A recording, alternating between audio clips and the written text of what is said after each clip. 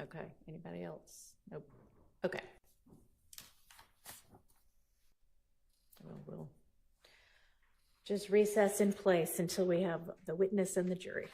We discuss the matter outside the courtroom. Sure. Thank you.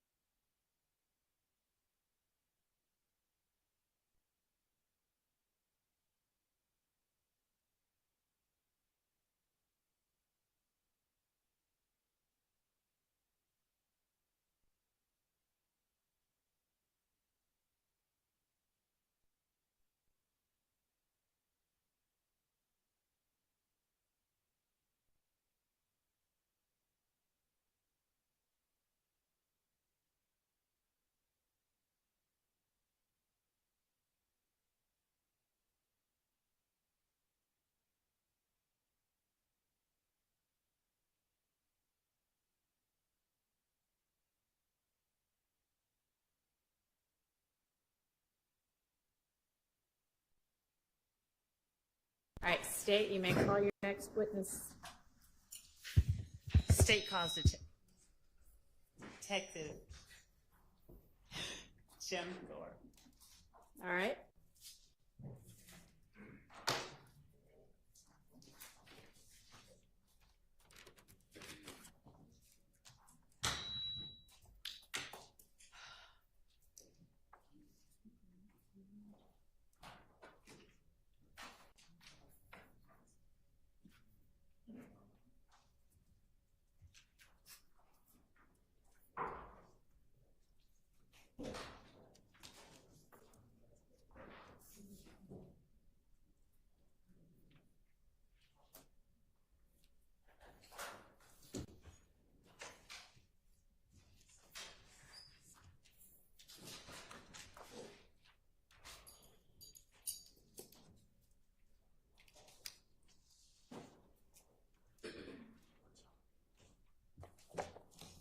Raise your right hand.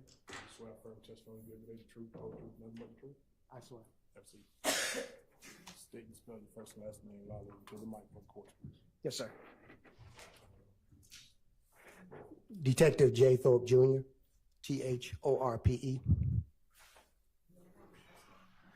Jim. Good morning, Detective Thorpe. Good morning, ma'am. How are you? Fine. Good. Detective Thorpe, would you please introduce yourself to the jury by telling them where it is you currently work? Yes, ma'am. Detective Jim Thorpe Jr., City of Atlanta. Hang on just a second. You're going to have to use the mic, Miss Love. Can you hear the witness? Yes, All right.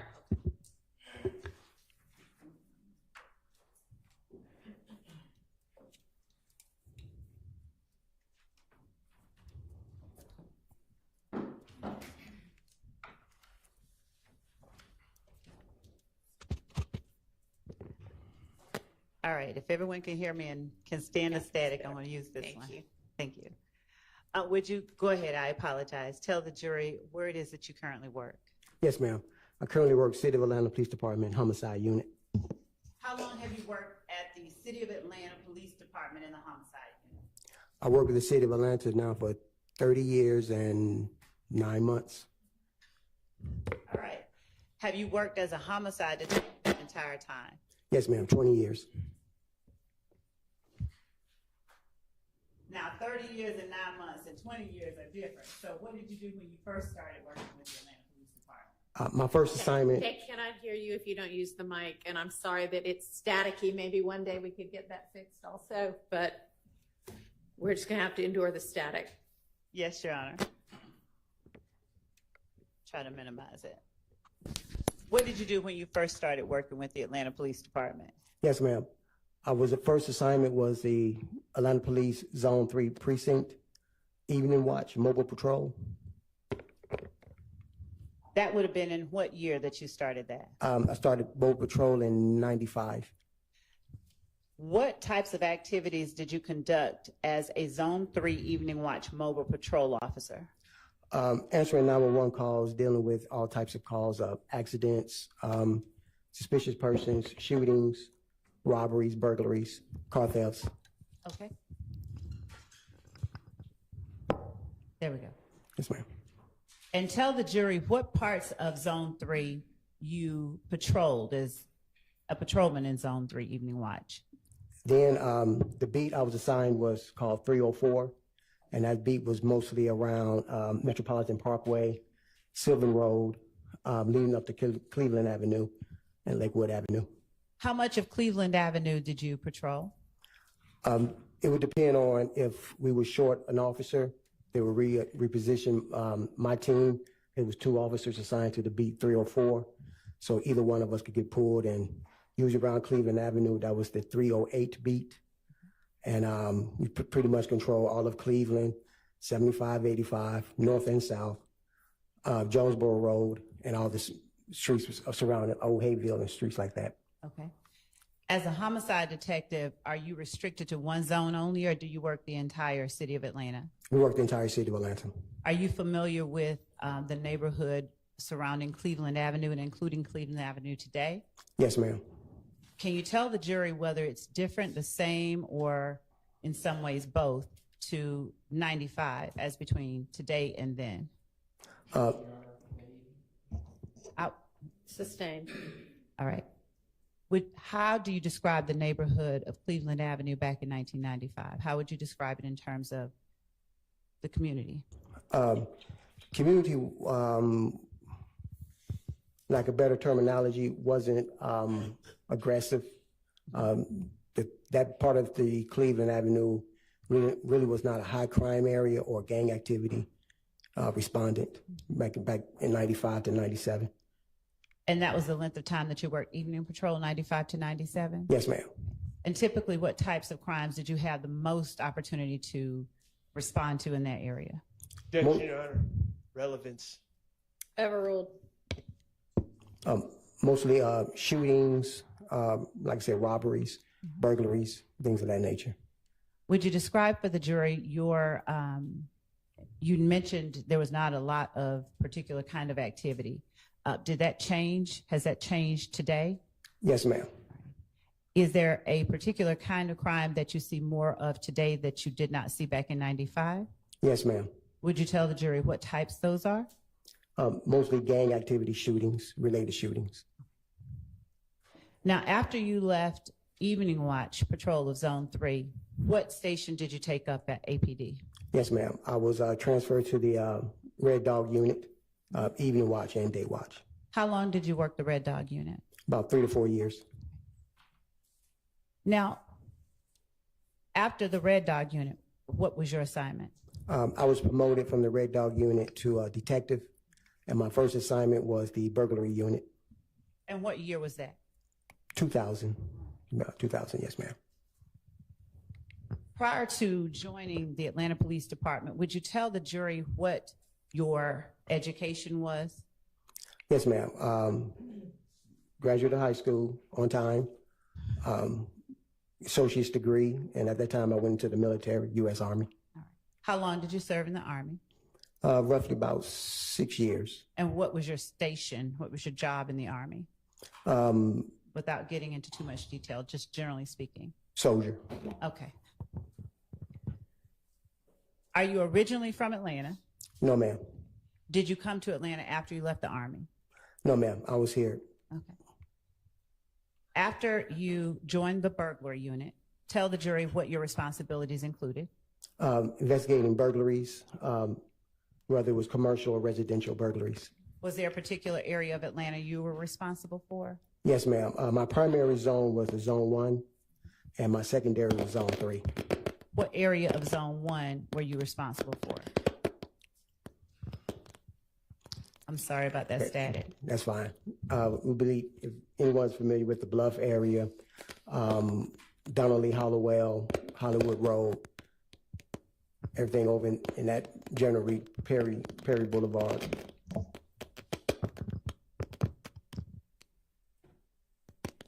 Hang on one second. I'm trying to solve this problem.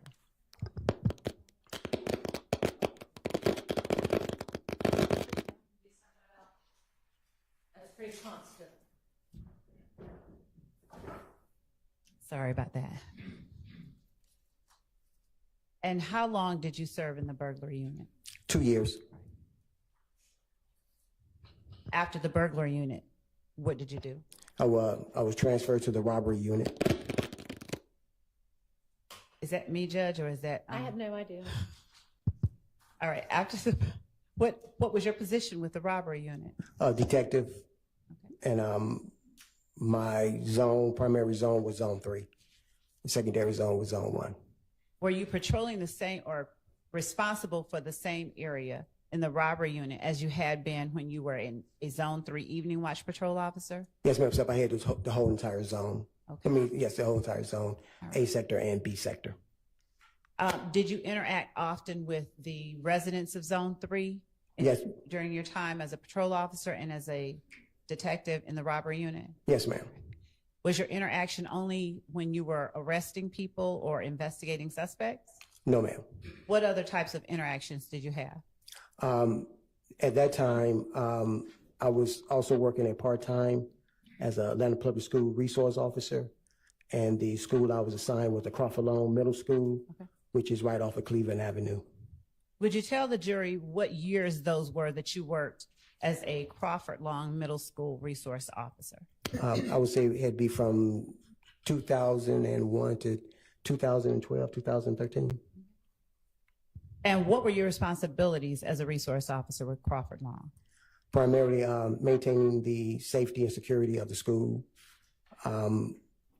walking around, patrolling the grounds, make sure the teachers' cars or anyone visiting the school wasn't cars were getting broken in, things of that nature. Did you have interaction with the students outside of investigating car break-ins and the like? Yes, ma'am. And would you describe for the jury what types of interactions that you'd have with the students at Crawford Long Middle School?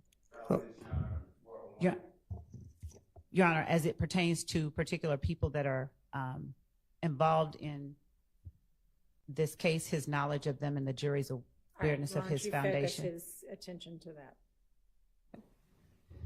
Did you interact with the court's indulgence? I'd just like to ask a broader question and narrow it down. I won't prolong that. Did you interact with the students and converse with them on a personal level? Yes, ma'am. Did you interact with the students' parents at times? Yes, ma'am. Did you interact with a student by the name of Quindarius Zachary? Yes, ma'am. Describe your, when you first met Quindarius Zachary, how old was he? I say he had to be about 11 years old. And in what capacity did you interact with him? Was it? Usually times when he was misbehaving, and I would just take him to the side and talk to him rather than seeing him being suspended or suffering school punishment. I'd try to talk the kids to the side, get them out of trouble, and once again, put them back into the classroom. What year was that you got to meet Quindarius Zachary? Can I recall right offhand? Probably around 2010, maybe. Did you establish any level of trust with the students? Would they come to you and talk with you about things that they were encountering? Yes, ma'am. As students? Yes, ma'am. And when you say you talked to them, did you talk with them only about scholastic things, or did you talk with them about things like getting involved with groups that they shouldn't get involved with? Yes, ma'am. All of the above. Okay. Yes, ma'am. Back then in 2010, did you see any signs of what you believe to be the formation of gang activity within Crawford Long? Yes, ma'am. Okay. Now, what was it that you saw that led you to believe that? The kids was constantly discussing the gang that was starting to sprout. They was calling themselves the Red Cartel. No, I heard you. It looks like Mr. Short's also about to say something. Same objection. Thing. Overruled. You may continue. Yes, they would say something about a gang sprouting up called the Red Cartel. You may continue. Okay. They call themselves the Red Cartel, and they was becoming very prominent over in the Cleveland, Springdale, Cleveland Avenue area, Old Hateville area, Macon Drive area. Apart from hearing the name Red Cartel, did you see any indicators or signs of the ways that people calling themselves Red Cartel identify themselves? They mostly wear the color red. Did you ever see them, without specifically showing any gang signs, did you ever see them display any signals that were seemingly unique to members of the group itself? No. I'm going to object to this line of questioning. I don't believe that there's a proper foundation for this witness. Your Honor, Is this the first time this witness has testified? yes. Okay. You need to lay a foundation. Okay. Sustained. Yes, Your Honor. Thank you. When you started out as a school resource officer at Crawford Long Middle School, would you describe for the jury what type of training that you had had with the Atlanta Police Department? Had basic academy training along with interviews, interrogation training, also burglary and robbery. And later during that tenure, I was transferred to the homicide unit, which I received numerous homicide classes and training. What training or experience did you have that caused you to form or to believe that you recognized gang activity when you saw it at Crawford Long Middle School? Basically just growing up. I was prominent in Chicago. You're from Chicago? Yes, ma'am. All right. What part of Chicago? South Side. Now, what did you see growing up that caused you to believe that what you were looking at Crawford Long were signs of gang activity? It was the same standard. Kids would wear like red bandanas or clothing of red, some article on them with red. Usually the red bandana, we called it flagging. Show people who you represented. At that time, once I received that information, I notified the gang unit. Your And Honor, Yes, sir. I'm going to object to relevance, lack of foundation, and this line of questioning I don't believe is going to lay a foundation. So that's why I'm saying relevance as well. Okay, overruled. Thank you. You may continue. Please speak to the jury. Okay. At that time, I notified the Atlanta Police Gang Unit, and they confirmed that that it was. Sustained. Without speaking specifically Okay. about confirmation in particular instances, more broadly speaking, when you did see things that you believe were gang activity, did you notify the gang unit? Yes, I did, ma'am. Why did you do that? Just to alert them and to get more information for myself. In talking with the kids at Crawford Long Middle School, did they confide in you about their involvement in, for instance, groups like Red Cartel? I'm not asking what they said. Sustained. Okay. Without speaking specifically about what they said, what types of things beyond what you've already testified about did you gather from the students that allowed you to help them navigate? Objection, hearsay. Sustained. How often did you talk with students' parents? Usually when they come to pick up the kids or student got in trouble. And when you saw things that concerned you that you alerted the gang unit about, did you ever talk to the students' parents about those same things? Overruled. You may tell the jury. The parents that were receptive of listening, there were some that wanted to hear, and there were some that didn't want to hear. Did you ever speak with groups of students, or was it just individual ones about trying to stay out of or trying to avoid particular pitfalls? Your Honor, I am. Overruled. You can continue. Yes, I would talk to them in a group or talk to them individually.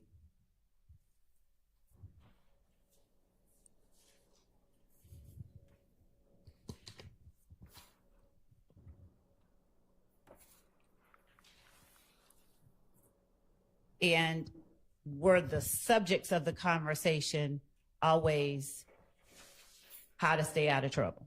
Yes, ma'am. Did you share with the students the information that you had from growing up or other sources about gang activity?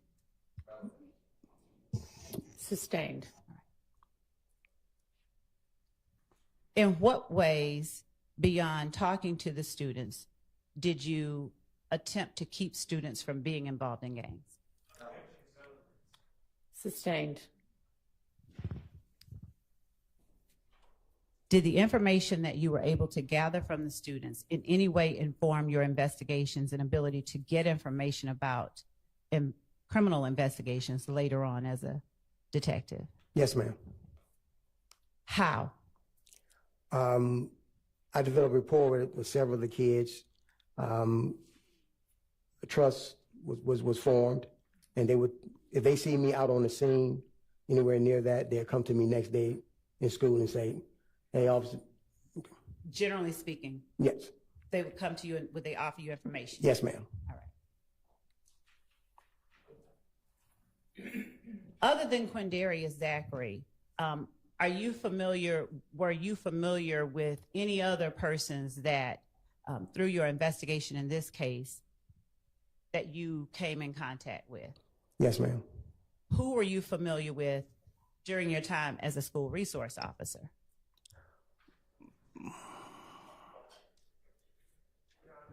Yes, sir. I'm going to object under 404A. What's your response?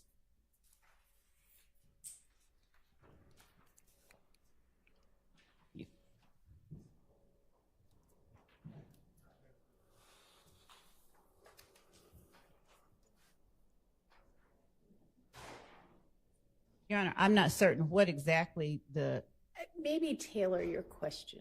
okay.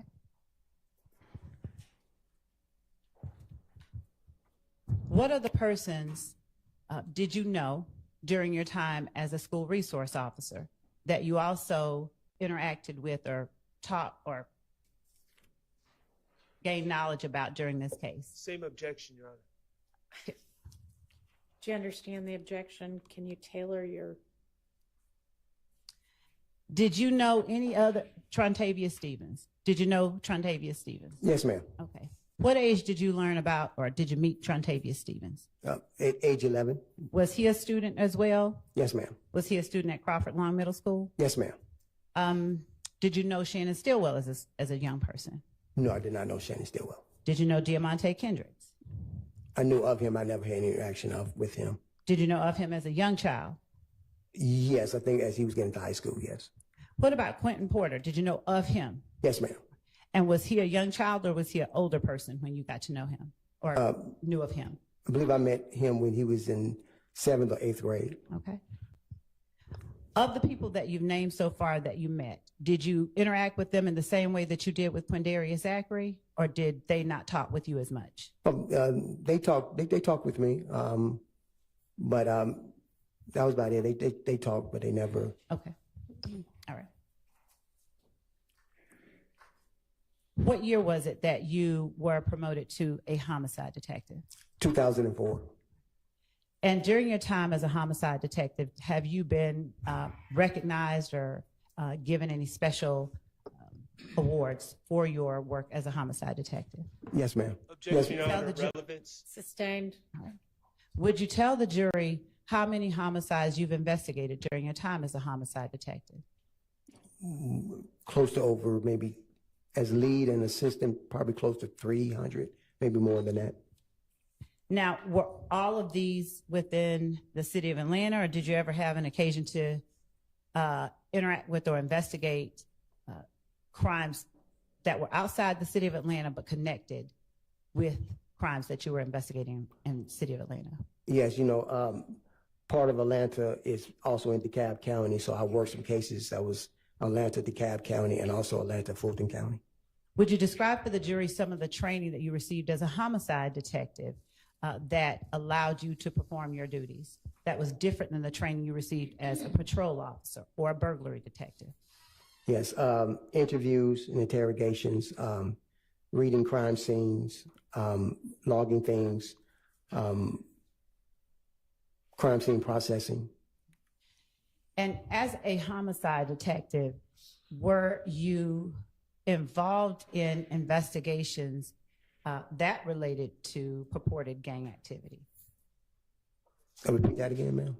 As a homicide detective, did your investigations ever involve gang activity, the Yes. homicide investigations? Yes, ma'am. Now, did you share information with other law enforcement officers as it related to gang-related homicides? Yes, ma'am. And how, if ever, you were trained to recognize gang activity while you were performing your investigations, what kind of training have you received? It was the processing of the scene, doing thorough background checks on the victim or witnesses, finding out different incidents may have happened at the location prior to the homicide incident. Did your rapport with community members aid you in furthering your investigations as it related to potential Objection, Your Honor, gang leading. homicides? Objection what? Leading. Sustained. What about your interactions with the community, if anything, helped you learn more when you were investigating gang-related homicides?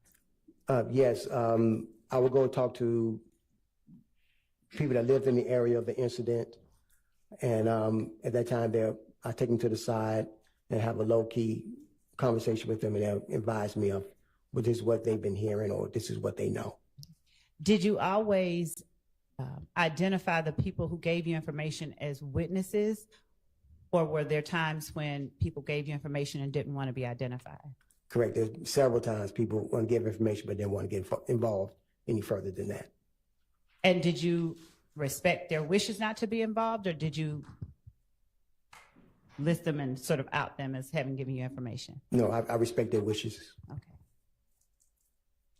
Would you tell the jury, as a homicide detective, how it is that you come to be assigned to any particular homicide?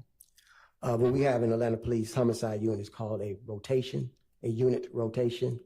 So it doesn't matter if you work one of the other shifts, day watch, which is 7 a.m.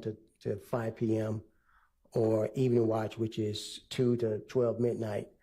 It's kind of like a pitcher rotation in baseball. If you catch a case today, you're not due to catch a case until you come back up. Okay. So say there's 30 detectives. If you're number one, you go down to number 30. Number 2 becomes number 1. Number 3 comes number 2, and it goes like that. So it doesn't matter if you're off or it's past your shift time. If the call comes up, you have to come in and respond to it. And during the time that you're not up, is that the time that you're able to investigate whatever homicides that you do catch on your rotation? Yes, ma'am. All right. When you arrive on a scene of a homicide, are there any particular steps that you take to jumpstart your investigation? Upon arriving, I try and brief with the first responding officers and first responding detective on the scene, see what information he or she has gathered prior to my arrival. Is it your practice, has it been your practice to attempt to identify witnesses on scene if there are any? Yes, ma'am. Is it your practice to identify or attempt to identify surveillance footage if there is any? Yes, ma'am. How do you go about determining whether or not there is surveillance footage at a particular location? We walk around and you try and see if there's cameras fixated on the structures, or you go inside and see if there's door ring cameras on some of the residents, or you go inside the business and see if they have a camera that may be facing out their front windows. As the lead detective, do you delegate responsibilities in the investigation of the homicides that you're responsible for, or do you handle every aspect of that investigation? We delegate. What types of activities do you delegate to other persons? Depending on how many homicide detectives on the scene, I have them do what is called a neighborhood canvas. They automatically go around, start knocking and talking to people, and also looking for surveillance cameras, things of that nature. And do you work with the VIC unit to determine whether or not there are? Do you ever work with the VIC unit? I have a role. Yes. And how long have you worked with the VIC unit? Since their first inception and coming into work with the APD, we usually call down and ask them, do they have any VIC cameras in the immediate area? And they're able to tell us they have cameras at this location, either facing north, east, south, or west. At that time, we give them the time frame of the incident, and they're able to go back and take a look and see exactly if they have any footage of anything that may be relevant to our homicide investigation. Has the number of VIC cameras remained constant over the time that you've worked as a homicide detective? No, ma'am. Would you explain how they've not remained constant? Have they increased, decreased? They're increased because of the success of the video integration camera systems. Because of the what now? Video integration camera system that is increased because of their reliability. Okay.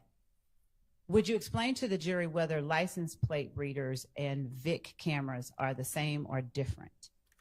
They're different. The license plate reader picks up on a tag of a vehicle, stores it in, is able to tell you exactly which direction that vehicle has been traveling, what other LPR readers it has hit on, so you can go back and backtrack to see exactly where that vehicle may have started or came from.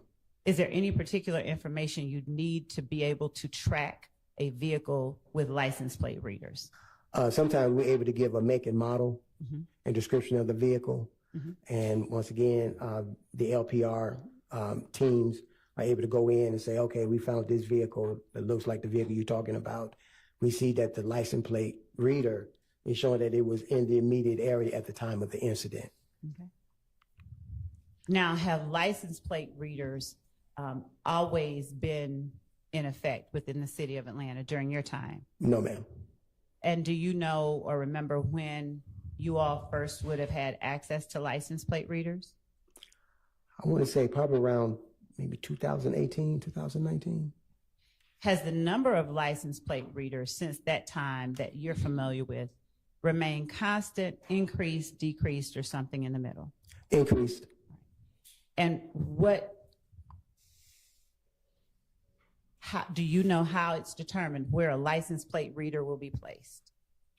No, I tend to think that it's based on the high activity of traffic or whatever in that particular area, and also the crimes that may occur in that area. And does the Atlanta Police Department decide where license plate readers will be placed? I believe it's decided by City Hall and the police department talking together. All right.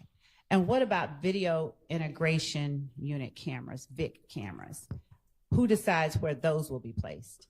Same thing. I think it's a joint collaboration between City Hall and the Atlanta Police Department. All right. Do you obtain knowledge about whether license plate readers caught any particular information in the same way or different than you get information about VIC cameras?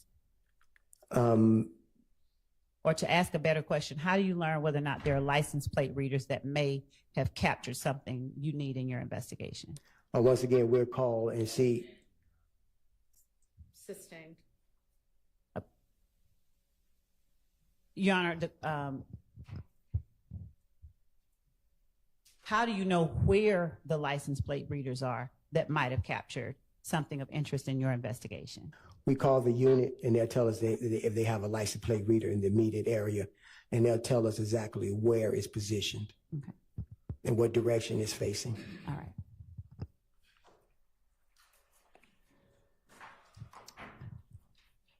Would you describe for the jury where the Summerhill community is located? It's located off of Robert David Abernathy at McDaniel Glen area. Okay. Down where the old Fulton County Turner Field used to be. Okay. How much time have you spent working in that area? I would say the whole entire my career, 30 years. Okay. Are you familiar with the Castleberry Hills area of Atlanta? Yes, ma'am. All right. And how often have you worked in that area? Per my patrol as a Red Dog officer and responding as a burglary detective, robbery detective, and homicide detective. 330 McDaniel Street. What area is that in? That is the Zone 1, Zone 5 area. This is like a border. Okay. And when you say border, is it a border between different communities? No, it's a border between the zones. Okay. What communities make up that area? It's both residential, apartment buildings, businesses. Okay. And is 330 McDaniel Street in Fulton County? Yes, it is, ma'am. Did you have an occasion to respond to that location on January 10th, 2015? Yes, ma'am.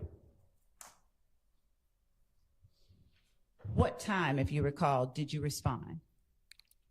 I believe I received the call around 9:30 p.m. from Detective Darren Smith of the Atlanta Police Homicide Unit. He advised me that there was 3 subjects shot at that location. Are you called only when there is a confirmed death? Or are you called before you know whether or not someone has died?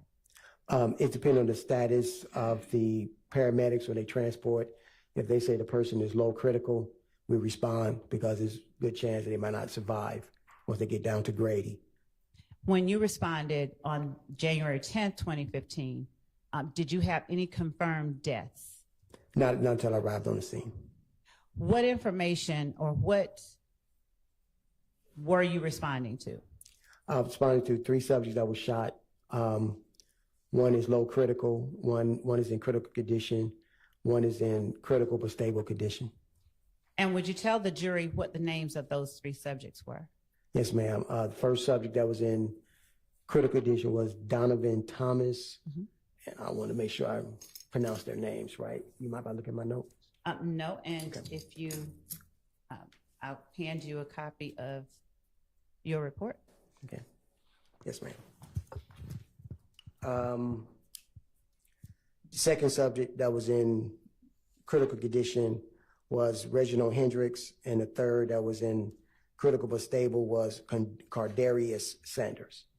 Now, did you have an opportunity when you arrived on scene to speak with either of those 3 people? No, ma'am. They was already transported to Grady. All right. When you arrived on scene, had the scene already been cordoned off or roped off? Yes, ma'am. And when you arrived on scene, was there any other homicide detective already there assisting or directing? Yes, ma'am. Detective Smith was on scene. Now, was Detective Smith up in the rotation or was No, it ma'am. yours? No, ma'am. So when a detective is not up in rotation, how is it that one homicide detective would be working a scene before you, if it's your homicide? Yes, ma'am. That depending on how many subjects, how many detectives are working that day. There's a lead detective that will go out to the scene, gather the information, start processing, and they'll notify the next up homicide detective that there's a call and there's 3 subjects. Like on this day, 3 subjects that were shot. Okay. How familiar with you were with the area of 330 McDaniel Street before you got that call on January 10th, 2015? Very familiar. Had you ever interacted with persons in that area on a casual basis as opposed to during an investigation? Yes, ma'am. Doing an investigation. And when you say during an investigation, is it only during investigations that you interacted with persons in that area? Yes, ma'am. Just about. Yes, ma'am. Were there or was there an apartment complex in that area? Yes, ma'am. Do you remember the name of the apartment complex? No, not off the top of my head, no. I believe that one across the street, down the street, was Castleberry Apartments. Okay. Were you familiar with or had you had any occasion to visit or be familiar with Castleberry Hills Apartments? Yes, ma'am. When you got on scene, did you make any efforts to locate surveillance footage? Yes, ma'am. Tell the jury what efforts you took to locate surveillance footage. Immediately that caught my attention was there was cameras fixed on the barbershop at 330 McDaniel Street. Also, I noticed that there were surveillance cameras down at the gas station at the intersection of McDaniel Street and Northside Drive. Was it daytime, nighttime, something in the middle when you arrived on scene? I did not ask that question. Well, we know, yeah, we know the time, so. Let me ask a better question. Was there daylight, moonlight, was there natural light for you to see on scene when you arrived there? No, the street was lit up with city lights. Okay. And how were you able to see the cameras that you were able to identify? They were just fixed on the building, so you can look up and see the cameras. At the time that you saw them, did you know whether or not they were working? No, I did not. Did you take steps to find out? Yes, I talked to the owners. All right. And when that happens, are you able to get the camera footage on scene immediately, or do you do something to get that footage? Yes, ma'am. I contact the cyber crimes unit, who goes out and retrieve all type of video surveillance for us. Detective Teague, are you familiar with Detective Teague? Yes, ma'am. And what does Detective Teague do for you during your investigation? Detective T went to those different locations and downloaded the video surveillance from those locations. I gave him the dates and the times. Okay. Did you, at the time, know whether there were, or did you learn if there were any surveillance cameras at the apartments across the street from 330 McDaniel Street? As I walked over there the next day, I saw that there was no cameras facing McDaniel Street.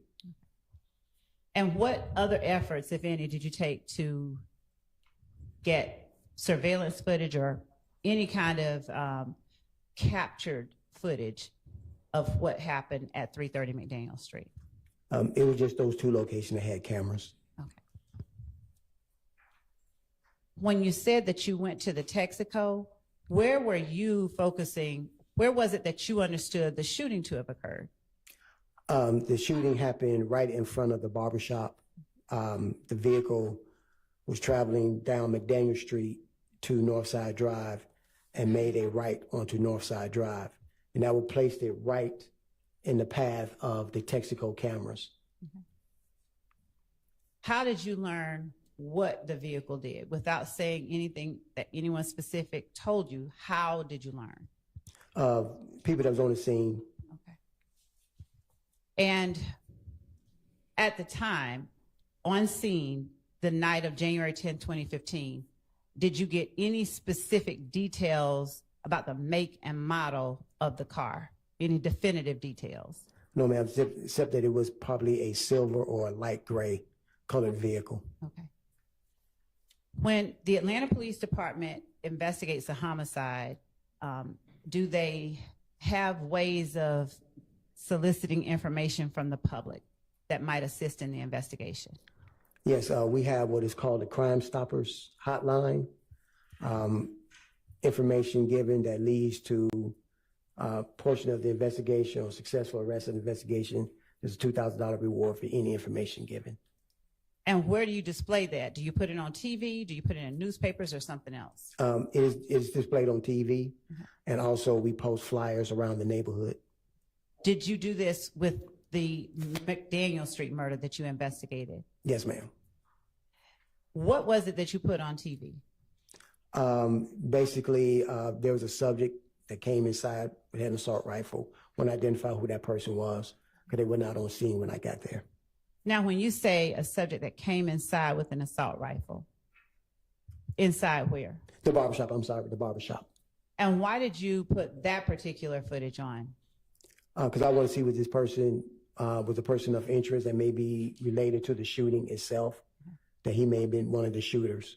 Did you later learn whether that person had any relationship to either of the victims?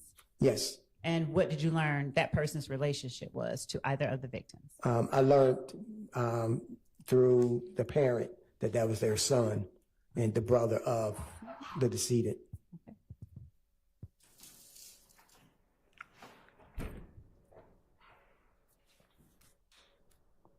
Other than the footage of the person going into the barbershop, did you have any other footage displayed on television to try and help in your investigation? I believe we just closed captioned the screen of the vehicle coming by. We didn't show the actual shooting itself, just the vehicle. And when you say closed caption the screen, did you do a still shot or did you play a portion of a video surveillance? Yes, what we did, we condensed it down so that the shot would just show that's the vehicle coming down the street. And we had a couple of still shots in there of the vehicle, but we never showed the victims getting shot themselves. And did you show footage from the barbershop or the Texaco? The barbershop. Did you ever display any footage from the Texaco on TV? No, ma'am. All right. How do you decide which footage you're going to put out there and which footage you're going to hold back? Based on the relevance, because the Texaco did not show the actual shooting itself. The barbershop did. To your knowledge, did you all get Crime Stoppers calls or people calling in after you put up the video from in front of the barbershop? Yes, ma'am.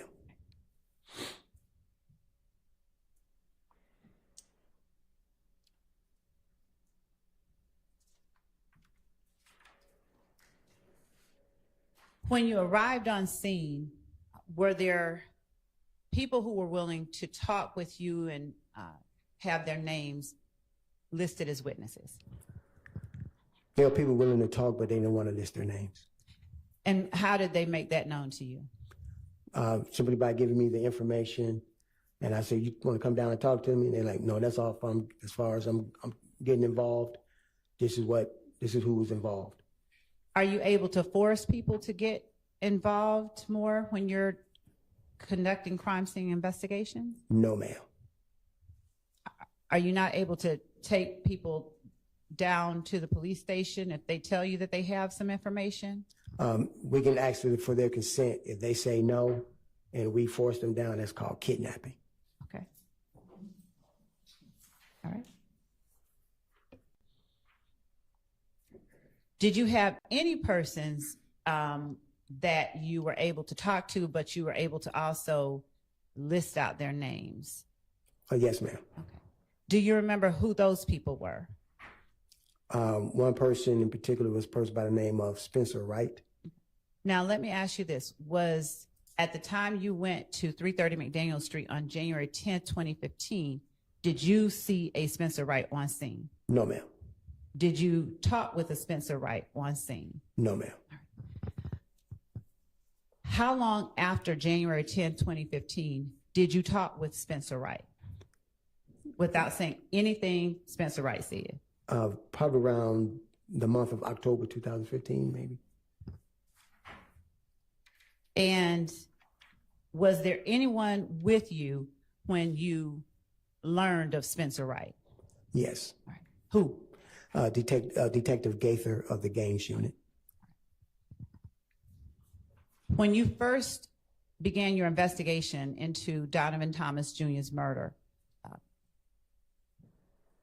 was it a joint investigation with the gang unit, or did you do something to have them become involved?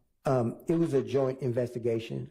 They were providing me with information and intel stemming from their investigations on gang-related activities.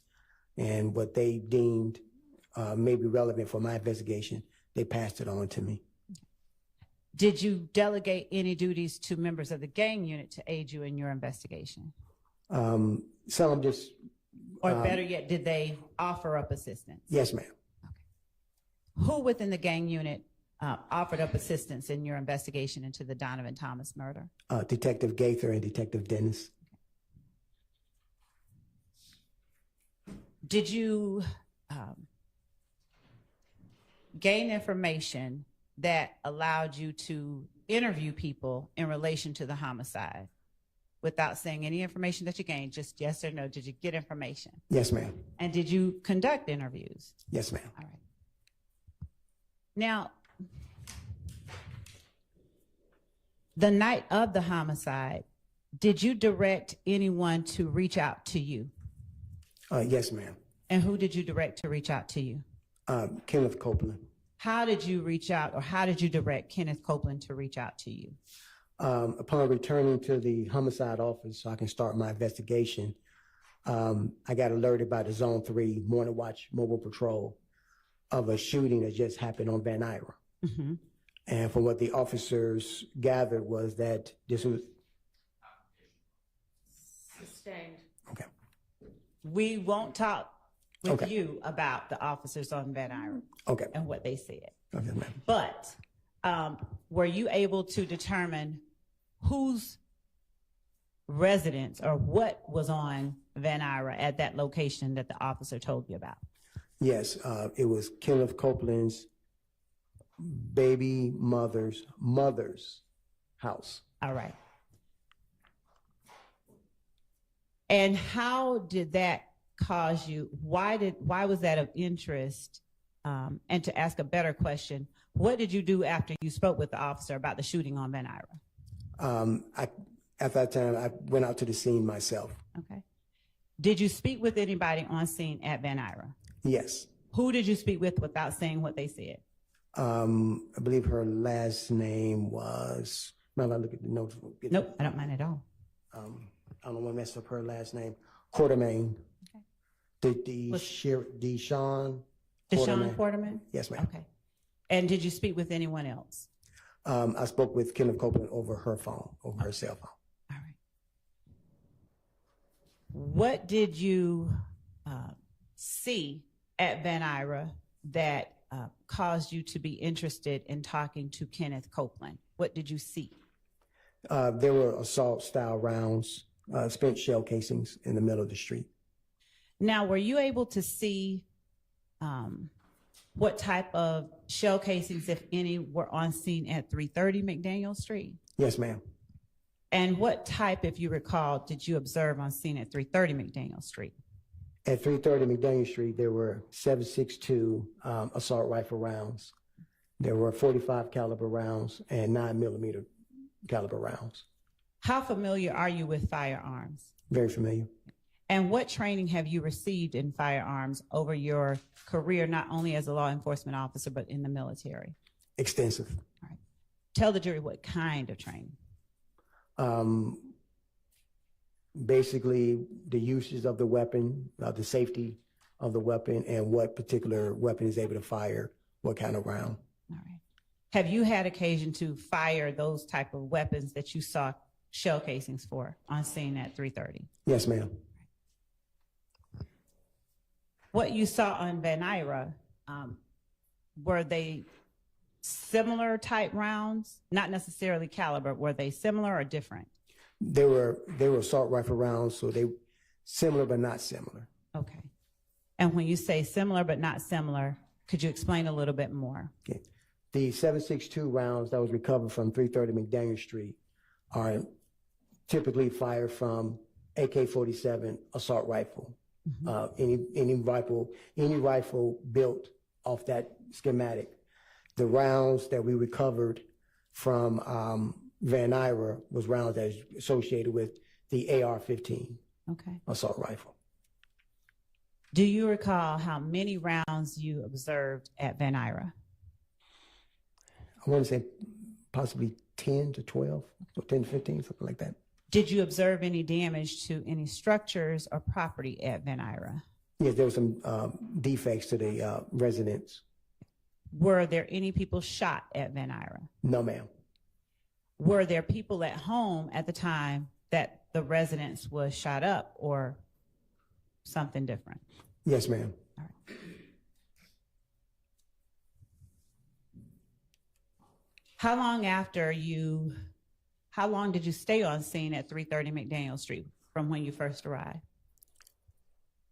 I believe I arrived probably about 4, maybe 5 hours. Okay. So approximately what time did you leave? I left probably around 1:30 a.m. And what time would you say that you went to check out Van Ira? Probably about, the call came in, I want to say probably around 1:40, 1:45 a.m. All right. And where were you when that call came in? Had you made it back to police headquarters, or Yes, were you ma'am. still on scene? I made it back to police headquarters. And how long did it take you to get to Van Ira after you got that call? Probably about 10 minutes. Okay. Did Deshawn Quarterman offer to have you speak with Mr. Copeland, or did you ask her to call Mr. Copeland? I asked her to call Mr. Copeland. Okay. Did she tell you her relationship to him before you asked her to call him? Yes, ma'am. And were you able to get his phone number from her or any information like that? No, ma'am. How long did you speak with Mr. Copeland? Roughly about maybe 3 minutes, just to let him know that he needs to come down to the office and talk to me. Did he come down to the office and talk to you? Yes, he did. Do you have any idea how long after you asked him to come down and talk to you that he actually arrived at the police station? I want to say probably between 20 to 30 minutes. When he came to the police station, do you recall, did you meet him in an interview room at the police station? No, actually, I met him. Oh, No. go ahead, I'm sorry. I met him in the rear of the police headquarters. Okay. I was standing by. I'm sorry, I was standing by with his brother, waiting for him to get there. Who is his brother? I forgot his brother's name. I don't recall his brother's name. Are you familiar with anyone by the name of Runtrez Brock? Yes, Do you remember whether that was the brother or was yes. Rontrez Brock was the brother. Now, how is it that you came to be standing there with Runtrez Brock? Because he got word that people was coming after his brother. When you met with Mr. Copeland and his brother behind the police department, was that something usual that you do? Like, why do you meet behind the police department as opposed to? It was easier parking for them. Okay. Instead of having to park and walk all the way up, I just said, meet me here. I can get your brother in, get him upstairs and talk to him. And did you get Mr. Copeland in and upstairs to talk to him? Yes, I did. Now, when you first saw Mr. Copeland, do you remember what his demeanor was like? Whether he was sad, happy, excitable, based on what you could observe and see? Or something wholly different? It was something totally different. He was even keeled, and he just kept asking, he don't know why people putting him in this. Okay.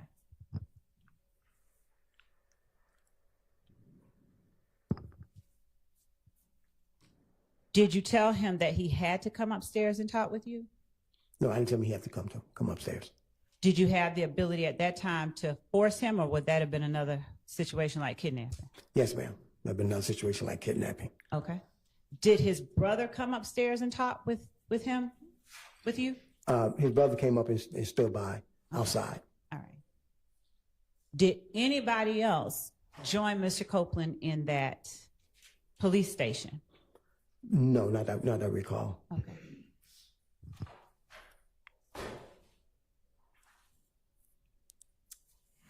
Do you remember about how long you talked to Mr. Copeland in the police station? I think maybe a couple of hours, an hour or two. Did you talk to him inside an interview room, outside an interview room, or both? Inside the interview room. Did you start any conversations before you got to the interview room? No, just basically that his name had come up in the investigation. Okay. Now, when you have people that you want to talk to, are these interview rooms always equipped with recording devices, video and sound? Yes, ma'am. Are they running constantly, or do you turn them on before you take someone inside? You turn them on and you log it in to our database up under your particular case number. Okay. And when you began talking with Mr. Copeland, did you read him any Miranda rights or just start? No, ma'am, because he was not under arrest, so it was a non-custodial interview. So there's no need for me to Mirandize him. We just started conducting the formal interview with him. When you began conducting the interview with Mr. Copeland, did you have any particular target in mind that you wanted to have him implicate? No, ma'am, no particular target. And as you interviewed him, did you attempt to get him to tell you somebody did any particular thing? Yes, ma'am. All right. And were you telling him the people that you wanted him to talk about, or were you asking him for information or something in the middle? Yeah, I was asking for information, and pretty much the question was always in the middle. Okay. When you began talking with Mr. Copeland, did you have knowledge about any people that you wanted him to give you information on? No, ma'am. All right.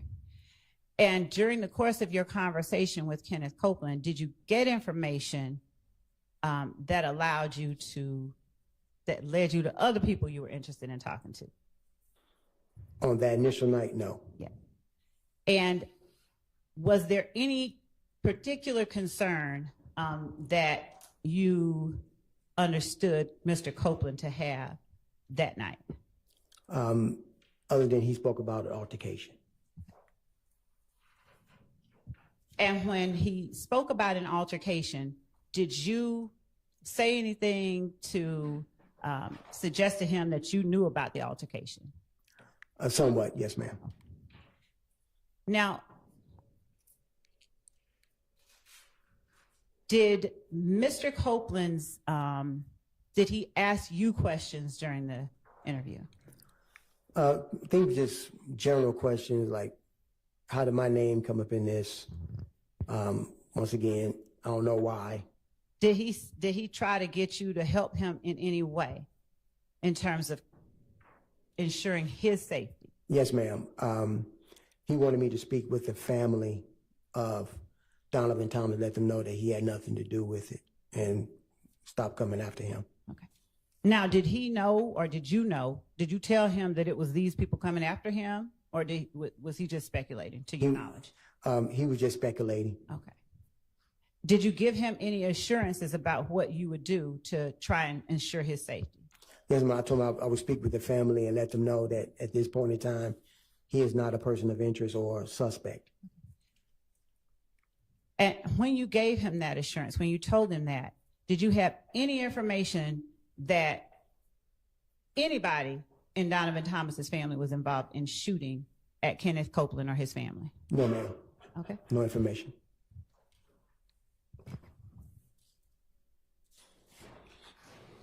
At the time that you told Kenneth Copeland that, had you spoken with any member of Donovan Thomas's family? Not at that time. Did you at any point go to the hospital where Donovan Thomas was taken? Yes, ma'am. When? The next day. All right. Well, the morning of the next day. 11? Yes, ma'am, the 11th, the morning of the 11th. How long after you spoke with Kenneth Copeland did you go to the hospital? I want to say about close to midday. About close to afternoon, because I went and spoke to the other two surviving victims. Okay. Without saying what they said, were they able to communicate with you at the time that you talked with them? Yes, ma'am. All right. And let's start with Mr. Sanders. Without saying what he said, was he willing to talk to you? Yes, ma'am. And did he offer up any information about who it was that committed the shooting? No, ma'am. And what about Mr. Reginald Hendricks? Yes, ma'am. He was willing to talk. Do you remember how long you talked to each one of them? Because they were down at Grady, I made sure I didn't do an extensive, interview with them. So I had to say probably about 20 minutes apiece, no more than 20 minutes. Were either of them under arrest at the time you spoke with them? No, ma'am. Did you do anything like read Miranda rights or anything like that? No, ma'am. Were there people in the room with Cordarius Sanders when you talked with him? Yes, ma'am. Who was in the room? His mother. Did his mother communicate with you without saying what she said? Did his mother give you any information that helped you in your investigation? No, ma'am. Was his mother the only person in the room with him? That I recall, yes, ma'am, that I spoke with. Do you remember how old Cordarius Sanders was at the time? I want to say maybe he was 14, something like that, 14, 15. He was a juvenile. All right. And what about Mr. Hendricks?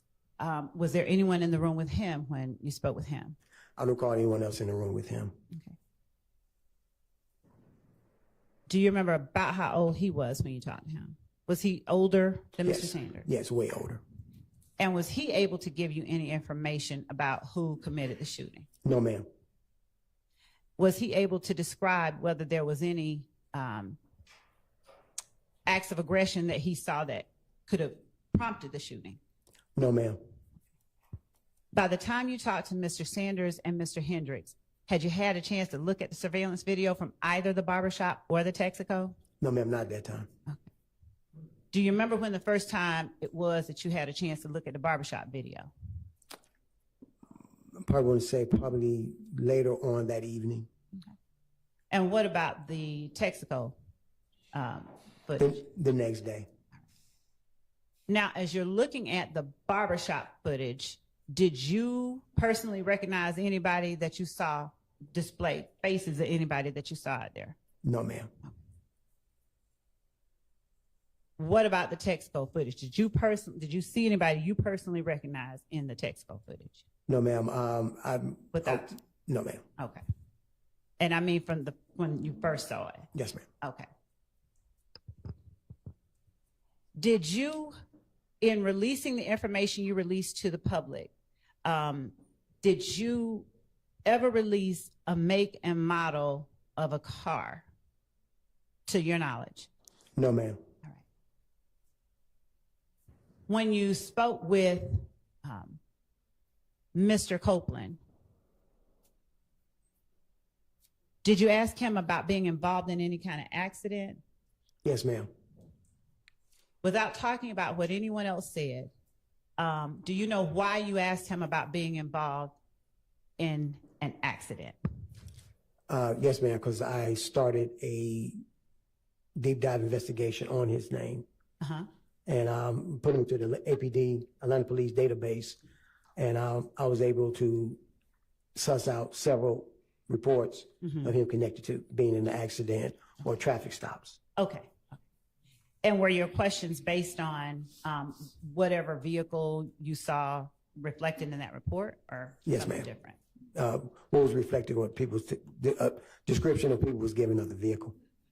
The incidents that you saw within the database, were they incidents that had occurred in 2015, January 2015, or earlier, 2014? Around what time frame? I think there was time frames of 2012 to 2014.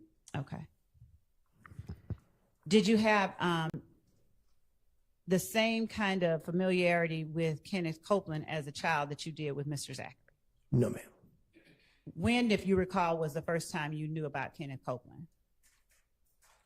Like how old was, like around what year? 2015, the year of the incident. Okay. Other than what you learned as you began investigating the murder of Donovan Thomas, did you have any other knowledge about Kenneth Copeland? No, ma'am.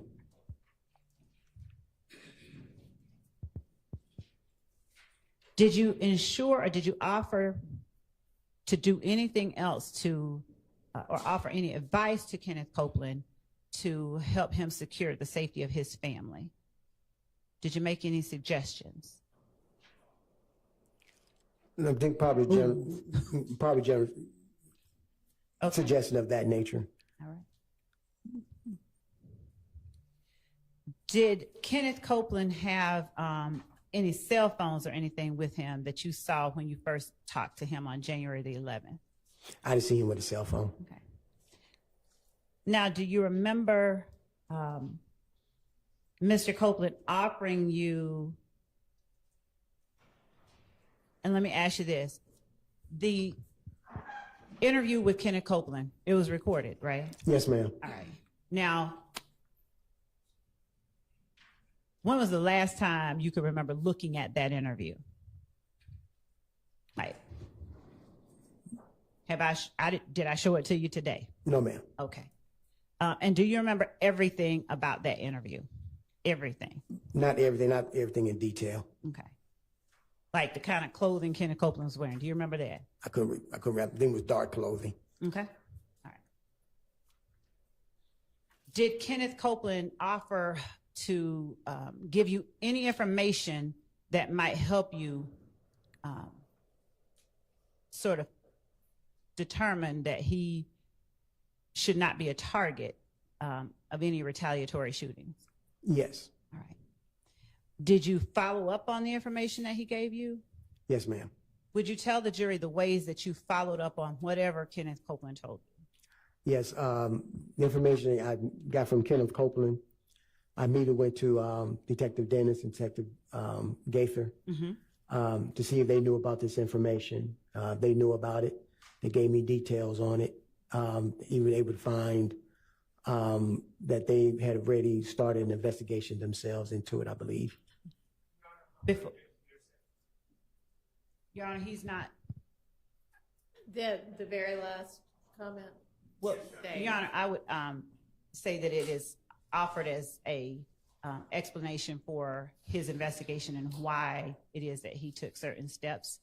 So, and also that the jury has heard from these witnesses as well. Go ahead with your next question. Okay. Before you got the information from Mr. Copeland that you went to investigators Dennis and Gaither about. Did you personally know about any of that? Not personally, no. Had you had any involvement with any persons that you knew called themselves YSL in any capacity? No, ma'am. Had you had any, did you have any knowledge about what YSL was before you talked to Kenneth Copeland? Say that question again, ma'am. Did you know about YSL at all before January 10th, 2015? Overruled. Yes. All right. Now, was the knowledge that you had of YSL, was it gained from your investigation, your time with it as a detective, or something else? My time as a detective and my time of working in the school system. All right. Now, when you say your time working in the school system, about what year would you say you first heard about YSL? I'm going to say probably about maybe 2012, 2013. Okay. That's about the first year that you heard of it? yes. Okay. And Did you conduct any investigations yourself into any group called YSL during that time? no, ma'am.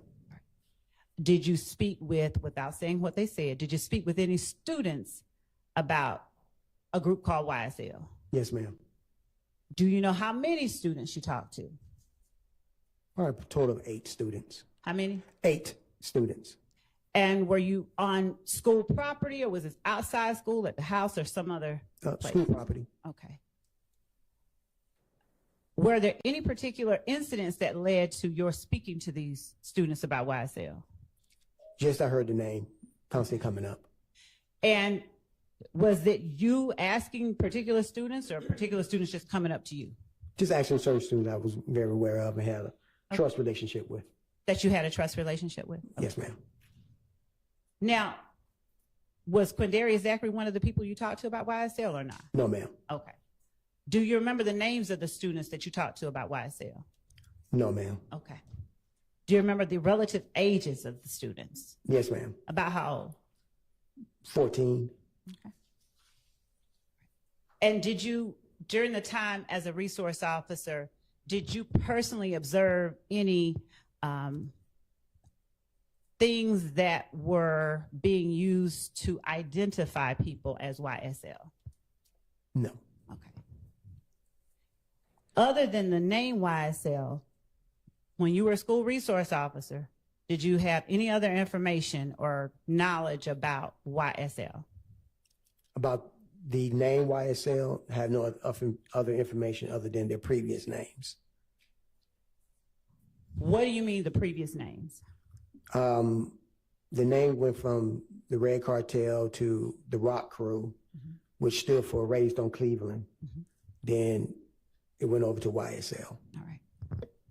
Is this information that you learned, how did you learn this information that you just talked about? Talking to the kids and working in the neighborhood. All right. Did you ever speak with grown-ups, the family, the parents of the kids about YSL or these other groups, Red Cartel or Rock Crew, without saying what they said? Yes, I did. All right. Overruled. Did you ever arrest anybody during that time just for being affiliated with Red Cartel, Rock Crew, or YSL? No, ma'am. Okay.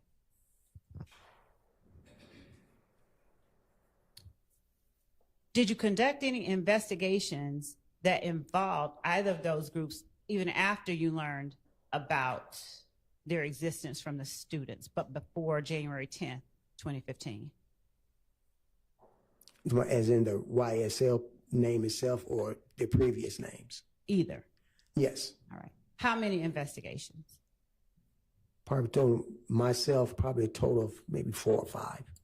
What type of what type of incidents? Forms his basis for his knowledge of other questions that he will be asked. Overruled. What type of incidents were you investigating that you spoke to the jury about just now? About aggravated assaults and aggravated assaults, homicides. How many homicides? Probably about 2. Do you remember, in particular, the persons that were involved in the 2 homicides, victim and suspects?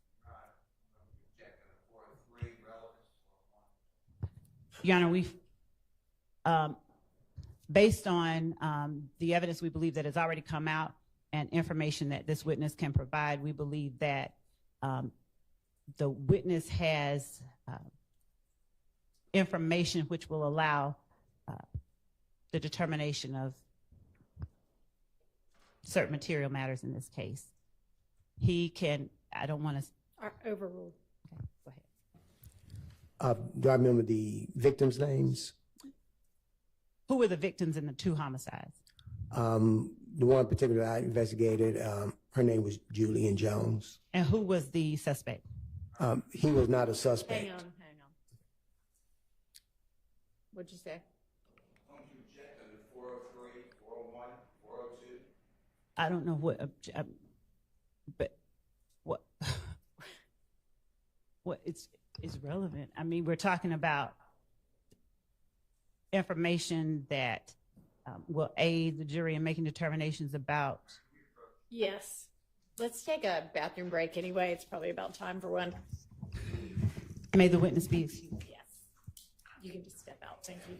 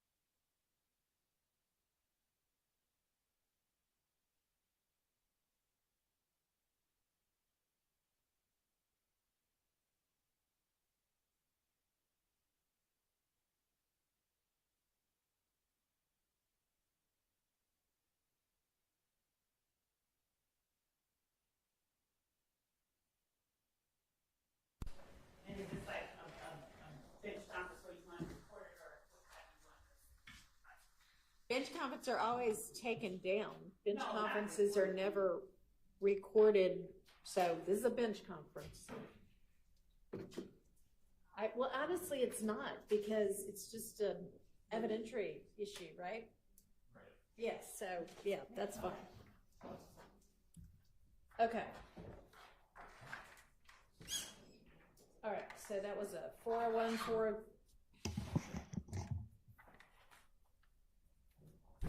and 403 objection to who the suspect was. Right. That's, I believe, I'll let Mr.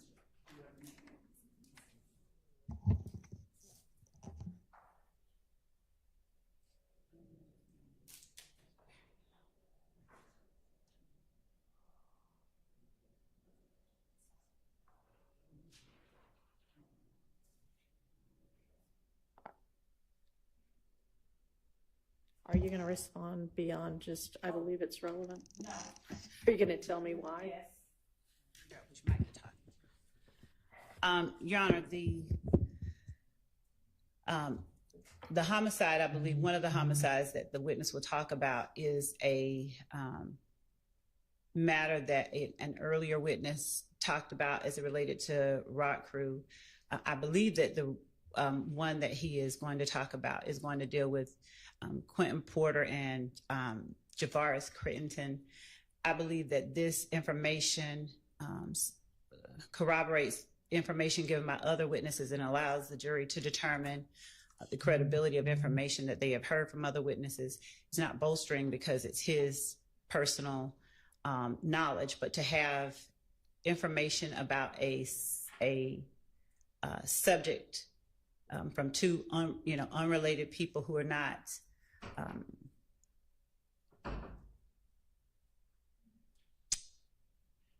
connected with one another, but are saying things that are consistent with one another, we believe allows the jury to determine things that are pertinent to this indictment, the existence of the enterprise, some of the information in the indictment about the start of the enterprise, its beginnings, the kind of crimes that have been committed, and some of the people that they've heard other witnesses talk about. So in as much as I think it was a 401 objection, it's relevant. We're talking about YSL and the beginnings of YSL and the groups from which YSL evolved. The relevant standard is a very low standard, in as much as it's a 402 objection. Any relevant evidence is presumptively admissible. In as much as it's a 403 objection, I'm not sure what, I haven't heard any offer as to how it's substantially more prejudicial. I know I hear a lot about. Is it that I don't know. prong of it, Mr. Steele, or something else? Every prong of it, Your Honor. Every prong. Well, him saying every prong, Your Honor, any information that tends to prove an allegation in the indictment is going to be prejudicial to a defendant. And Mr. Steele or no one on behalf of the defendant Williams is offering up how it unfairly prejudices Mr. Williams for the state to be able to prove the elements in the indictment, the existence of the gang, the beginnings of the gang as we allege, and the kinds of crimes and activities that the enterprise participates in, and the conspiracy itself. He has, I don't know how it's unfairly prejudicial in such a way. So the question that you asked was, who was the suspect of the murder? I mean, are you going to establish that just for somebody to be a suspect doesn't establish anything other than they were a suspect. Are you going to establish something beyond that? The person's involvement, I'm not going to go whole hog into convictions and statements and things like that. I wanted to have the jury know people who were alleged to be involved and people he talked to. And as I said, I believe that even when the jury doesn't know from one witness exactly what a particular person did as it related to an incident, that information is then supplemented by other witnesses' testimony. It corroborates things that they have heard and will continue to hear. What was that noise? What no? Okay, whose phone? Whose phone made that noise? Somebody knows whose phone made the noise. Whose phone made the noise? Okay, whether it's outside a bag or not, phones aren't supposed to be making noise. So if you can't turn the phone off before you come into court, then you're not going to be able to have the phone in court. Understand? Whose ever phone it was? Because that's disruptive, and they all need to be on silent if you are permitted to have one at all because you have a Rule 22. It needs to not make any noise. If it happens again, you won't be permitted to have the phone in here. All right, go ahead, Ms. Love. And this is a case that Trontavia Stevens, I believe that we've heard a little bit about. There were objections, I believe, prior to Your Honor coming on about getting deeper into it, but Trontavia Stevens was a material witness in that case. In fact, had to be arrested on a material witness warrant because of his unwillingness to cooperate in that case. And Okay, I mean, I get, maybe I'm just not following. if the point of it is that Stevens was a material witness and knew something about it, how does? No, that I'm That's tying not it what into it is. members, alleged members of YSL and the activities that they participate in and the steps to which they go. The way that they operate as an enterprise, the existence of the enterprise. All right, tell me how whatever you think this witness is going to say is going to do that. It gives the jury the information that this witness is aware of a particular murder that involved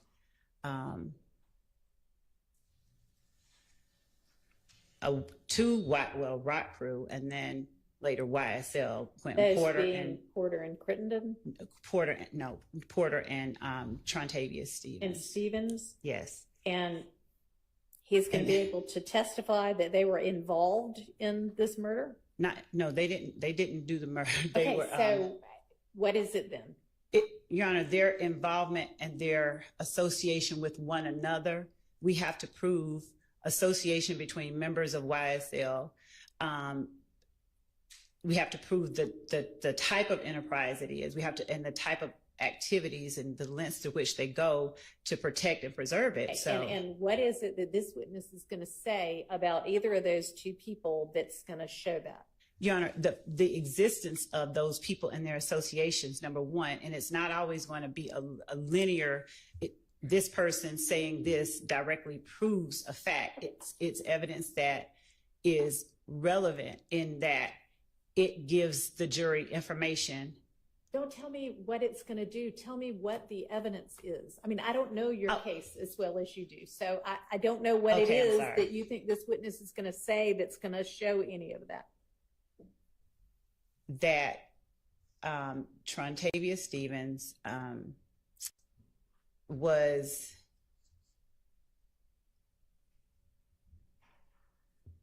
what I know happened. So he was believed to have been set up by Big Boo. It was put out that he was set up by Big Boo. There was a break from Big Boo as a result of this particular murder, and that offshoot eventually produced YSL. Now, I don't expect that he's going to say all of that, but it's the connections between Porter and Stevens that I believe are. Okay, and how is this witness going to testify to connections between Porter and Stevens? Based on what his investigation and his involvement in the investigation of the murder. He interviewed. Just going to show that these two people knew each other? No, you're not telling me anything. So, I mean, I'm trying to follow you, but. To the extent that their relationship is one that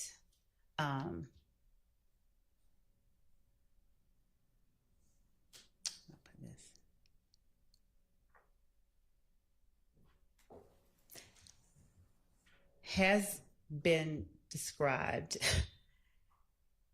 and will further be discussed, Your Honor. Just 1 second. Okay. Maybe I'll take a bathroom break, and then when you come back, you'll be able to articulate what it is. So let's all. I can.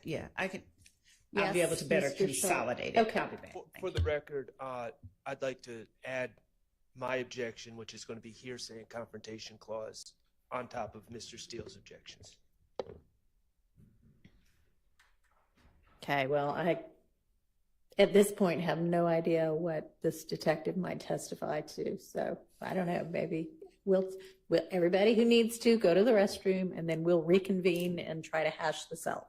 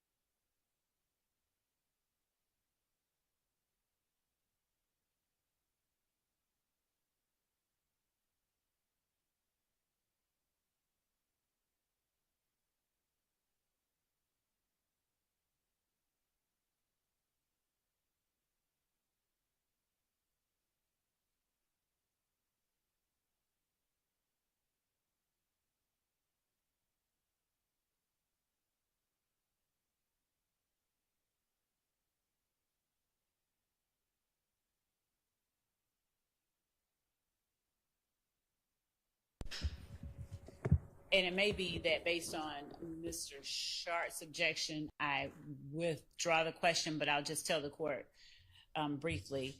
So Mr. Stevens was believed by Mr. Crittenden to have robbed him, stolen some of his jewelry. As a result, it is believed that Mr. Porter alerted Mr. Crittenden as to Mr. Stevens' whereabouts. And Mr. Stevens was Mr. Crittenden's intended target. There has been testimony, and will likely be a little bit more testimony, about the impetus of the transition from one group to the other. Detective Thorpe, because of his relationship with kids who were, I'll say, rock crew adjacent associates, he was able to, because of his relationship with them, they willingly offered him information that he was able to then go and get to assist to help him solve that crime. So that's as specific as that inquiry gets. Okay. And so, But yeah, given the hearsay and confrontation clause objections that have just been voiced, yeah, I can, what I'll do with the court's permission, if it's okay, if it's an okay question by the court standards, is just ask,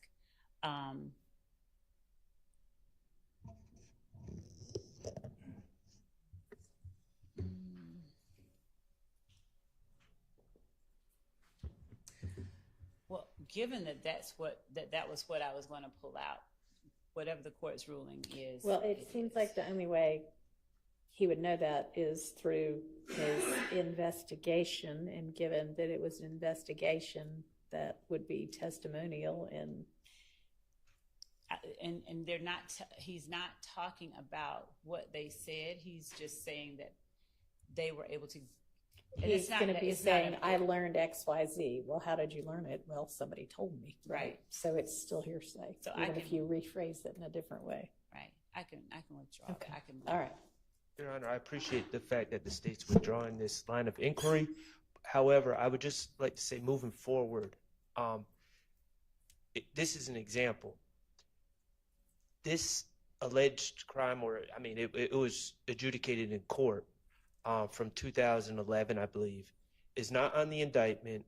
There was no 404B notice. There was no 418 notice. There was no discussion of this as an intrinsic act. So, I just don't think that we should just be bringing up wholly unrelated murders just willy-nilly without at least noticing the other side of our plans to do so. That seems reasonable. Your Honor, as it relates to the information that I elicited from the witnesses, it's nothing that hasn't been, number one, it's not 404B because I'm not saying that any one of the defendants committed this act. In fact, it was alleged that Trontavia Stevens was the intended target. So in as much as the questions that I ask may involve incidents that YSL members were involved in, number one, it's going to be things that have been provided in discovery. But number two, just because it's another act or overt act, and I think that my brief to the court sort of addressed this, but it's relevant information and evidence of the existence and the nature of the enterprise that they claim is a rap group. So every time that we present evidence of something that proves the existence of the enterprise and the nature of the enterprise, there has been and will be the objection that it's 403, it's too prejudicial. But the point is that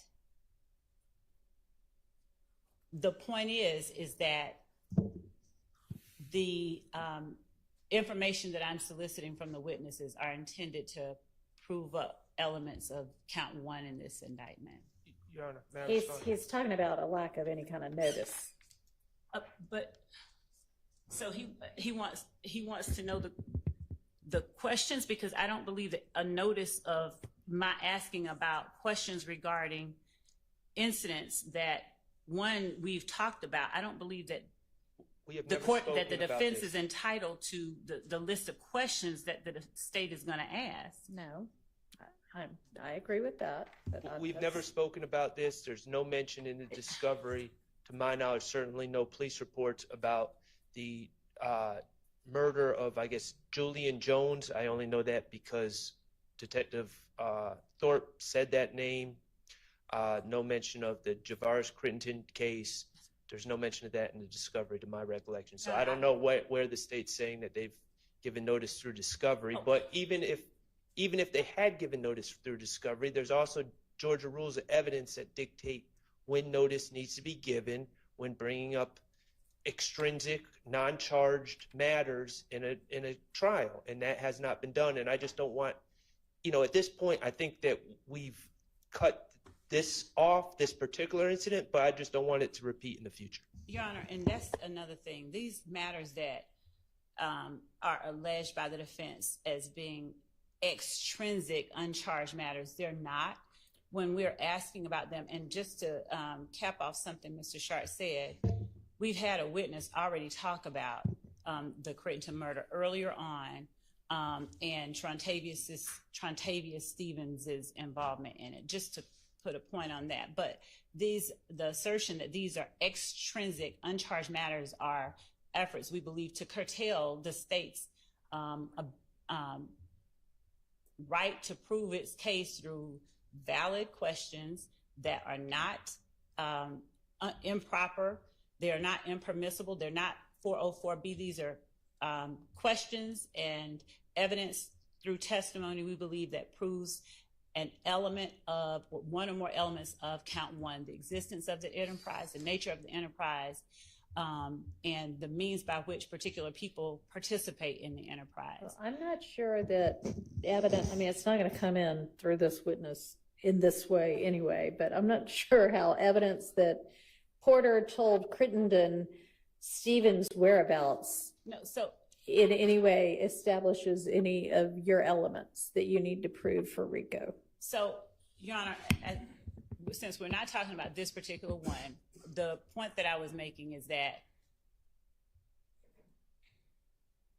this detective's investigation involved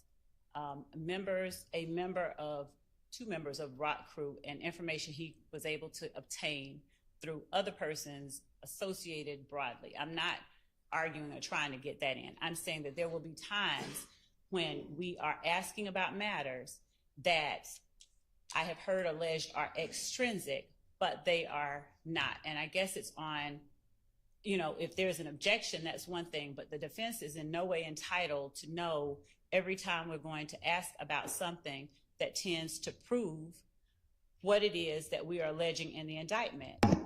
And so to the extent that that's what is being asserted, we vehemently disagree with that.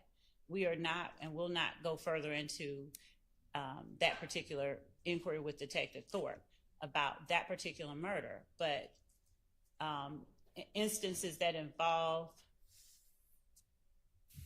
actions and YSL members that witnesses have personal knowledge of are relevant to show the existence and nature of the enterprise and other material elements. I guess we'll just have to see as the evidence plays out.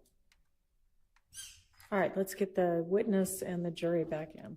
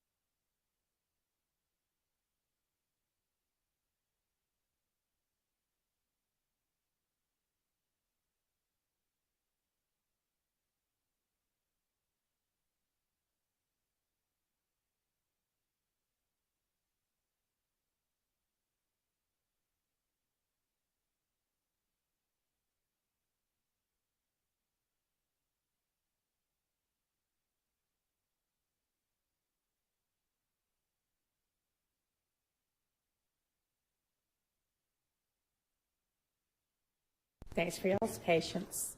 Go ahead, Ms. Love. Detective Thorpe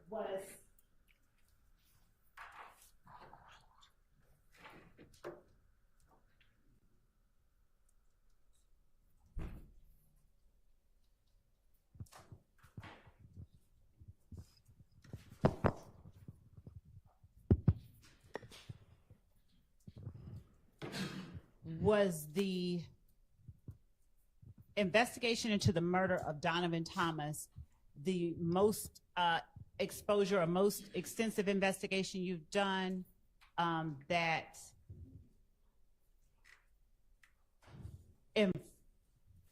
throughout your investigation of Donovan Thomas, did you have an occasion to investigate more about the group YSL? Yes, ma'am. Was that the most extensive investigation that you have done that has involved or in which the name or group YSL has come up? Objection, Your Honor. Sustained. What is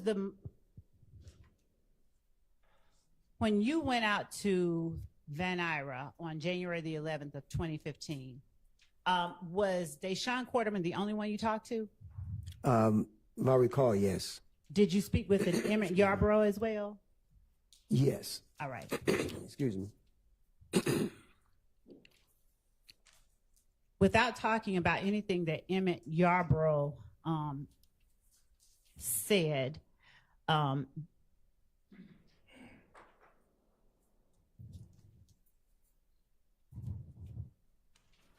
were there concerns addressed regarding the Donovan Thomas murder? If I recall, I believe so.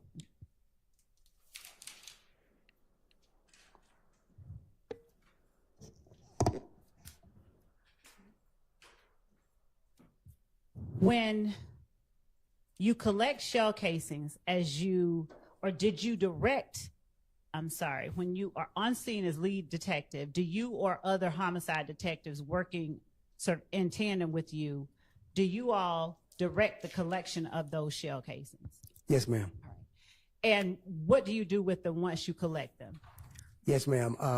They're photographed and they're placarded, so we know exactly what shell casing belonged to what group. And at the time, our crime scene investigations unit, they collect the shell casings, and we at that time, we turn them in directly to the GBI, firearms. Now, do you all also have with the Atlanta Police Department, do you all also have a firearms section or a department that conducts NIBIN comparisons? Yes, ma'am, we do now. Is Jennings Kilgore the person that does that? Yes, ma'am. Did you work during the investigation into the murder of Donovan Thomas with ATF as well as the GBI? Yes, ma'am. Was some of the evidence that was collected in later associated incidents submitted to the ATF versus the GBI? I believe so, they were. Yes, ma'am.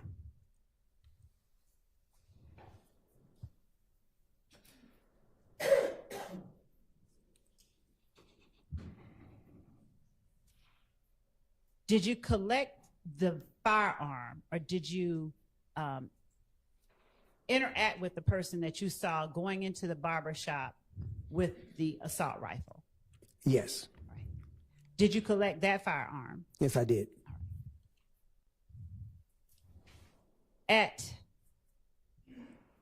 various points in your investigation, did you gain information that caused you to interact with a Quintez Griffin?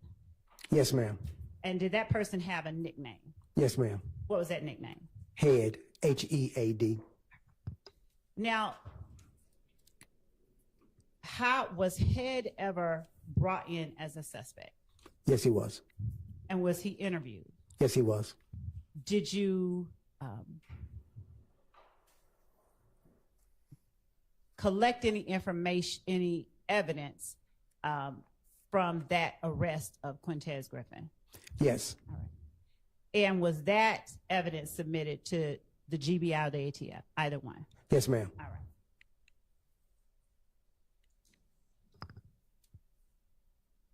Throughout the month of January and into February, were you personally aware of other incidents that you then looked into as connected with the murder of Donovan Thomas? Not myself in particular, but I was getting information from the gangs unit. All right. And when you were given information from the gangs unit, what, if anything, did you do to aid in your investigation into the murder of Donovan Thomas? At that time, we did a collaboration. Anything that they needed done, like search warrants or anything pertaining to that nature, or oral production for inmate to do an interview with, I would conduct that for them. And when you would do things like an order of production to produce an inmate, is there a record that you're taking someone out of custody to APD, for instance? Yes, ma'am. All right. And did you keep records of each inmate that you did that with? Yes, ma'am. Now, when you talked about Spencer Wright, how did you learn about Spencer Wright? Okay. Let me phrase that better. Did Spencer Wright reach out to you, or did you reach out to Spencer Wright? Neither. Did he reach out to a member of the Atlanta Police Department? Yes, he did. And when he reached out to a member of the Atlanta Police Department, did that member of Atlanta Police Department reach out to you? Yes, they Overruled. did. At the time that you spoke with Spencer Wright, was that the name that you thought was his name?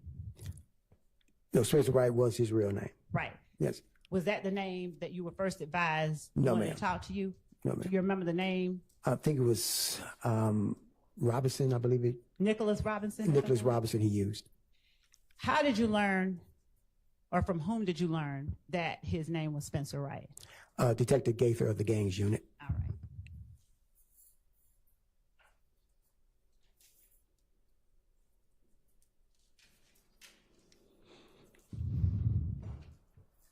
Between January of 2015 and October of 2015, when you interacted with Spencer Wright, were there any other steps that you took that you can describe for the jury to help you solve the murder of Donovan Thomas without going into anything anybody said, just the steps that you took?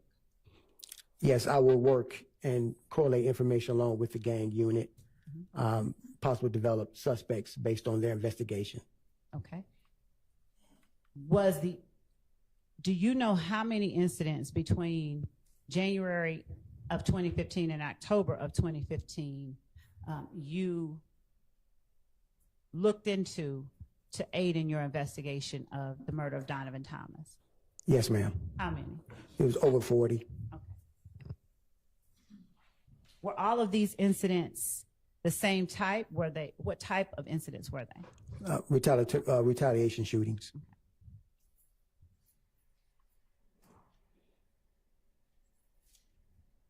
Did you interview the people who were affected by the shootings?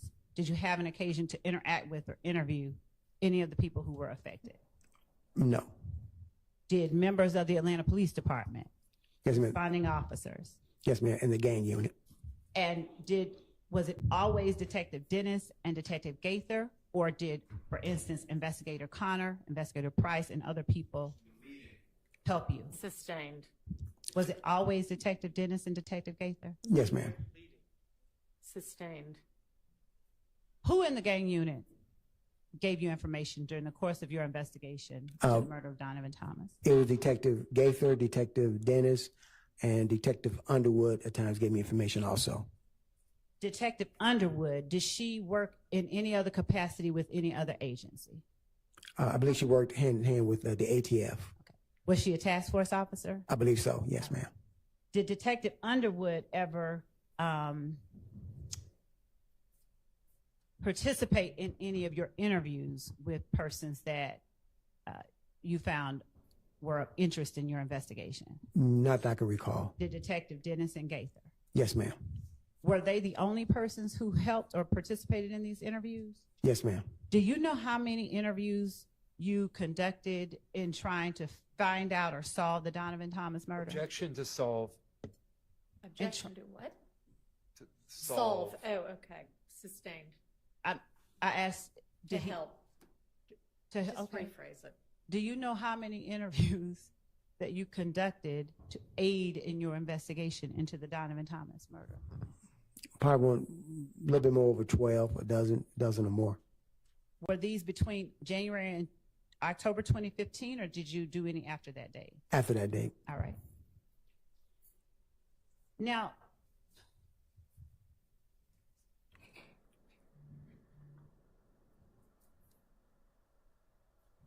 at some point, do you try to locate or determine what vehicle that is that you saw, that grayish vehicle that you saw in the surveillance? Yes, ma'am. What steps do you take to identify that vehicle? It was one based on a description given by one of the victims. I started sending it around to other officers or detectives in the Atlanta Police Department who are very familiar with vehicles. And without talking about what anyone says, unless I specifically ask you,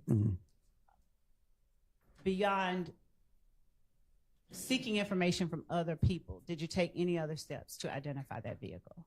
No, ma'am. That's about it. At what point did you learn of did you ever learn of a specific make and model vehicle that you were interested in that investigation of Donovan Thomas's murder? Yes, ma'am. What was the specific make and model of the vehicle you were interested in? I believe it was an Infiniti Q35. And do you know if the Infiniti Q35 preceded any other model? No, not to my knowledge. Okay. Now, when you became interested in the Infiniti Q35, did you do anything to determine who had or whose vehicle it may have been?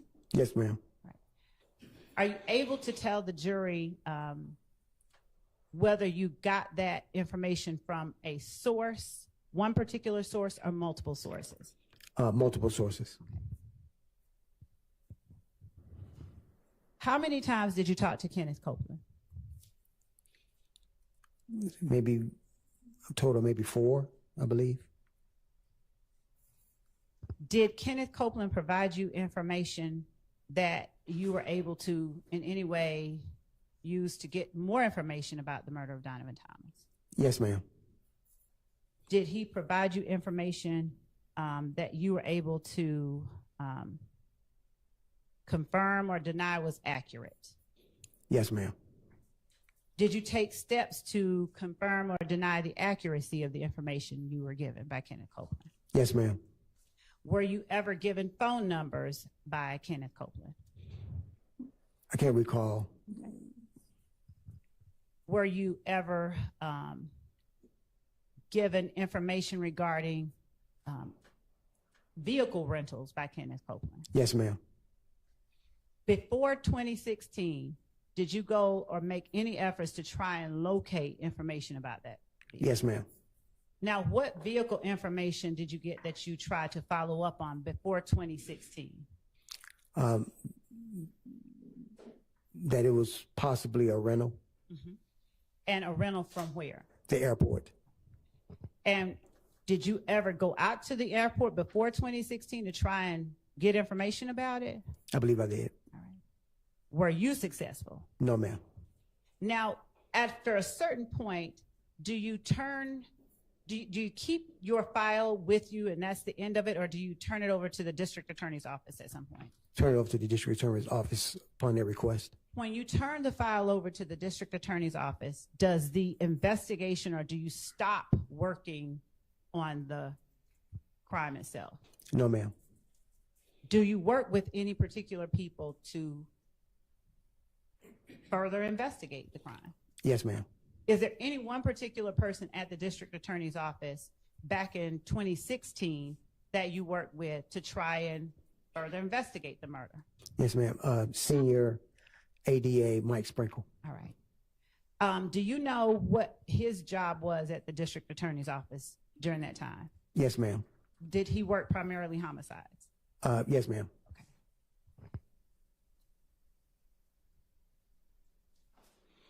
Did you participate in any interviews with Senior ADA Mike Sprinkle back in 2016? Yes, ma'am. Based on, were you able to get information from Senior ADA Mike Sprinkle that you didn't have before 2016? Yes, ma'am. All right. Did you make any effort to follow up on that information? I just, because I worked with him, he was doing the follow-ups and let me know. Okay. So I became his assistant. All right. During 2015 and 2016, were you familiar with social media? Yes, ma'am, somewhat. When you say somewhat, did you ever utilize social media inquiries to help you in your investigations? No, ma'am. Did you ever gain assistance from others with social media to help you assist in your investigation? Yes, ma'am. And for the Donovan Thomas murder, do you recall who it was, if anyone, that gave you social media assistance? I believe it was Detective Gaither and Senior ADA Mike Sprinkle. All right. And how is it that Detective Gaither assisted you with social media? She would tell me about different media posts, Okay. what is being spread around on Instagram, media posts, social media, period, about this incident. Would she capture any of those posts and provide them to you? Yes, ma'am, but she'll tell me that she's looking into this to verify. Okay. What about Senior ADA Sprinkle? Did he look into social media information to help you in your investigation? Yes, he did. Did he provide you with social media accounts and posts that aided you in your investigation? Yes, ma'am. Okay.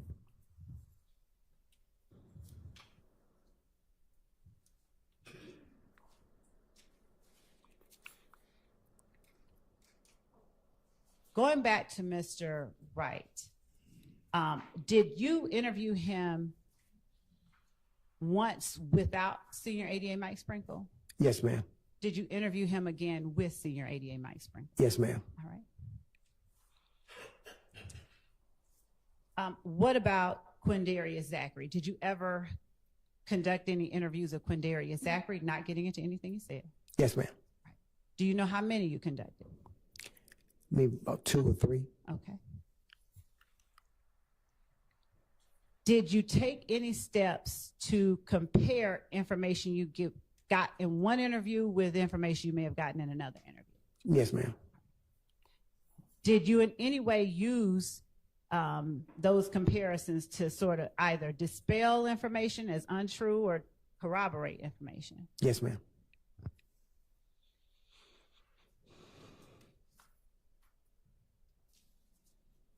Did you learn from anyone in particular who may have rented the vehicle that you were looking into, the Infinity?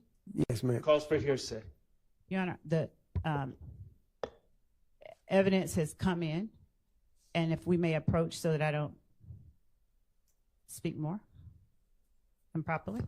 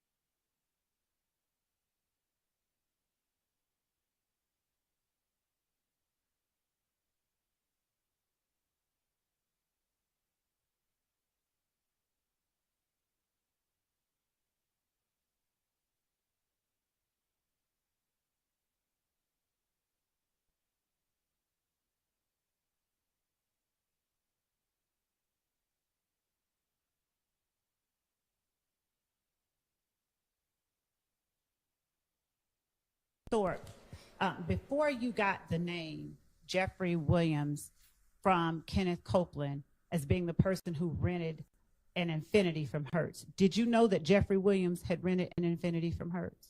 No, ma'am.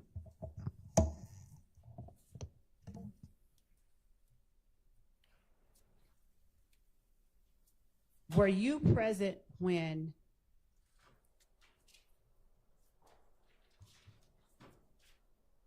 are you aware of whether members of the district attorney's office, in conjunction with the Atlanta Police Department, went back out to Hertz in 2016? Yes, ma'am, I'm aware. Did you all talk to the same set of people? When you went in 2015, do you know if who you talked to was the same persons that they talked to in 2016? I do not recall. I do not know if they were the same person. And were you able to get more information in 2016 once you began working with the district attorney's office? Yes, ma'am, a lot. Did you use that information gained from Hertz to aid in your investigation into the murder of Donovan Thomas? Yes, ma'am. Without saying what was said to you, were you able to determine during your investigation if people went outside of Atlanta after the murder of Donovan Thomas? I do not know about that part. Did you get any phone records during your investigation into the murder of Donovan Thomas? Yes, I did. Did Detective Gaither aid you in getting some of those phone records? Yes, ma'am. And when you get phone records in investigations like this, would you tell the jury how it is that these records assist you in your investigation in trying to determine who murdered somebody? Yes. We use the cell phone records to plot their course of travel. Also see if they was in the area where the incident took place based on the cell tower. Also, we try to see, based on their call logs, who did they call before, during, and after the incident. Do you remember all of the phone records that you gained or gathered through this investigation from 2015 through 2016, either alone or with other members of the Atlanta Police Department or the DA's office? Yes, ma'am. Would you tell the jury, without getting into the details about the phone records themselves, some of the persons whose phone numbers you sought and were able to obtain? Yes, ma'am. Now, who are some of the people whose phone numbers you got during this investigation? I believe it was Kenneth Copeland, Demikian Garlington. Can't recall the other person's real name. Knew him as Montonk, I believe it was. Antonio Sledge? Yes, ma'am. Uh-huh. Who else? Who else's phone numbers do you recall getting throughout this investigation? I believe that's the ones that I targeted on. Were other numbers provided to you by members of the DA's office or members of the gang? Yes, ma'am.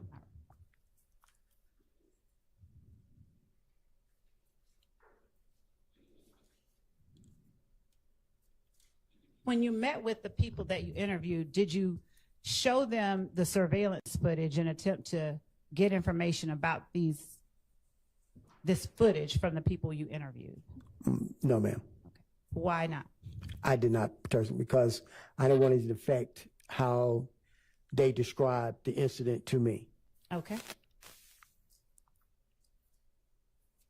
Now, how is it that you reach a point where you turn the case over to the DA's office? For you generally, at what point are you saying, okay, here, DA's office, take the case? Usually have a conversation with the DA's office, a meeting. Mm-hmm. At that time, that ADA or senior ADA made a determination to transfer the file to me, your full investigation completed, and we'll take a look at it and move forward from there. And we need your assistance. We'll give you a call. Okay. Follow up for investigations. is your completion of the file followed up by a determination or an indictment or a dismissal or something like that? Yes, ma'am. And who makes that decision ultimately, whether to present it or to dismiss it, as it relates to people that you've turned over to the DA's office? The ADA's office. And does the district attorney's office always agree with the determinations that you've made in your investigation? No, ma'am. And do they ever ask you after you've turned over a file to? The question was going to be, has he ever been asked to get more information after they get a file from him? I don't know how that's hearsay. It's a request, so it's not hearsay. And does he act on that? Why don't you just ask the second question? Okay. Sustained. Yes, Your Honor. Do you ever act on Do you ever act on requests from the DA's office for additional information even after you've turned the file over to them? Yes, ma'am. And when you act on that, do you turn over to the DA's office whatever information you get that they've asked for? Yes, ma'am.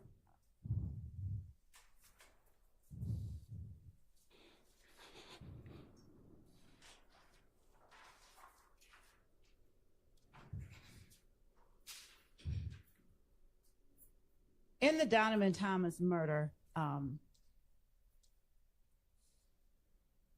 do you know whether the shell casings from those scenes you described were compared to see if there were any NIBIN matches? Yes, ma'am. Was that done at your request, the gang units, or someone else's? My request.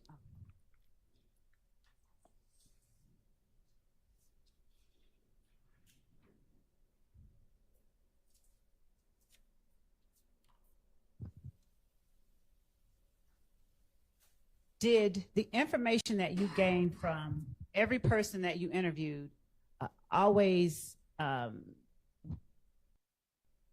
out as true?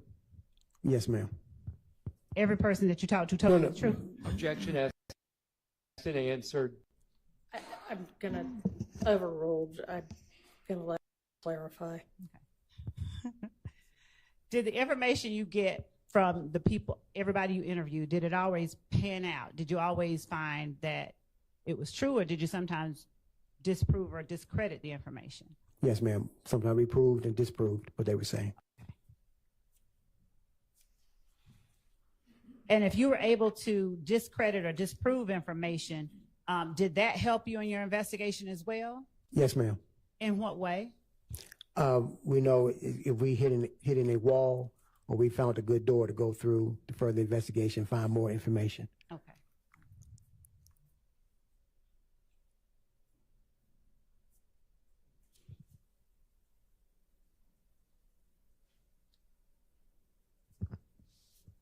Do you particularly in your homicide investigations ever attempt to listen to jail recordings to get more information about your homicide? Yes, ma'am. And did the DA's office get you information about jail recordings that aided in your homicide? Yes, ma'am.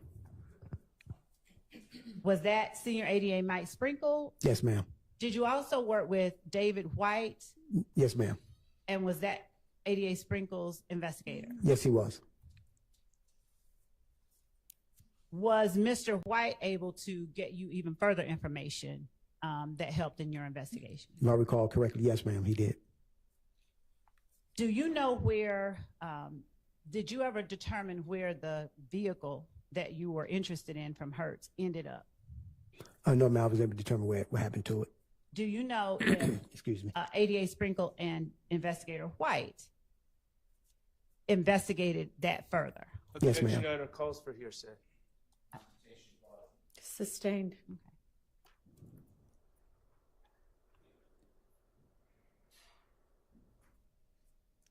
Without saying what information, did you get any more information about where that vehicle ended up? from either Investigator White or ADA Sprinkle? Yes, ma'am.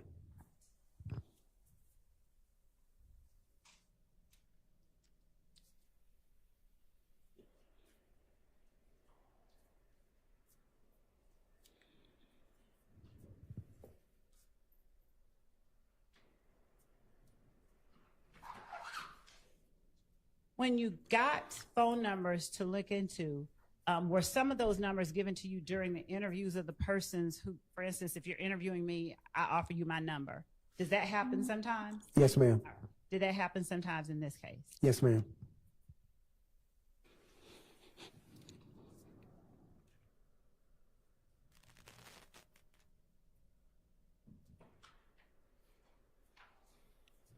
Where was Spencer Wright located when you first went to talk to him? He was involved in an incident and he was transported to the homicide office. I can't recall what street he was on. Had he been arrested? Yes, ma'am. And was he trying to offer up information to sort of get some kind of help with his case? Not to my recollection, no, ma'am.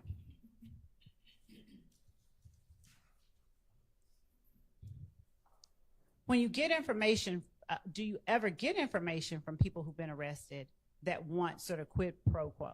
Yes, ma'am. And what do you discard that information, or do you try to follow up on it, or something different? I try to follow up on it.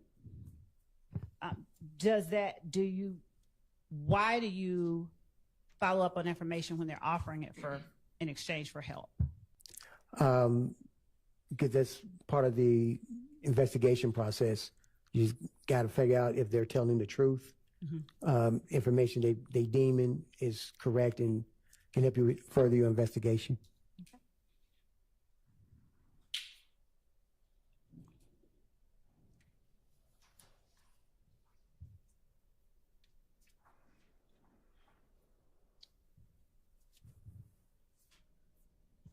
Were you able to get information about persons you did not previously find of interest after you began working with ADA Sprinkle?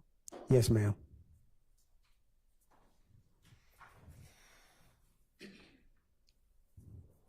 Now, when you get to the point where you turn over a case to the district attorney's office, do you have to make arrests? I mean, have you at that point made arrests or taken out warrants?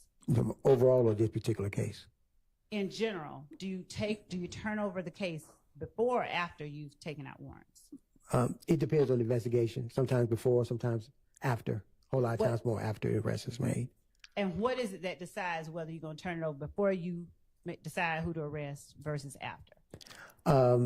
Depending on the investigation, like I said, we have a discussion, a meeting with the senior ADA, and let them know exactly what's going on with the investigation. This is what I've determined as a possible probable cause. 9 times out of 10, sometimes they see it your way, sometimes they don't. Okay. And if you've made an arrest, do you have to go into court and testify after, not before trial, but before a judge to make any determination about whether or not? Objection, Your Honor. Relevance. Sustained.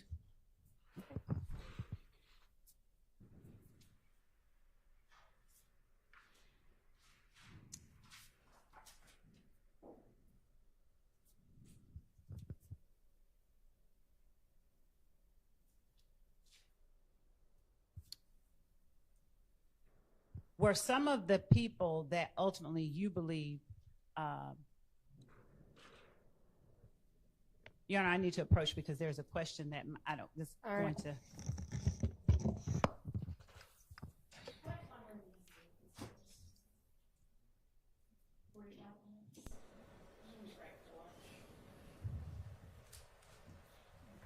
All right, so we're going to take our lunch break now. Yeah, let's be back at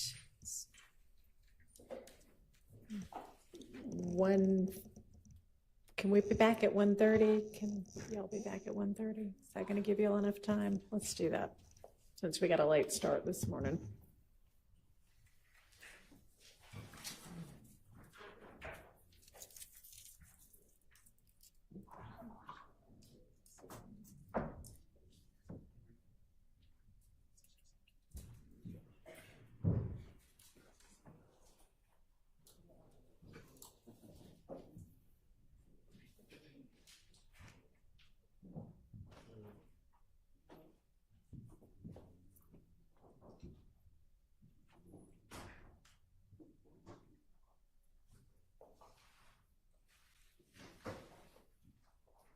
All right, detective, you can step out and we'll see you back at 1:30. Yes, ma'am.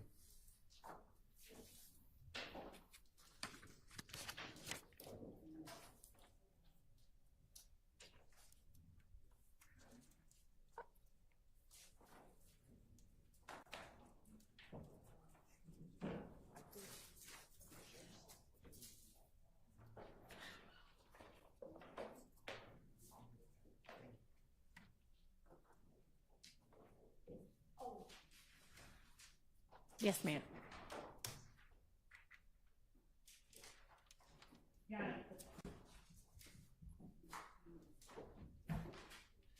The question that I was going to ask was regarding some of the people that he arrested that ultimately did not end up on the indictment. And I'm going to follow whatever direction the court gives, but I think that Mr. Sledge was a person that he arrested that probable cause was not found for, and the state did not include as one of the persons Mr. Sledge and I think Mr. Copeland. I think that that's going to come out. And that we not only did we not proceed on that, but probable cause was not found for Mr. Sledge. So I don't, that was That's what I was not an appropriate question. Okay. Anything else before we break for lunch? Nothing. And Your Honor, just to get clarity, the court does, the appropriateness comes with the probable cause and the preliminary hearing, not with whether or not he took out warrants for them, right? Right. Okay. Your Honor, to be exact, the state began to ask the question. They said, are there any defendants or whatever the noun was that you believed? That's inappropriate. Well, that's irrelevant. And if they want to be precise, they need to say that you took warrants out for, not you believed. Judge, what this witness did and why he did it is relevant. I don't think that, you know, one side can tell the other the appropriate way to ask the question. I don't think it's an inappropriate question, whether you had a difference of opinion regarding who. And you were allowed to ask that. Yes, the But- court, yeah. Well, his personal belief is not relevant. Okay, then, did you take out warrants for people we didn't indict? I mean, and I was going to ask specifically about Mr. Copeland and Mr. Sledge. Okay, but you can't ask the other issues. Okay. All right. See everybody at 1:30.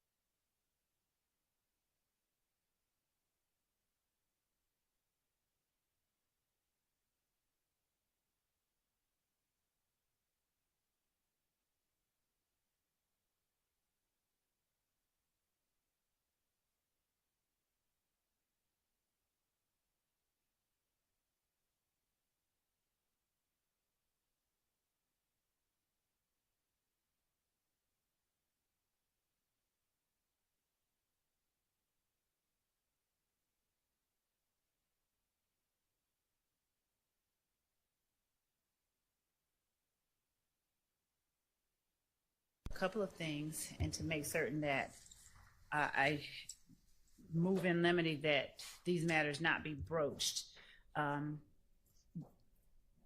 cross-examination. I have intentionally not asked about the content of anybody's interviews, and I don't know whether or not any member of the defense intends to attempt to elicit testimony about what any particular witness or defendant said who has not testified from Detective Thorpe, but I would ask that the court preclude questioning about what anybody said in an interview that has not yet testified. And I don't want to have to object like I'm trying to hide something, but I did specifically ask about certain people, but I intentionally did not go into what the content of any interviews were. So in as much as that may be an issue, I would rather, if we can, address it before the jury comes out. All right. Anybody want to be heard on that?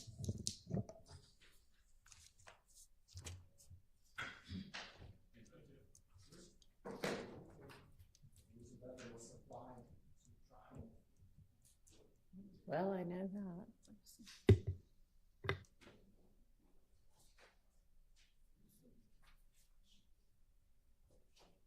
So, does anybody want to be heard on that?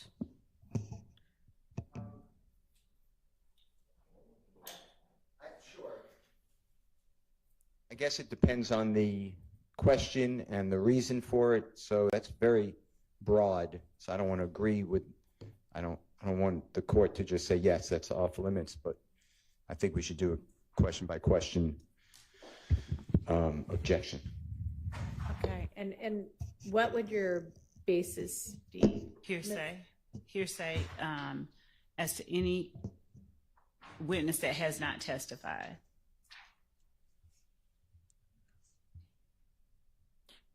All right, I mean, I don't know that I can decide that before I hear sort of what questions being asked. I'll give you an example, if I may. You've heard the name Spencer Wright, Your Honor, which is R-I-G-H-T for the Miss Winfrey. Well, it is my belief that Spencer Wright lied, did not tell the truth. He was looking to get a deal, a favorable agreement from the district attorney's office through the detective as well. And Detective Thorpe took out warrants that then were not followed through. That would not be hearsay because it's not offered for the truth. So that's why I say the question by question should be continued.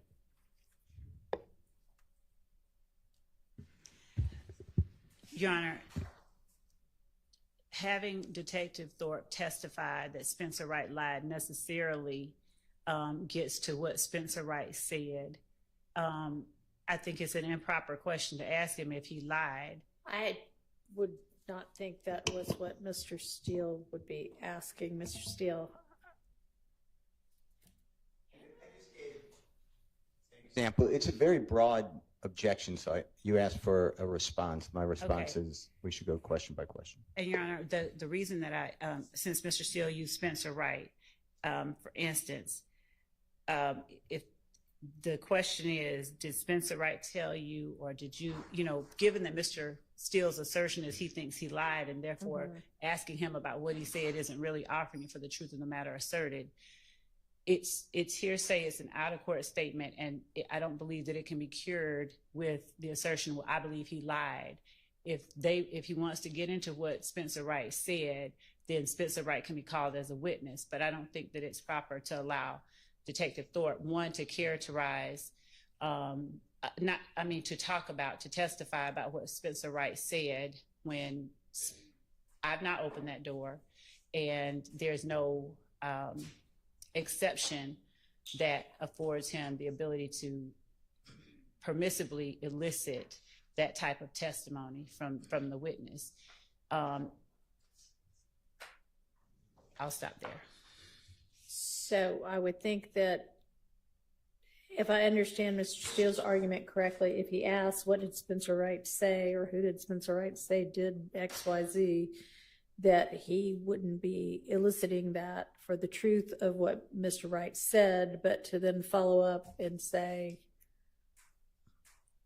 warrants weren't taken out for whomever that person was, I guess. Is that what you're saying? Well, Your Honor, I mean, he could ask whether warrants were taken out based on what Spencer Wright said, but I think that him getting into whether he lied or what he said specifically Yeah, I don't would think not be he's, proper. yeah, I agree with that, but we weren't talking about a question about whether the officer thinks that, or the detective thinks that Mr. Wright lied. It would have been, you had said this would be hearsay, and he's offering something that if he asked it wouldn't be for hearsay purposes because it wouldn't be for the truth of the matter. Your Honor, So, I mean, I can't make a blanket ruling that nobody can ask anything about. but Go ahead.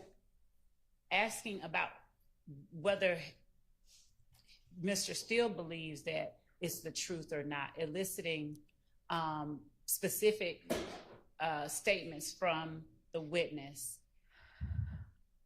It's an out-of-court statement that may or may not be considered true. He may say he's not offering it for the truth of the matter, but I think it's akin to asking what Detective Thorpe did based on information he got from other people. And the idea is that it wasn't that what they said is true. He followed up on it, but I can't talk about what the other people said. And in the same manner that the objection was sustained, that I can't even, it's somehow embedded hearsay, this idea that having Detective Thorpe talk about what Spencer Wright said that Mr.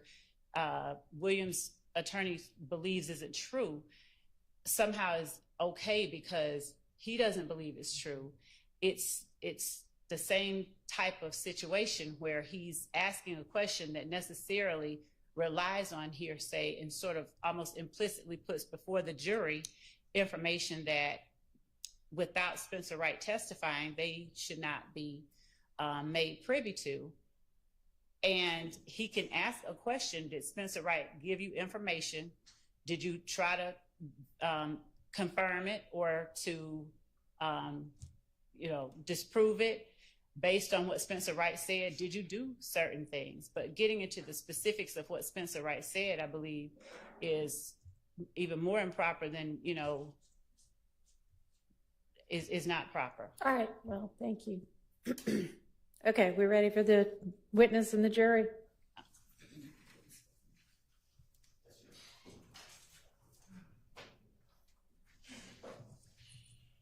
And I'm sorry, I just want to say one thing. And I will be asking if he interviewed certain defendants. I will not be asking what they said. Okay.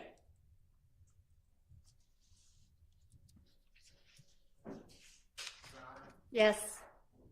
Just as a protective measure, it is my understanding that Detective Thorpe did not interview Mr. Williams.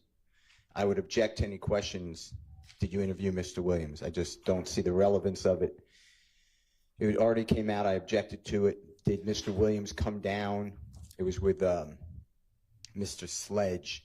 I objected to that question by the prosecutor.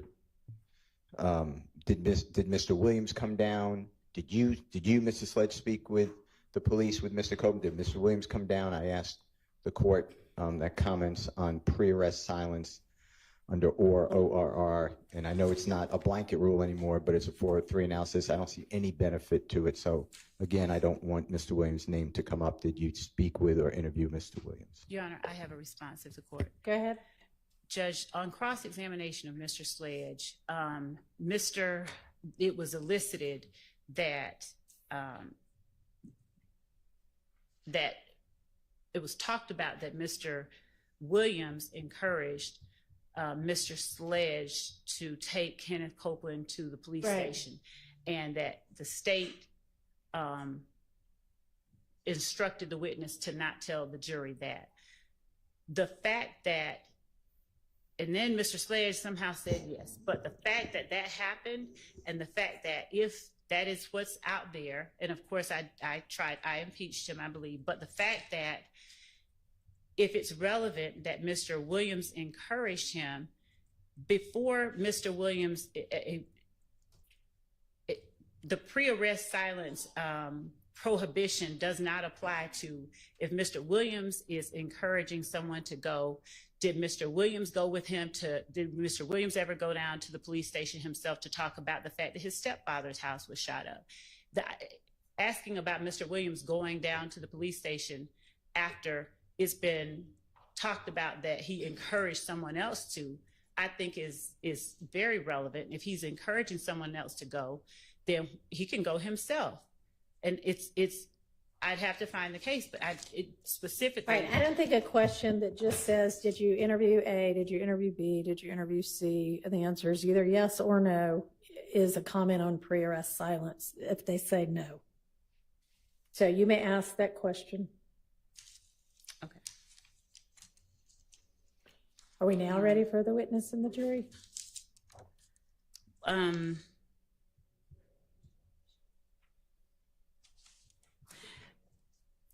I wanted to ask the court, so will the court allow me to ask whether or not Defendant Williams ever, not just did he interview him, but will the court permit me to ask if he ever came to offer information about the shooting at his stepfather's house? No, I think that gets a little too close to pre-arrest silence. No. Are we now ready for the jury and the witness? Yes, I have. Yes, okay.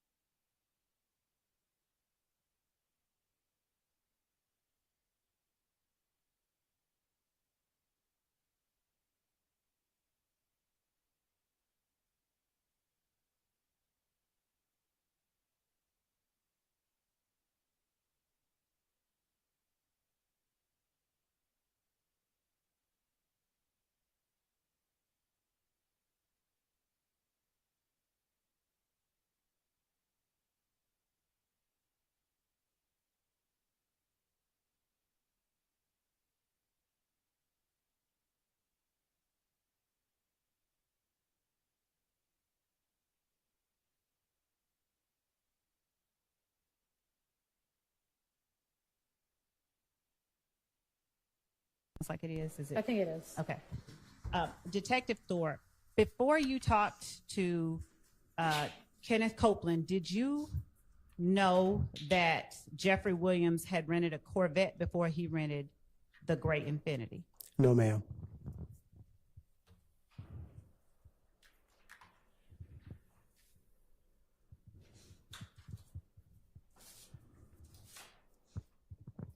After you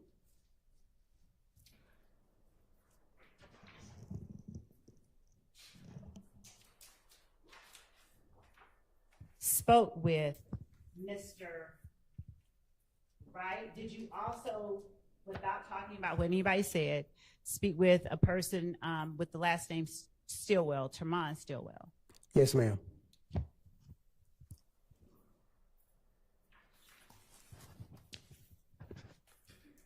Did you speak with that person along with ADA Sprinkle? Yes, ma'am. And was that in the DA's office? Yes, ma'am.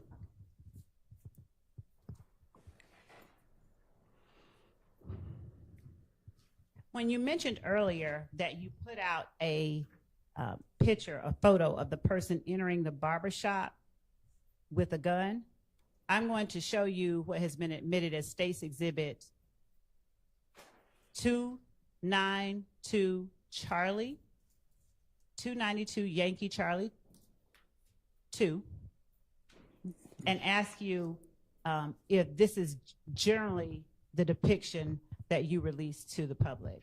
Yes, ma'am.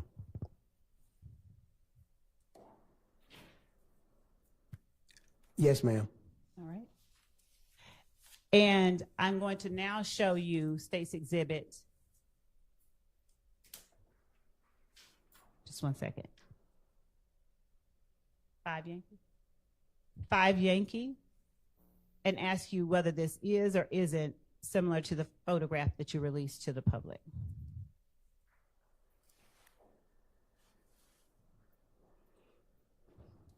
Just one second.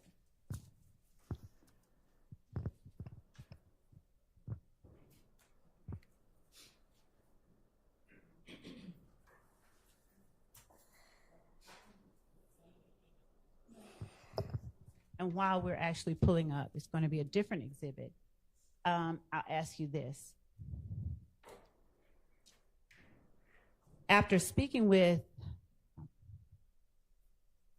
Kenneth Copeland, did you also speak with Antonio Sledge? Yes, ma'am. Do you recall who all was in the room or in the interview with Mr. Sledge? Yes, should be Detective Dennis and Detective Gaither. All right. And did you also speak with Diamante Kendrick? Yes, ma'am. And who was in the room when you interviewed him? Detective Gaither and Detective Dennis. Did you also interview Shannon Stillwell? Yes, ma'am. All right. Who was in the room when you interviewed him? I believe it was Detective Dennis and Detective Gaither on that one also. And were all of these interviews captured in the same way that the interviews in normal interview rooms are recorded, audio and video? Yes, ma'am. All right. Showing you 296 Yankee.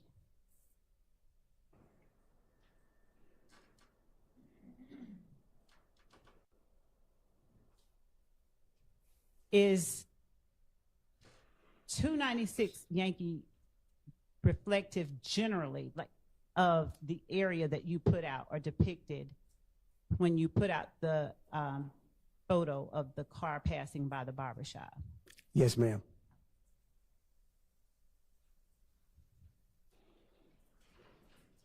After you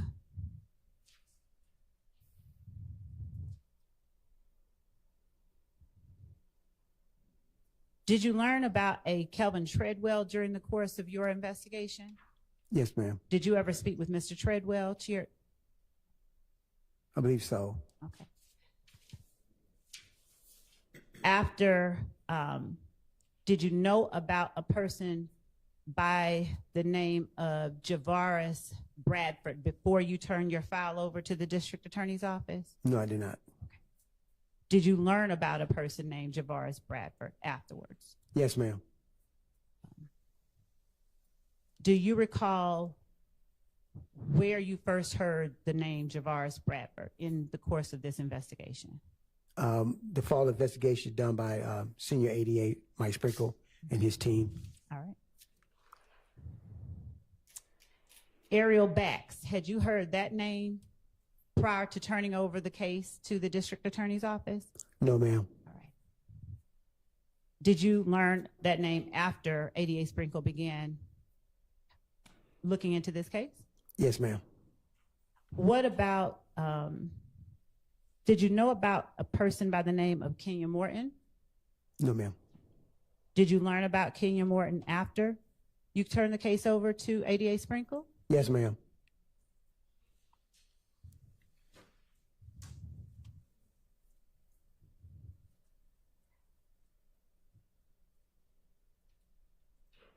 Did you personally ever pull any phone calls from the jail from a Martinez Arnold? No, ma'am, I did not.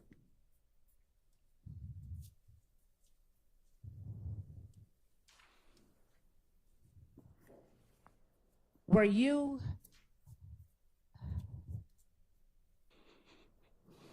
now? Did you personally ever interview or speak with Mr. Williams, Jeffrey Williams? No, ma'am. Okay.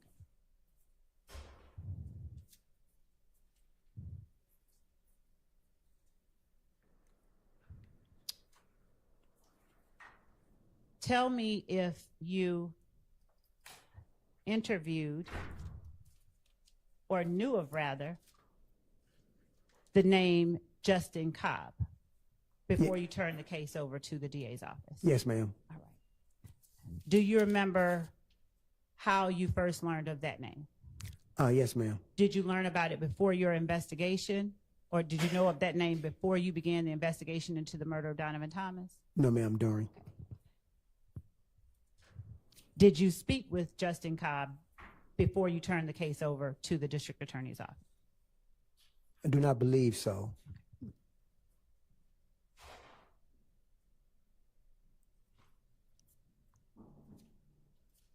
Would you tell the jury whether, after the interviews that you made, whether you conducted any other acts to further your investigation, either in tandem with Mr. Sprinkle or someone else, in order for you to further your investigation into the murder of Donovan Thomas, without telling what anybody said? Okay.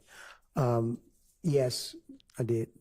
What types of other actions did you take to further your investigation? Interviews. We conducted several interviews afterwards, Okay. in which they took the lead. And who took the lead? Senior ADA Mike Sprinkle. And after those interviews, and when you collected cell phone records, was it you that plotted them, or did you simply aid in collecting the cell phone records? Aid in collecting the cell phone records and sent it all over to the ADA's office. Okay.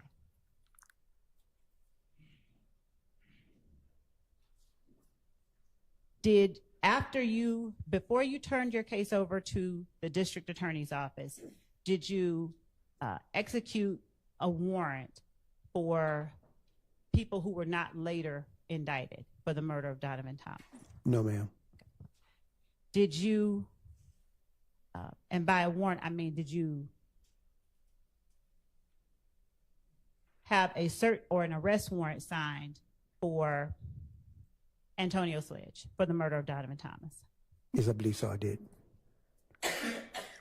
Is that a person that the district attorney's office declined to prosecute for the murder? Yes, ma'am. Did you execute an arrest warrant for Kenneth Copeland? Yes, ma'am.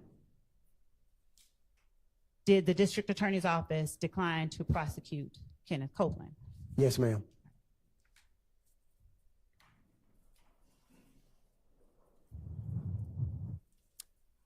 Did the district attorney's office indict people that you had not arrested or executed arrest warrants for? Yes, they did. Okay. Was one of those persons Javoris Bradford, as it relates to the murder of Donovan Thomas? I to your believe. knowledge? I believe so. And what about Justin Cobb? I believe so also. And did the district attorney's office execute or indict the remaining people that you executed arrest warrants for? I believe so. Yes, ma'am.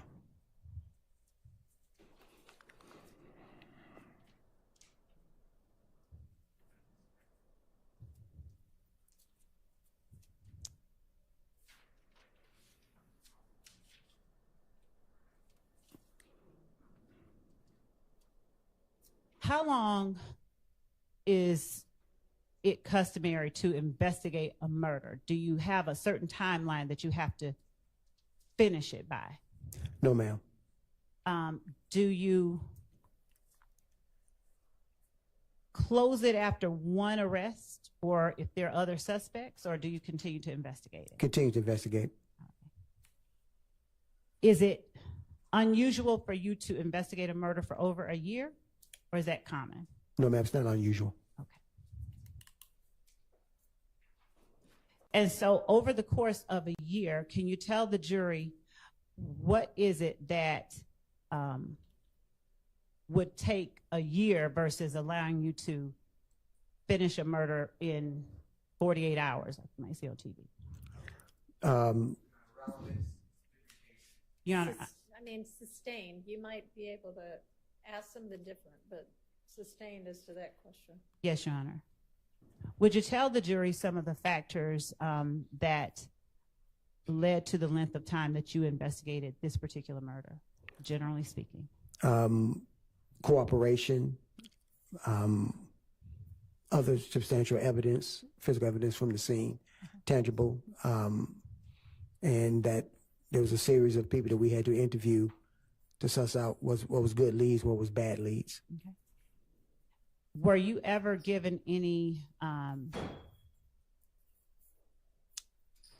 were you ever able to obtain any surveillance footage from a McDonald's on Cleveland Avenue?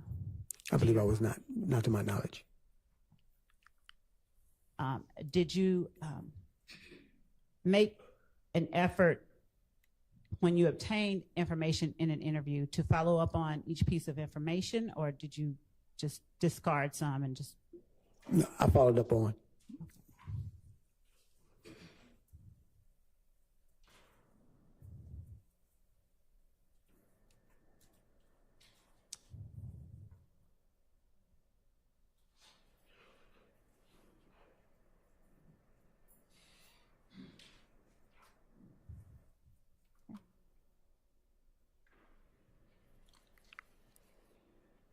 Just 1 second, Your Honor.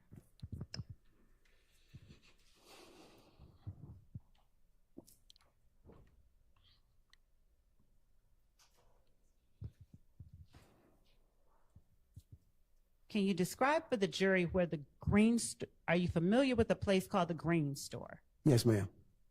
What kind of place is the Green Store?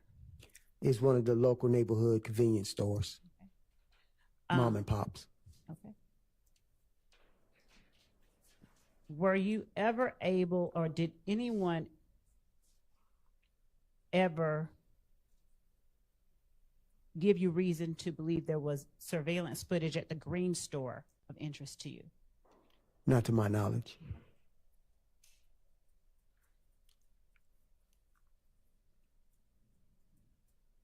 When you interviewed people who were under arrest, did you make certain to always read them their rights? Yes, ma'am. And if they weren't under arrest, was there ever any reason to read any rights? No, ma'am. Okay.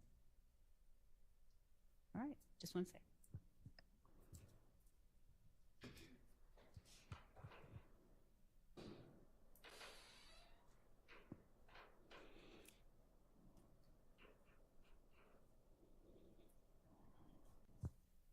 Do you recall the time, the exact specific time that you took the warrants out for the murder of Donovan Thomas, arrest warrants? I believe it was around the month of November, Of what year? 2015. Okay. And do you remember when it was that you turned the case over to the DA's office? January of 2016. Okay. Did you know the name Demise McMullen? Yes, ma'am. Did you learn about that name prior to turning the case over to the DA's office? No, ma'am.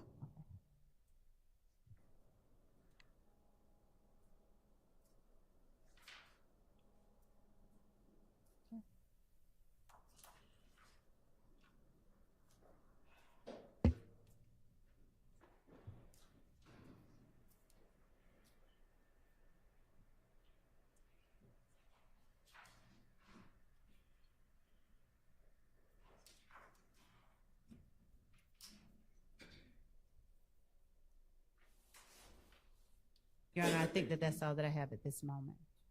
All right. Any defense counsel have questions for this witness?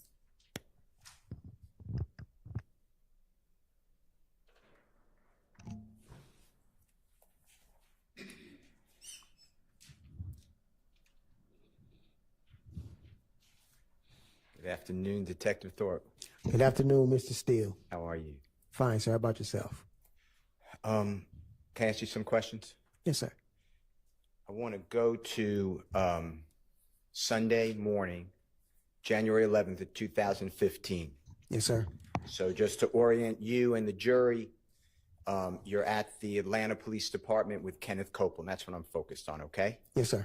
And there's something in evidence already. It's a video audio recording. Yes, sir. And you were the one who started or ensured that that room was being video and audio recorded when you were with Mr. Copeland. Fair to say? Yes, sir. Your Honor, it's already in. It's JW, Jeffrey Williams, 241D. May I play it, please? You may. It should come up on your screen.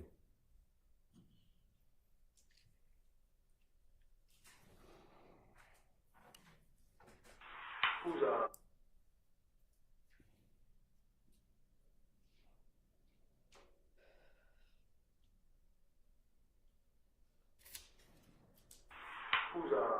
Walter Lee Maddox? Who? Who's Walter Maddox? Huh? No name? Did y'all ever rent or own an Infinity? Infinity. Y'all ever rent one of those cars before? Have you ever been stopped in an Infinity before? Have I? Yeah. Had an accident in an Infinity? No. A maximum? Have I ever had a cover in? No. Okay. Let me think. So did you? Anytime. I had a coverage in the Pontiac. That was a couple years ago. I ain't had no coverage. I ain't had no red sleep. I ain't have none of it. What kind of car your brother drive? Who was that in there? A white Dodge Charge. This truck car he gave me. Your brother got two cars? Nah, this girl got a car and the car he got the Dodge Charge. Oh, okay. Then she got the little ugly little Malibu, like a 19 something. 2014 Dodge Charger? Yeah.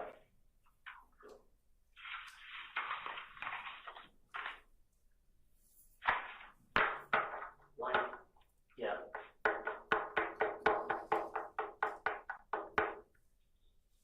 Who drives a Nissan?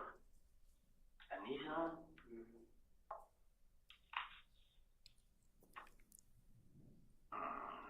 What color? What color is it? Gray. How about that? Okay. Y'all ever had a Infinity Gray, a gray Infinity Q45 before? A truck? No. A cup? Yeah. Not I know of. Were you able to hear that? Yes, sir. Okay, and that's fair. That's accurate. Looks true. Yes, sir. Okay. So you were asking Mr. Copeland questions about a gray, potentially rental car Infinity. Is that fair to say? Yes, sir. And this is within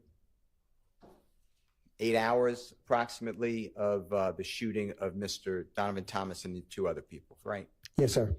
And when you asked him those questions, Mr. Copeland was there because you had information, I believe, that the streets were calling his name about being involved in this crime, right? Yes, sir. So you gave him the opportunity through a conversation you had on the telephone.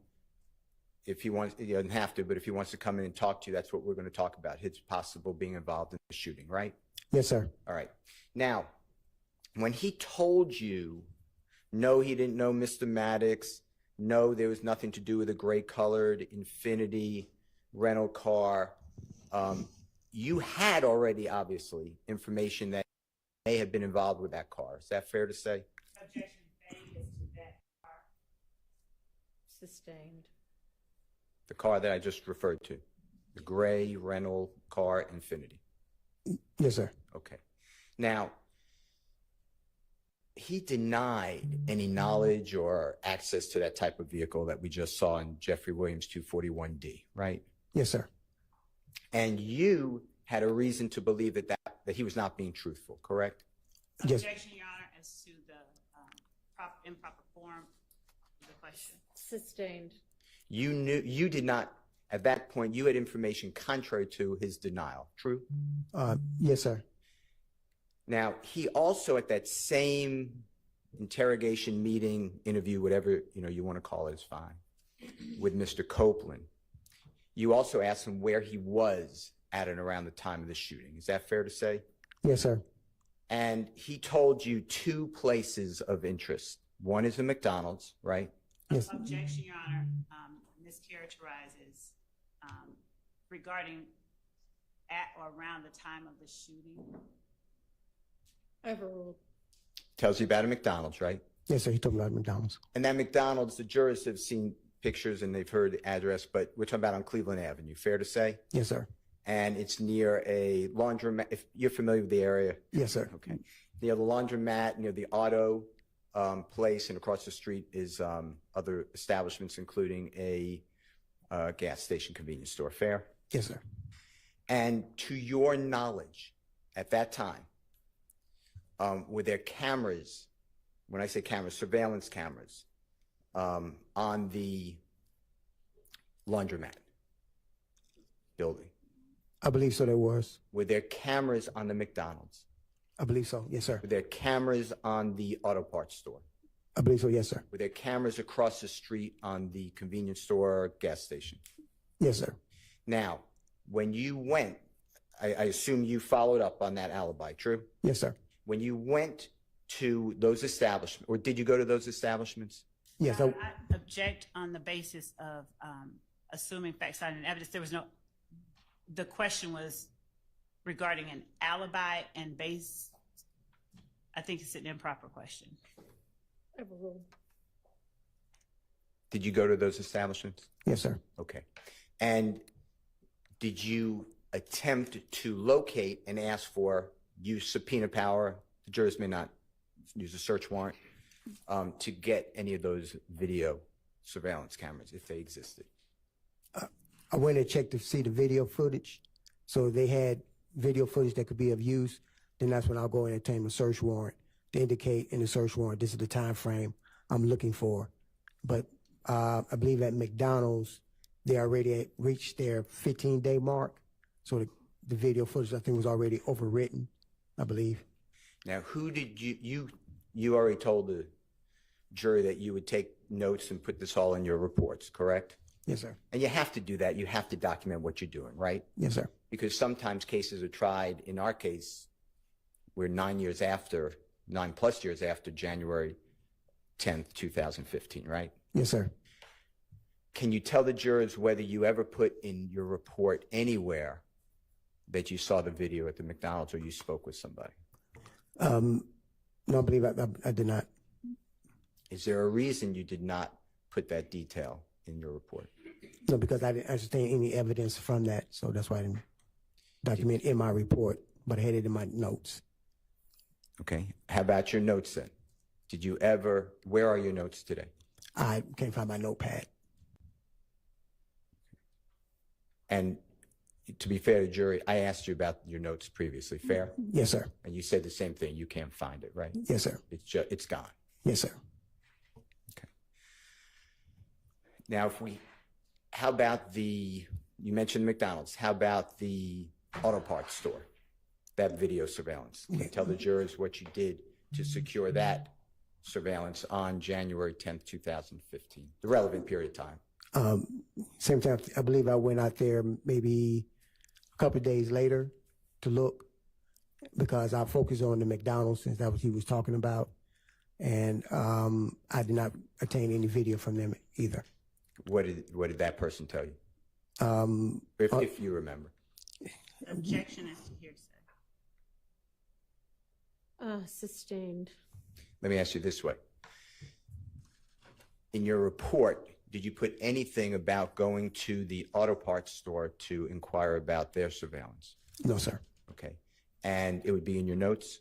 Yes, sir. Notes are gone. Yes, sir. Can't find. Can't find. Okay. Sustained. Across the street, the convenience store gas station, their surveillance equipment. Did you go there and ask them for theirs? I believe I went asking for theirs. You did not? I believe I did not. Okay. And how about the laundromat across the street from the McDonald's? I don't think their system was working at that time. Do you remember who you spoke with? No, can't remember the name. And the same questions, it's not in your report, correct? Correct. Okay. You mentioned the Green Store. Do you know the true name of the Green Store by any chance? No, sir, not offhand. Okay, that's fine. But it's called the Green Store for the obvious reason that it was green? Yes, sir. All right. And how far, if you know, and if you don't know, just say, I'm not familiar, would you say the Green Store is from the location, God forbid, that Donovan Thomas was shot? I want to say maybe a couple of blocks. Okay. We're talking close, right? Yes. All right. Yes. Now, Mr. Copeland told you that on January 10th, 2015, and when I say told you, I'm still sticking to the next day or 8 hours later. He told you also that he was at around the Green Store at around the time of Mr. Thomas being shot. Fair to say? Yes, sir. And are you aware, did you find out, did you look for whether the Green Store had surveillance cameras? Yes, I did. Okay. And did the Green Store have surveillance cameras? I believe their system was down also. Okay. And who did you speak with? I can't recall the person's name. And did you put it's not in your report, fair to say? No, sir. And the notes are gone. Yes, sir. Now, surveillance footage is a good tool. Would you agree with that for Yes, law sir. enforcement? Yes, sir. Because a surveillance camera, if it's properly working, no one tampered with it, it doesn't really have any motivation or agenda. Is that fair? Vague and Overruled. motivation. True. True. And it just captures, if it's working properly, the images that it has in front of it, right? True. So we wouldn't really have to debate whether Mr. Copeland or others were at a McDonald's if we had that surveillance. Objection calls for speculation. Sustained. Now, with regards to Mr. Copeland, when he told you he made the denial of the infinity, remember what we just played? At that point in time, that got you, I assumed, so you tell us, that got you interested in maybe he's not being forthright. Is that fair? Objection, Your Honor, as to improper questions regarding. Sustained. You questioned whether he was being truthful with you. Is that fair to say? Objection still, Your Honor. Sustained. Did you have questions on his answers that he denied the infinity? Objection, Bless vague. you. Bless you. I I'm said sorry. vague. I said objection vague. The question was, did you have questions? Questions on his, sustained. How did you take it when Mr. Copeland said, no, I don't have anything to do and no memory of the infinity? Objection, Your Honor, vague Overruled on that basis. Okay, how did I take it? and Yeah. relevance, Your Honor. Sustained. Okay. All right. Let me ask you about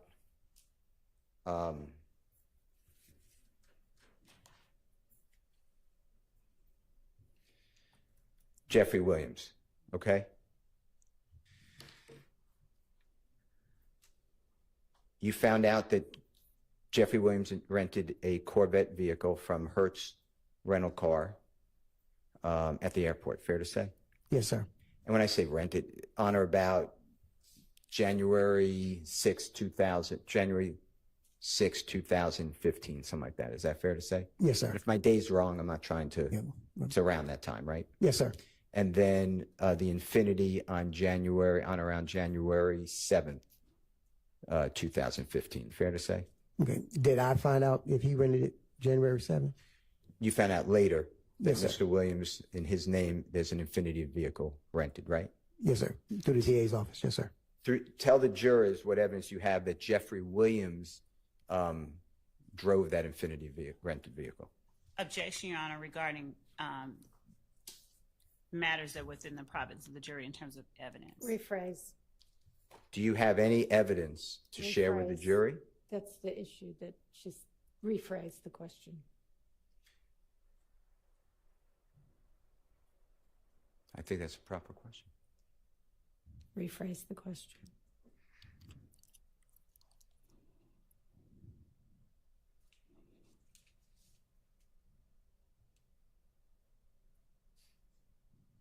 I'm going to have to move on to another topic. Let me ask you about, Do y'all want to approach for a minute? sure.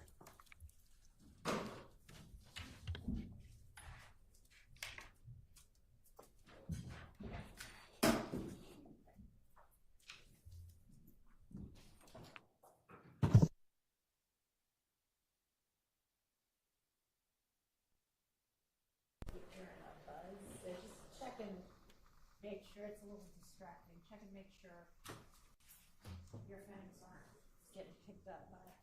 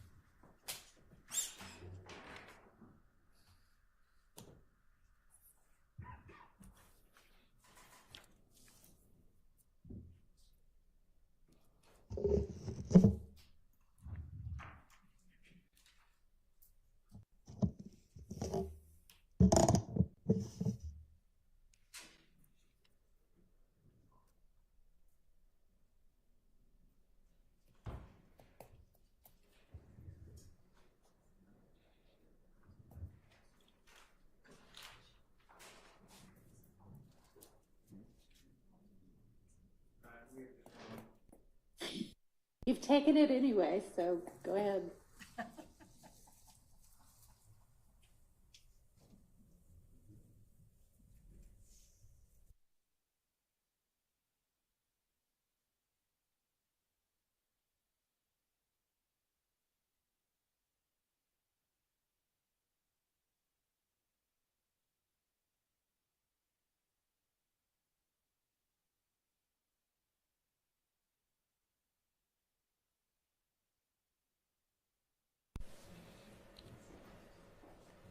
Yeah, I don't have any questions. Thank you so much.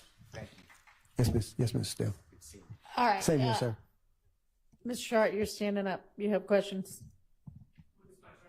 Well, I mean, you're up and nobody else is, so I guess you can take your turn now and then we'll see whether anybody else has questions.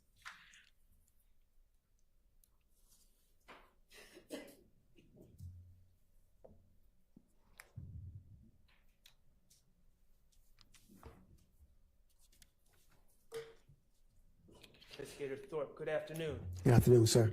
All right, my name is Max Shard. I represent Shannon Stillwell, okay? Yes, sir.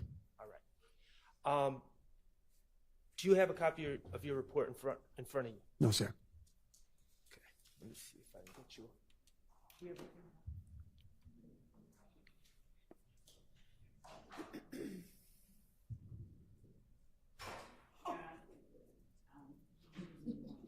I can't hear you, what?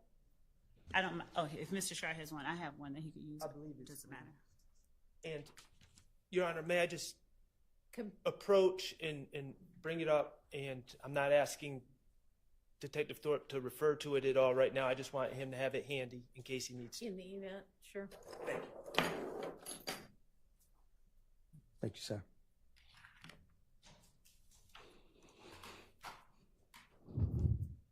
Okay. Detective Thorpe, I'm going to ask you about October 19th of 2015. Okay. Okay? And that is the day for reference. Do you know what happened on that day off the top of your head? Yes, sir. Okay, that was the day that you spoke to the person who identified himself as Nicholas Robinson, correct? Yes, sir. Okay. All right, I'd like to talk to you about how that happened. Zone 1 Day Watch contacted you about having a person in custody, correct? Yes, sir. And you were informed by your fellow officers that this person was named Nicholas Robinson? Yes, sir. Okay. And that's the way, to your understanding, this person identified himself to the police? Yes, sir. Okay. Now, this Nicholas Robinson, he was in custody, correct? Yes, sir. Okay. He had, on that day, on October 19th, 2015, he had been arrested for a felony offense of theft by receiving, correct? Yes, sir. Objection, Your Honor, as to, never mind, withdraw the objection. And he was also had probation warrants. Yes, sir. Okay. The reality is, Nicholas Robinson was on his way to Rice Street, to 901 Rice Street, the Fulton County Jail. Yes, sir. And your fellow officers called you and said, this person may have information on something you're working on. Yes, sir. Okay. And you decided, well, before I get there, on direct, as I understand your testimony, you testified that you did not think Nicholas Robinson was trying to help himself out by talking to you. Yes, sir. Okay. And when I say help himself out, I'm talking about get consideration on charges that were now pending against him. Are we on the same page? Yes, sir. Okay. And your testimony is you do not believe that he was trying to get help for those. Asked and answered. Overruled. Is that your testimony? You don't believe he was trying to get curry favor and get help with his pending charges? Yeah, he may have, but that was not up to me. Okay, well, let me ask you this. Prior to October 19, 2015, prior to the date he had been arrested, had Nicholas Robinson ever come up to you and tried to give you information? No, sir. Okay. You decided to conduct a formal interview with this person who, to you, was known as Nicholas Robinson. Yes, sir. Okay, and what was he wearing at that time of the formal interview? Was he in Rice Street Blues yet? Relevance. Sustained. Okay. During the course of your interview with Nicholas Robinson, he continued to refer to himself as Nicholas Robinson, correct? Yes, sir. Okay. And you referred to him as Nicholas Robinson because you believed that was his identity, correct? Yes, sir. And he never corrected you. Yes, sir. And you all, without getting into what was said, you all spoke about the shooting of Donovan Thomas. Yes, sir. Okay.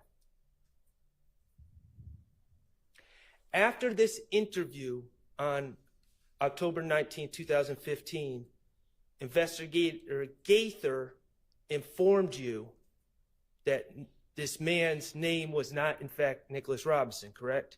Yes, sir, but it was not after the interview. It was during the interview. Okay, during the interview, Yes, sir. Investigator Gaither informed you that this man was not, in fact, Nicholas Robinson, Correct. and his name was Spencer Wright. Correct. Okay, and just to be clear, when we say during the interview, it was well into the interview. The interview hadn't just started. You guys had been talking for some time. Yes, sir. Okay. And this interview happened on October 19, 2015. Yes, sir. Okay. The warrants that you took out on the Donovan Thomas case were taken out. I know you testified that it was in November sometime. Yes, sir. It was actually taken out on October 20th, Okay. 2015. Isn't Yes. that correct? Yes, sir. All right. Okay. I want to talk to you a little bit about your reports. You've been in law enforcement for how long? 30 years and 8-9 months. 30 years and 9 months. Mm-hmm. Okay. And all that with Atlanta Police Department? Yes, sir. Okay. When you were brought on by the police department, before you even started you started on the streets, right? Yes, sir. On the streets. Okay. Before you even started, they trained you on writing reports, correct? Yes, sir. Okay. And throughout these 30 years of service you have with Atlanta Police Department, you've obtained refreshers, taken refresher courses on writing reports, correct? Yes, sir. Okay. You've been trained that your reports are to be accurate, correct? Yes, sir. Okay. Accurate about evidence received, Yes, sir. accurate about things that have been told to you. Yes, sir. and accurate about the work you do on a case, correct? Yes, sir. You were supposed to document that work, correct? Yes, sir. And it's also, these reports are also supposed to be complete, correct? Yes, sir. Okay. So, as per your training, work you've done on the case, your reports are to include a complete accounting of this work, correct? Yes, sir. All right.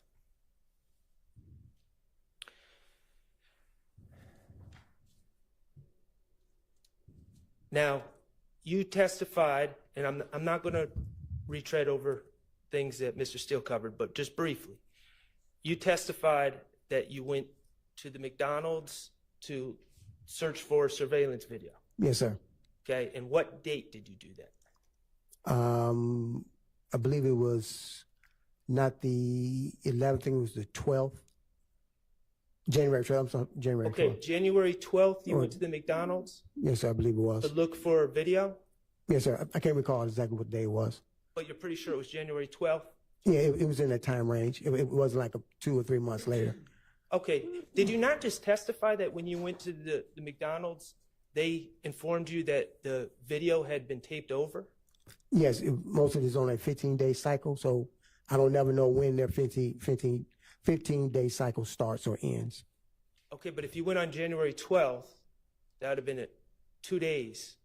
Yeah, once again, I do not know when their 15-day. Everybody's system is different. May not follow the same 15 days like as in the months. It's like sometimes we get them and the video can be 2 hours behind, 2 hours ahead based on that particular location. So I do not know when their 15-day rotation was. Who went with you? I went by myself. Who did you talk to at McDonald's? What was their name? I cannot recall the name. Did you record any of this? No. And none of this is in your report? Yes, sir. Yes, it's not. Yes, it's not. Okay. The auto parts store. When did you go speak to the people at the auto parts store? Maybe a couple of days later. And who went with you? Nobody. And is that recorded? No, sir. And is that mentioned in your reports for APD? No, sir.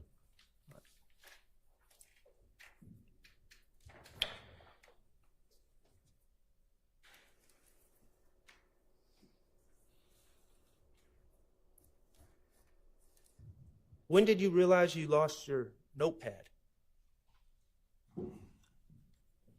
Objection, Your Honor, relevance.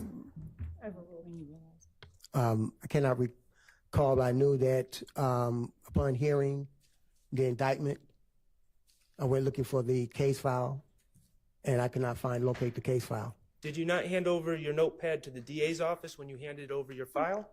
No.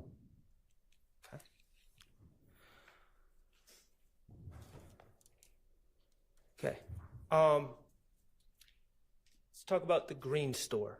The Green Store is formerly known as Mommy's Grocery. Is that correct? Yes. Okay, and that's on Glen Street. Yes, sir. About 100 yards from where Glen intersects with McDaniel Street, correct? Yes, sir. Okay. You would agree quarter mile from the scene where Donovan Thomas was shot? Yeah, about a block and a half, 2 blocks maybe. Block and a half to 2 blocks. Yeah, possibly, probably. To drive from the Green Store to that scene about a minute? Probably less than that, Less than a minute. Okay. depending on the traffic. Gotcha. Okay. As I understood on direct, your testimony about surveillance at the Green Store was no one told you they had surveillance. Well, I believe they say the system was not working that day or something like that. No, when I'm talking about what Ms. Love asked you, I believe you said that no one told you that they had surveillance. Is that not correct? I can't recall, but I believe it was to that degree that the video system was not working, so they didn't have video. Okay.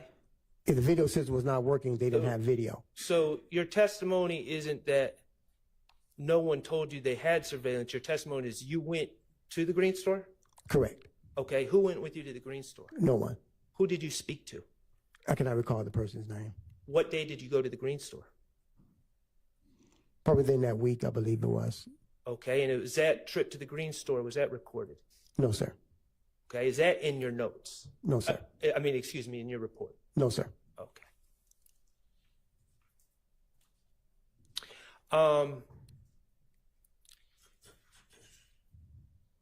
You testified that on the night, well, early morning of January 11th, you had a brief conversation with Deshaun Quarterman. Yes, sir. Okay. Deshaun, other than that brief conversation with Deshaun Quarterman, did you speak to Deshaun Quarterman any more about as part of your investigation? No. Okay. Mr. Copeland, Kenneth Copeland, you said that you were involved in about four, I believe the testimony was 4 formal interviews with Mr. Copeland? I believe so it was. Yes, sir. Okay. Did you have Mr. Copeland's phone number? No. Did Mr. Copeland have your phone number? No. Did you ever speak on the phone with Mr. Copeland as part of your investigation, other than that first night when Deshaun Quarterman called him and you?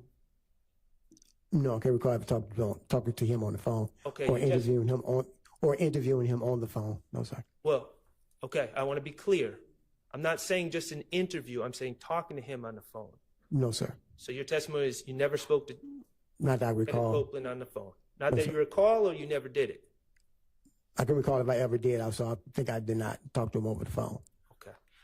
Are there any mentions in your notes, your reports about speaking to Mr. Copeland on the phone? No, sir. All right. And Kelvin Watts, you know him as Shell Kel, correct? Yes, sir. Okay. Did you ever interview Kelvin Watts as part of your investigation? Yes, I did.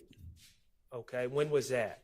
I cannot recall when it was, but he you want to go into detail, but it was. I'm not asking you what was said. I'm Okay. just asking when you spoke to him. I cannot recall. He was brought on an unrelated case. Okay. So as part of this investigation, I'm asking, not unrelated cases.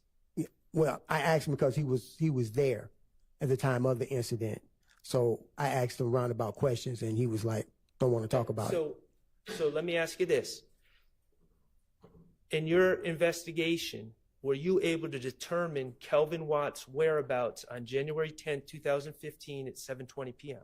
Yes, sir. I'm going to object based on hearsay. It would necessarily require it. Overruled. And where was Kelvin Watts? He was at the location, the incident location. Where Donovan Thomas was shot? Yes, sir. How far away was he from Donovan Thomas? Your Honor, may we approach? I need to. You may. Thank you.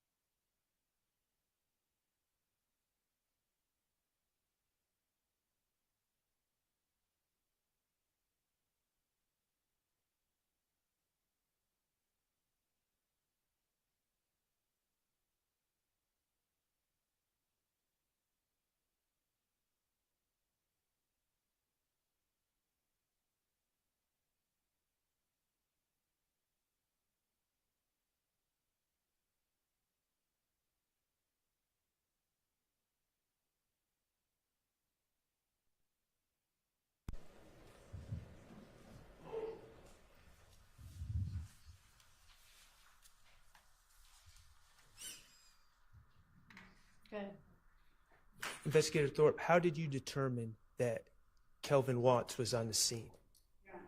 I'm going to object to assuming facts not in evidence, and I'm going to ask that a proper foundation be laid. That's overruled. The video surveillance footage of a person coming inside the barbershop was presented to the media, placed on the news, and his father called me and notified me that the person I'm looking for with the assault rifle is actually his son, Kelvin Watts. Oh, okay. Let me try to clear this up.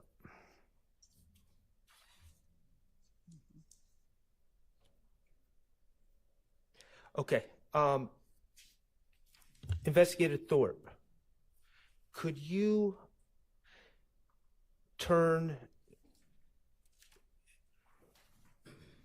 Does Donovan Thomas Sr. have multiple sons? I believe so, yes, sir. Okay. Would looking at your report refresh your recollection about who was in the barbershop? Yes.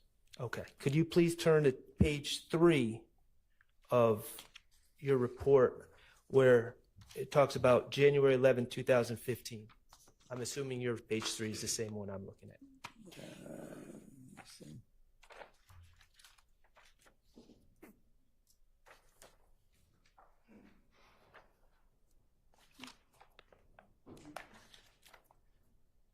Do you see where it says on January 11, 2015 at approximately 18:45 hours? Yes, sir. Okay. Could you read that to yourself and see if that refreshes your recollection about who was in the barbershop with the gun? Yeah. Okay. Yes, sir. Okay. Who was in fact the individual that was in the barbershop with the gun? Okay. DeMonte Thomas. Okay. And is that another one of Donovan Thomas's senior's children? Yes, sir. Okay. Now, Kelvin Watts, I'm going to ask again, do you know whether he was at the scene or not? No, sir. You don't know one way or another? Yes, sir. Okay. And did you ever specifically ask him, without giving me the answer, did you ever specifically ask him when you interviewed him about a Objection, different case? relevance as to whether he asked him, it would. Overruled. Did you ever specifically ask him if he was at the scene or not? Yes, sir. Okay. And were you able to identify, you've seen the surveillance video, correct? Yes, sir. Were you able to identify all of the people that were standing by Mr. Donovan Thomas Jr. when he was shot? No, sir. Okay. Thank you. I have no further questions. Any other defense attorneys with questions for this witness? Mr. Williams? Questions for this witness? Okay. Is there redirect? Yes, Your Honor. Detective Thorpe, you were asked on cross-examination about an alibi that Mr. Copeland gave at the time of Donovan Thomas's murder. Do you recall that? Yes, sir. Yes, ma'am. I'm sorry. And do you recall exactly what it was that Mr. Copeland told you he was doing at the time of Donovan Thomas's murder? Yes, if I recall correctly, he stated that he was home in the bed asleep. Okay. So, did he ever tell you that he was at the Green store at the time of Donovan Thomas's murder? No, ma'am. Did he ever tell you he was at the McDonald's at the time of Donovan Thomas's murder? No, ma'am.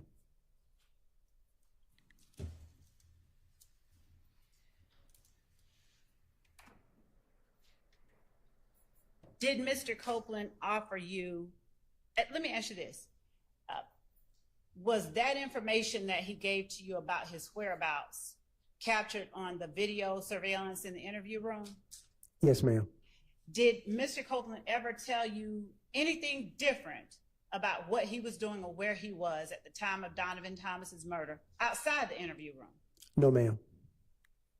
Now, how many, you said you worked 300 homicides or more during your time with APD? Yes, ma'am.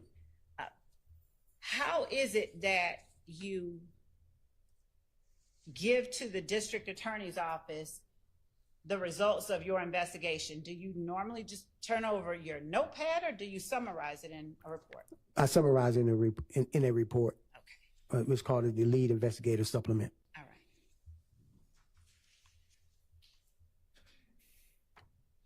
You were also asked on cross-examination about the time it takes to get from the murder scene to the green store. Do you remember that? Yes, ma'am. Did Kenneth Copeland ever give you any indication that immediately before or immediately after the murder, he was at the green store? No, ma'am. He never gave me any indication. Sorry. In all of your interactions with Kenneth Copeland, did he ever change his whereabouts as to where he was at the time of the murder? No, ma'am. He did not.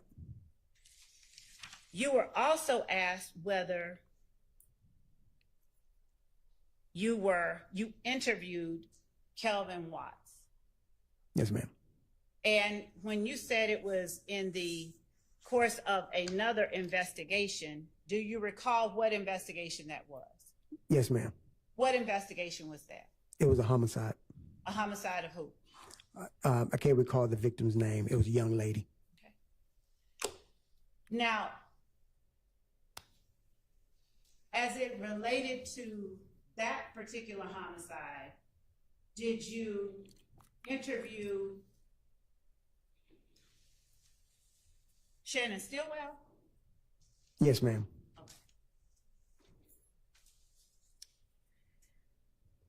And when you were asked on cross-examination about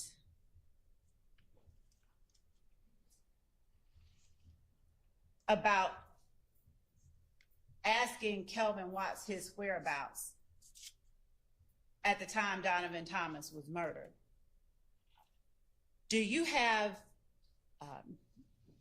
any indication, or did you see any indication on the surveillance footage that you saw that Kelvin Watts was there at the scene of the murder? Not definitively, no, ma'am. Okay. And regarding the victim of the murder that you were speaking to Kelvin Watts and that you interviewed Shannon Stillwell about, was that victim Tiara Jones? I believe so, yes, ma'am. When you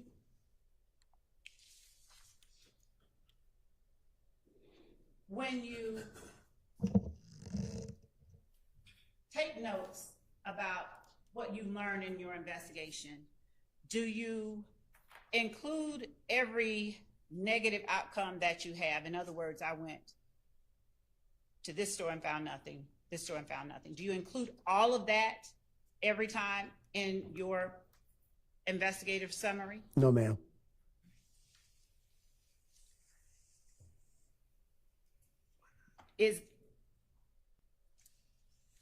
Would you keep that information or share that information if you were asked about it? Yes, ma'am. You would share it? Yes, ma'am. So why don't you put all of the negative information, like in terms of not having found anything, in your investigative report? I try and keep my supplements relative to the investigation. So if they wish to do a follow-up, they say, okay, this is where he went. He got this. Let me go back and verify this, verify that.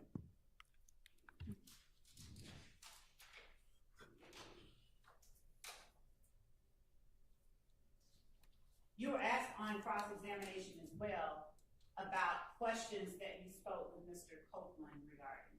Yes, ma'am. And specifically, if he rented a gray Infiniti. Yes, ma'am. Did you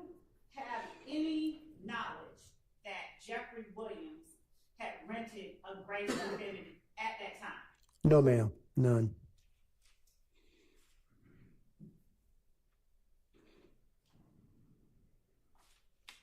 And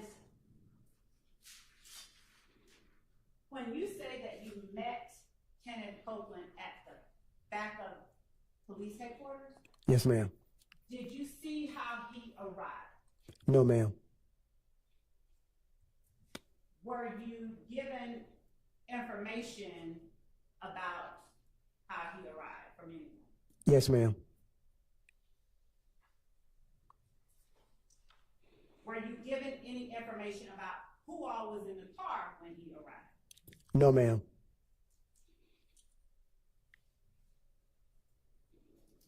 Did your questions regarding what kind of car that Mr. Copeland may have owned or rented have anything to do with what you believe he arrived in? Yes, ma'am.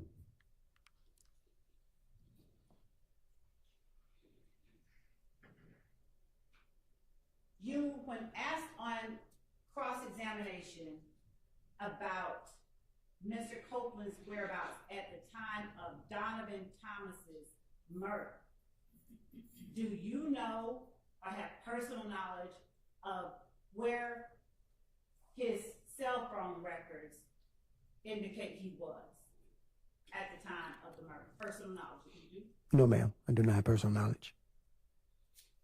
Did you see yourself and Mr. Copeland on the screen when you were asked on cross-examination about defense? Jeffrey Williams Defense Exhibit number 241D? Yes, ma'am. Did you see the cell phone on the table before you in front of Mr. Copeland? Yes, ma'am. When I asked you earlier if Mr. Copeland carried a cell phone, did you recall at the time that he had one during the interview? I didn't recall that he had one during the time of the interview. When you video record interviews, such as this one and others, does the video recording of the interviews, do they serve to preserve information that you may not remember later? Yes, ma'am.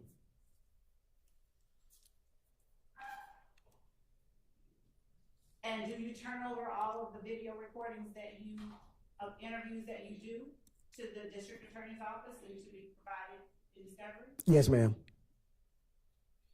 Did Kenneth Copeland make any effort, to your knowledge, to hide the phone that he had with him during the interview? No, ma'am. Sustained. Did you see Kenneth Copeland attempt to cover up the phone? No, ma'am.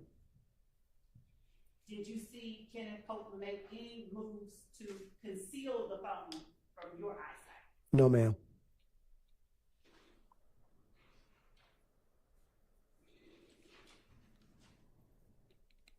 Do you recall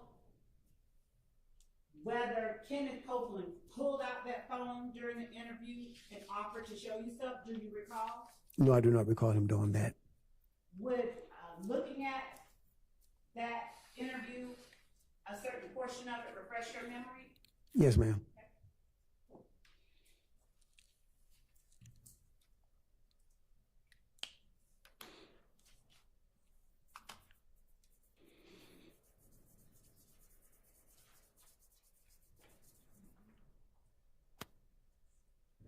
I'm going to show that to you in just a moment.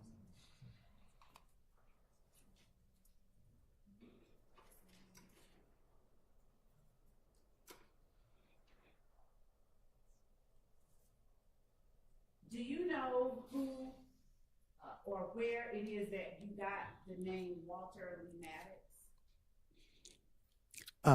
I believe, Without saying what someone said, just do you believe? law enforcement database. Okay.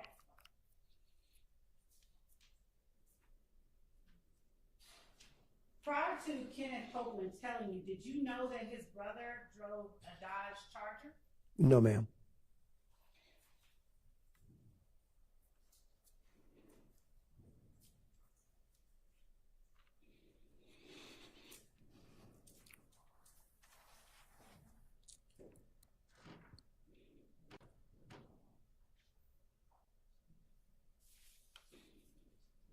to show you what has been admitted as State's Exhibit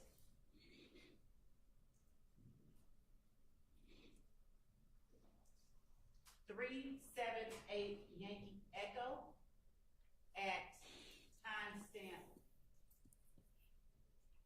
And I'm going to show it to you just to see if it refreshes you. Approaching at timestamp 3/21/14, Your Honor.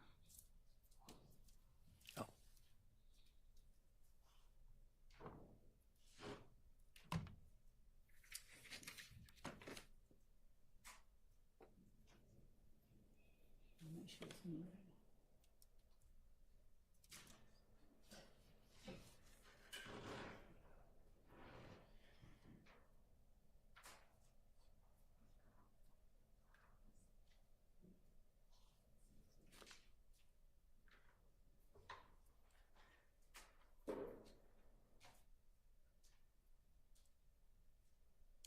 And since I'm not playing sound, are you able to remember whether or not Kenneth Copeland pulled out his phone to show you information by looking at this exhibit? Yes, ma'am. Okay. Is your memory refreshed after reviewing it? Yes, ma'am. Somewhat. Yes, ma'am. During the interview, did Kenneth Copeland, and it's 378 Yankee Alpha, during that interview, did Kenneth Copeland pull out his cell phone and show you and offer to show you information? I believe he did. Yes, ma'am. Did you see him pulling it out and extending it towards you? No, he was mostly keying it up himself. Was he keying it up himself in front of you under your nose? Yes, ma'am.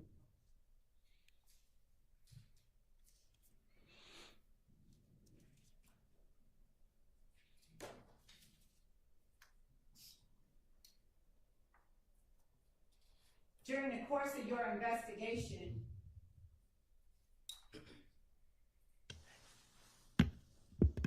was it common or uncommon for the people you were interviewing to essentially key up information under your nose?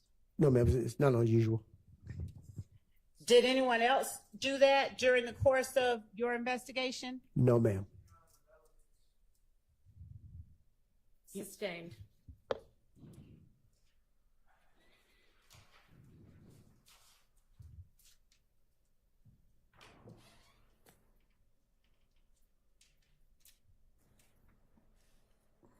When you turned your file over to the district attorney's office in 2016,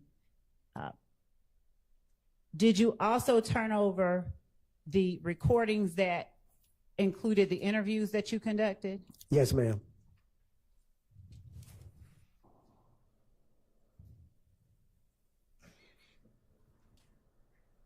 And when you were asked about the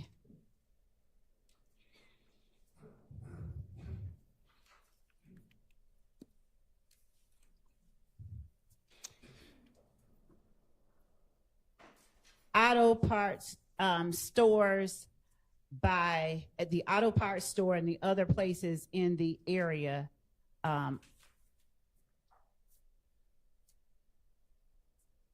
nearby where the murder of Mr. Thomas occurred, at the time that you were investigating the homicide, do you recall what time it was or when in proximity to the murder that Kenneth Copeland said he was at the McDonald's? He said afterwards. And did he also give you information about persons who were at the McDonald's with him? Yes, ma'am. Through your investigation, did you attempt to and gain phone records for people who he said were at the McDonald's with him? Yes, ma'am.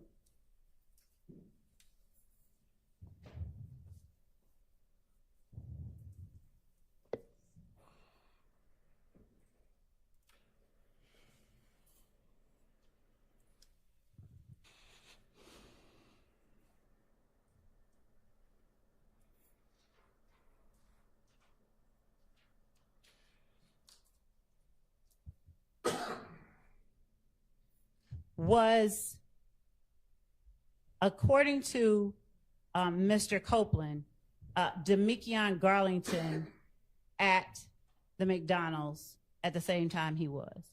Yes, ma'am. Did Mr. Copeland, to your memory, give you information during any one of his interviews about where he and other people went after leaving the McDonald's? Yes, ma'am. And where was that? Jeffrey Williams' residence. Okay. Did you determine the location of that residence after speaking with Mr. Copeland? Yes, ma'am.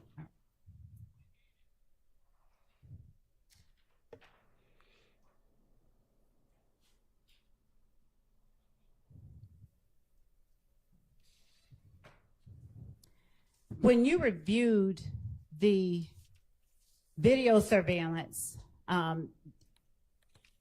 the Texaco back in January, when you first reviewed it, what were you looking for? I'm looking for any one of those vehicles being in the parking lot near the gas pumps. When you first reviewed the surveillance footage at the Texaco, did you know what Diamante Kendrick looked like? No, ma'am.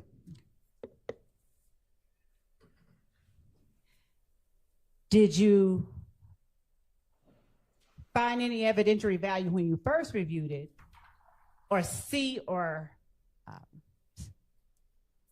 anything that you felt you needed to follow up on as it related to people going into the Texaco? No, not till afterwards. Okay.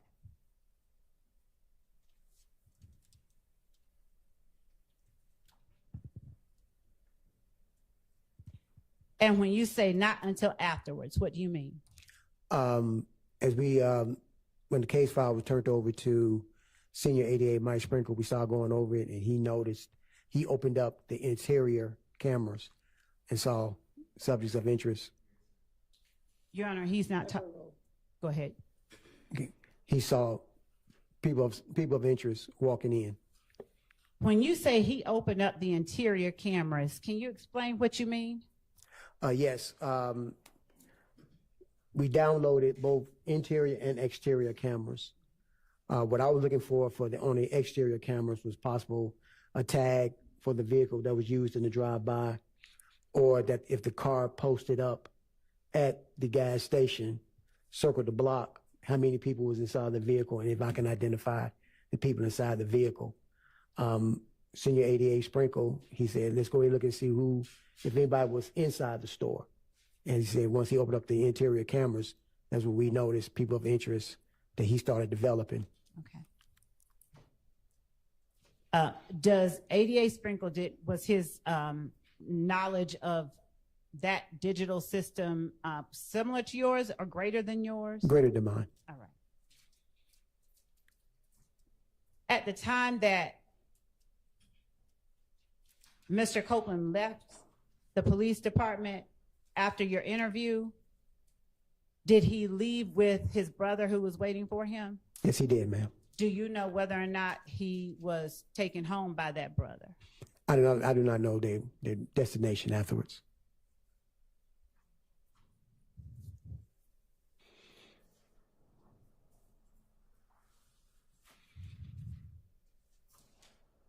Now, when you looked at the video surveillance at the Texaco initially, did you find anything of evidentiary value? Did you recognize anything of evidentiary value? Objection asked and answered. Sustained. Were you able to get a license plate on any vehicles? No, ma'am.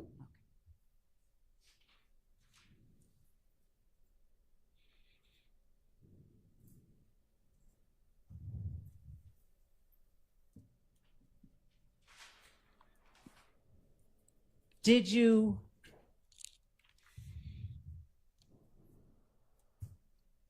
do anything to intentionally hold back or withhold anything in the notes you talked about on cross-examination? Did you intentionally destroy them or anything? No, ma'am.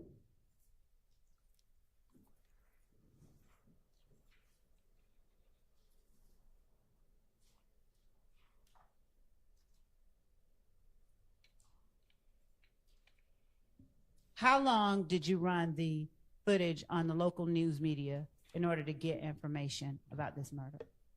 I think they ran the media, the news station makes that determination. I think they run it for like a week or 2 weeks. Okay. And if we put in a request, they'll run it again. Did you all put in a request for it to be run again? Do you recall? I don't recall. Did you put that in the report that you ran, that video, for purposes of finding out who was in the barbershop at the time of the murder? Yes, ma'am.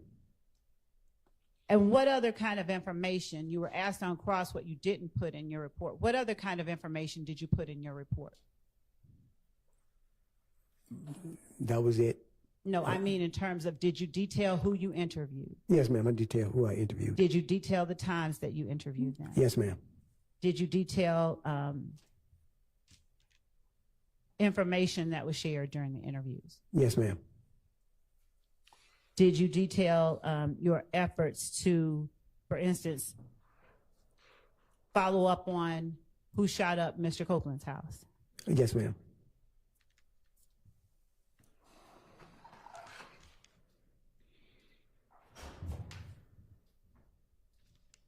Did you detail information about people that you initially investigated but ultimately chose or decided not to charge? I believe so, ma'am. Yes. Did you put information about Quintez Griffin in your interview, Yes, ma'am. in your report? Yes, ma'am. Did you put the information about Spencer Wright in your report? Yes, ma'am. Did you put that Spencer Wright initially gave you a name, Nicholas, Yes, in your ma'am. report? Yes, ma'am.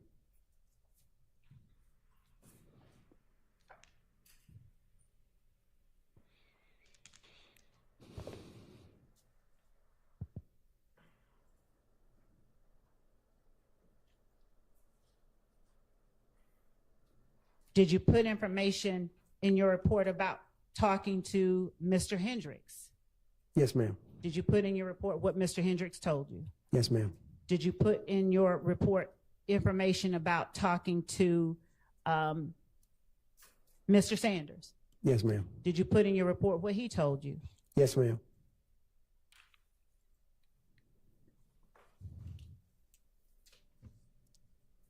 Did you detail in your report each time that you talked with Mr. Copeland prior to 2016? Yes, ma'am. Why did you detail each time as opposed to just putting one time? Because each time it was a different time and different interview.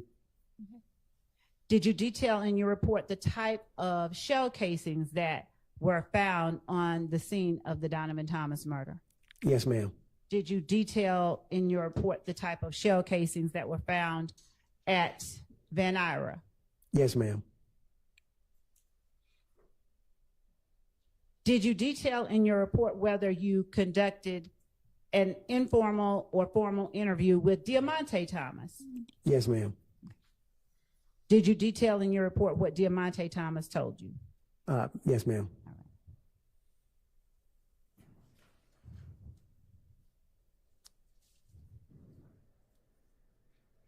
Did you detail in your report information regarding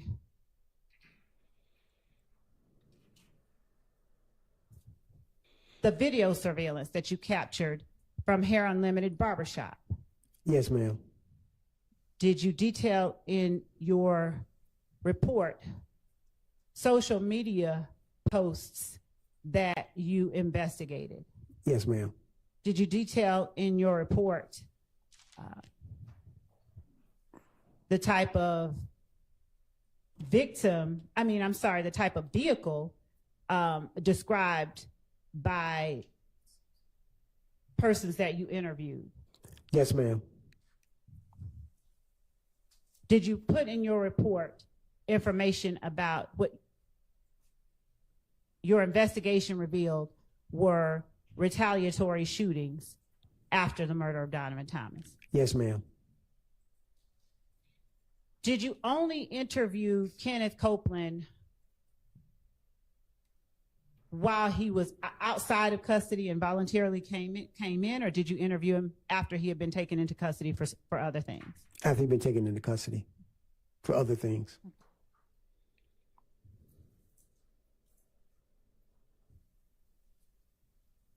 Did you detail in your report going to Hartsfield-Jackson Airport to try and find information provided to you by Kenneth Copeland? Yes, ma'am. Did you detail the date that you went to Hartsfield-Jackson? Yes, ma'am. Did you detail who went with you to Hartsfield-Jackson? Yes, ma'am. Who went with you to Hartsfield-Jackson? Detective Summer Benton. What date did you go to Hartsfield-Jackson? I can't recall. I can look at the note. Okay. Look at. I'm showing you your report. Okay. I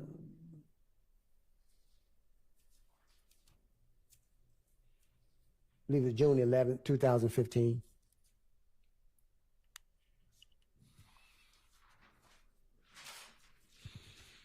Did you detail in your report who it was that suggested meeting you at the homicide office the first time that you spoke with Kenneth Copeland? Yes, ma'am. Did you detail in your report that you requested Kenneth Copeland to meet you there? Yes, ma'am. Did you detail in your report that he agreed? Yes, ma'am. Did you detail in your report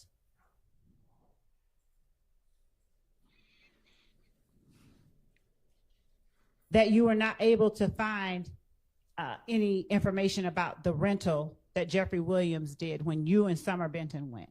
Yes, ma'am. Did you detail in your report the date and time that you interviewed Demekion Garlington? Yes, ma'am. Did you detail in your report what he told you? Yes, ma'am. Did you detail in your report that you interviewed Justin Cobb? Yes, ma'am. Did you detail in your report the date and time that you interviewed him? Yes, ma'am.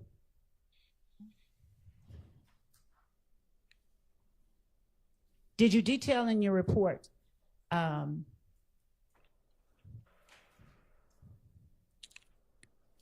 the names of the persons that Kenneth Copeland gave you that were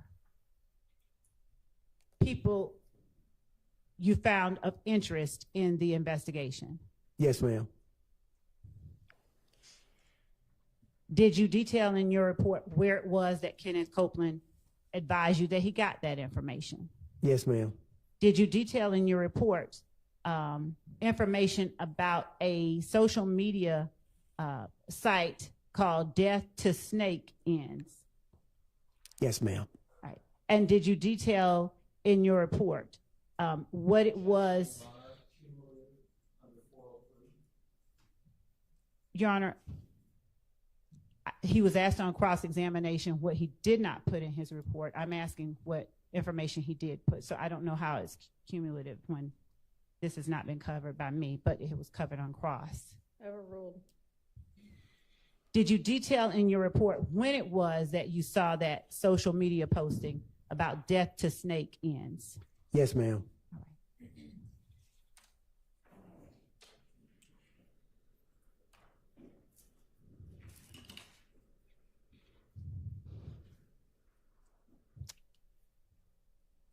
Did you detail in your report who all was present at the time you interviewed Diamante Kendricks?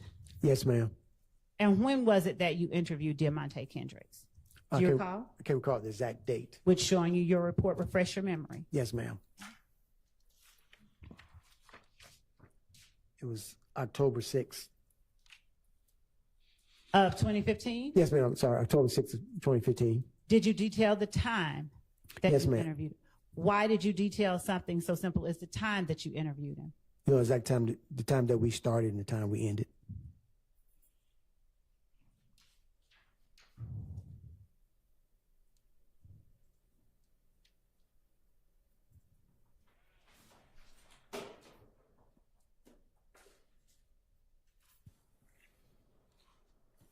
Did you detail in your report that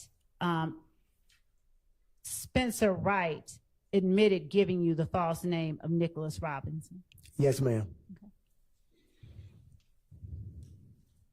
And did you detail in your report when and against whom you took out arrest warrants for this case? Yes, ma'am. All right.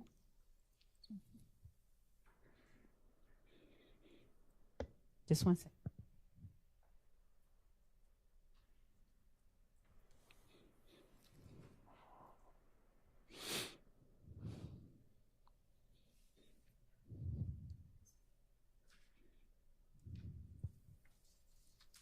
Other than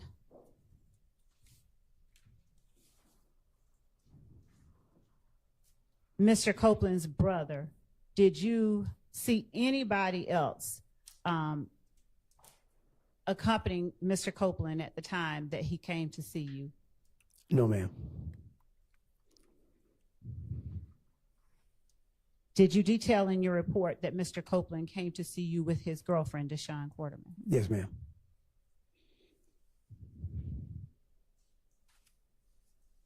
All right. Just one second.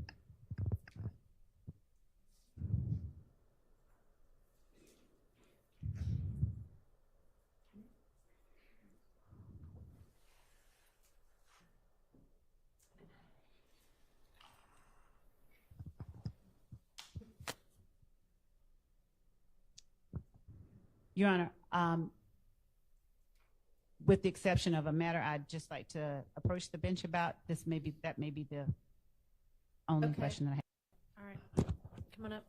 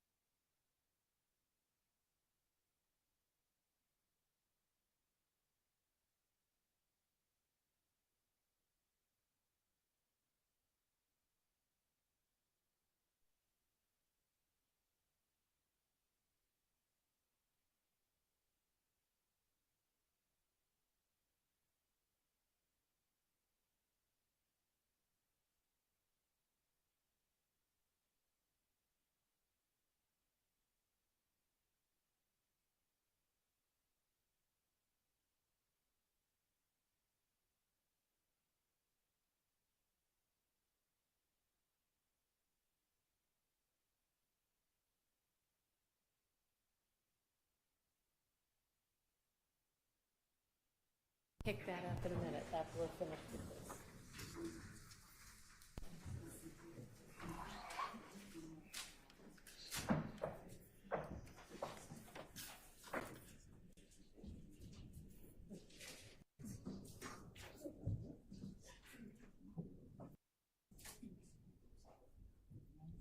And Detective, we're going to ask you to step out also.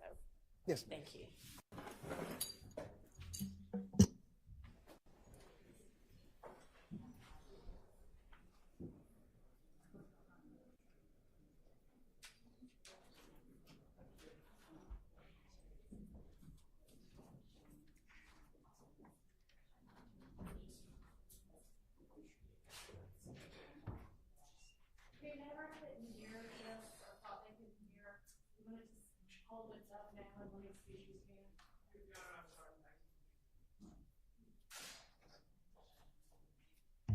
So I got an indication just now that somebody was having a hard time hearing through this system. So whomever that was, can we just test it now? Because I suspect it's not this system. It's that people aren't holding this close enough to their mouths. So I wanted to just have y'all see if you can.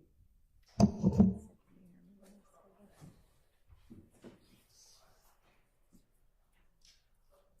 can you hear me when I'm talking? Good enough? No. Okay, so people, can you hear me now? I think the issue is people, I don't know what changed since the previous board, but I think people are speaking too softly and holding it too far away. Well, that's probably because I constantly tell at least Miss Love to keep it down because I suspect that she gets loud enough sometimes that the jury can hear her. But with regard to everybody else, maybe she needs to talk more quietly and the rest of us need to talk more loudly. So we'll try to do that and hold it closer. Okay, sorry about that. Well, we're about to talk about it anyway out here because we haven't resolved anything.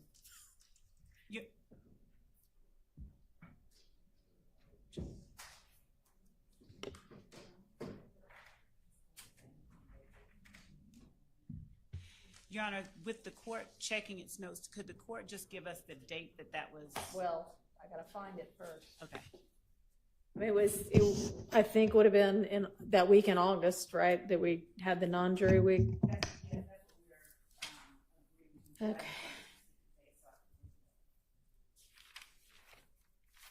It is too hot now. It is too hot now. Too hot now.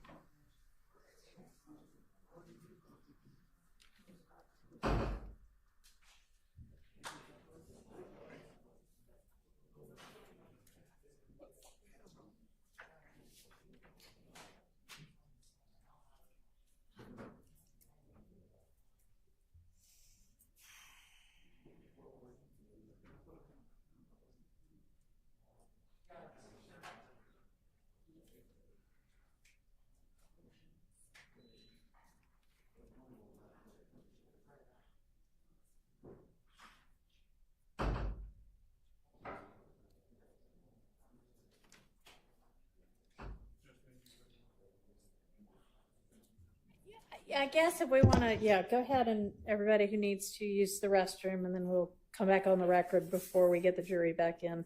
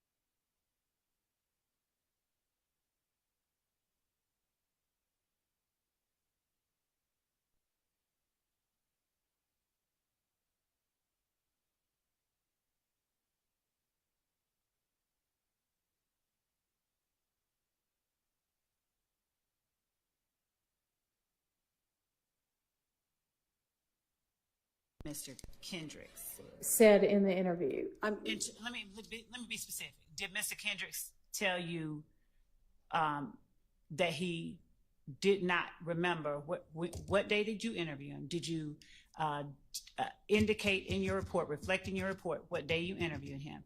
Did Mr. Kendricks, did you ask him where he was or what he was doing on January 10th? And did he reply he couldn't even remember that day?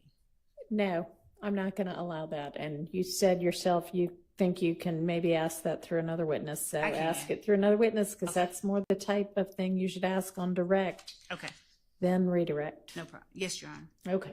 Mr. Kendrick. What did I say? There's no S at the end. No S at the end. No S at the end. Okay, anything else before we get this witness back and the jury back?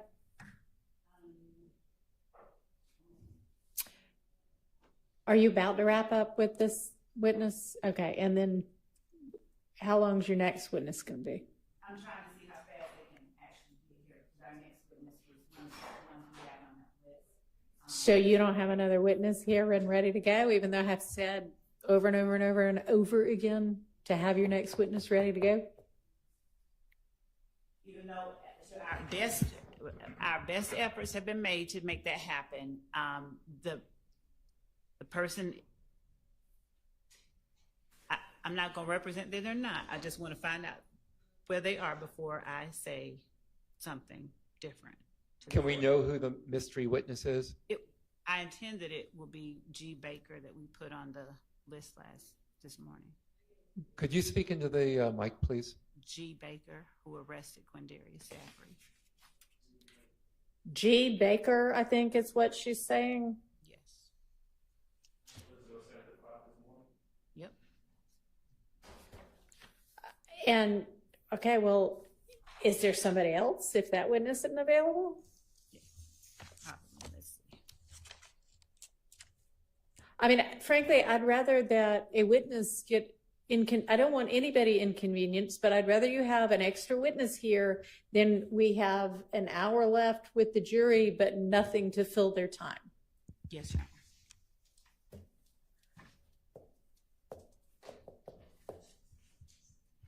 Honor. Okay, anyway, well, so how much longer are you going to have with this witness?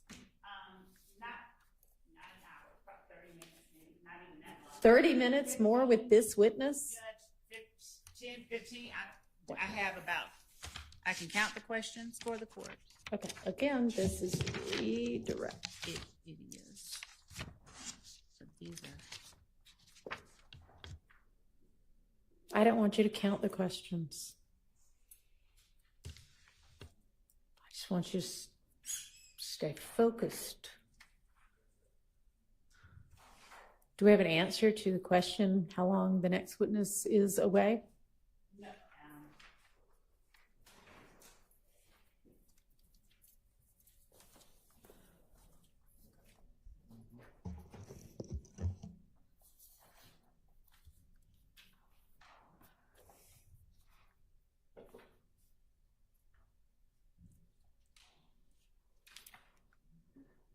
No, Your Honor. Okay, well, let's just continue with the redirect, and then there may or may not be any recross, and then we'll see if the witness is here yet, and they better be.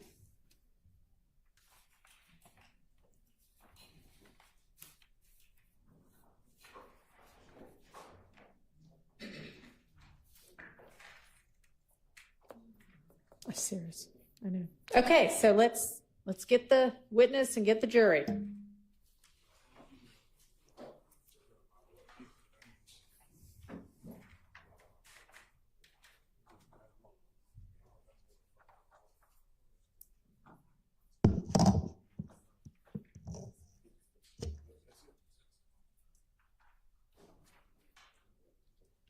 Your Honor, before the jury is brought in, just really quickly, if I may. One of the things I wanted to inquire of one of our investigators about their efforts to secure one of the witnesses and the difficulty that we have had with respect to that witness. I expect that that witness will be coming in. It's the one that we've been discussing, but I think it's pertinent information. Not right now. And frankly, it doesn't matter if you have a particular witness. What you have been instructed is to have enough witnesses to fill the day. Yes. Okay, so if one witness is difficult, then you need to have another one lined up. Yes, Your Honor. Let's get the jury, please. Okay.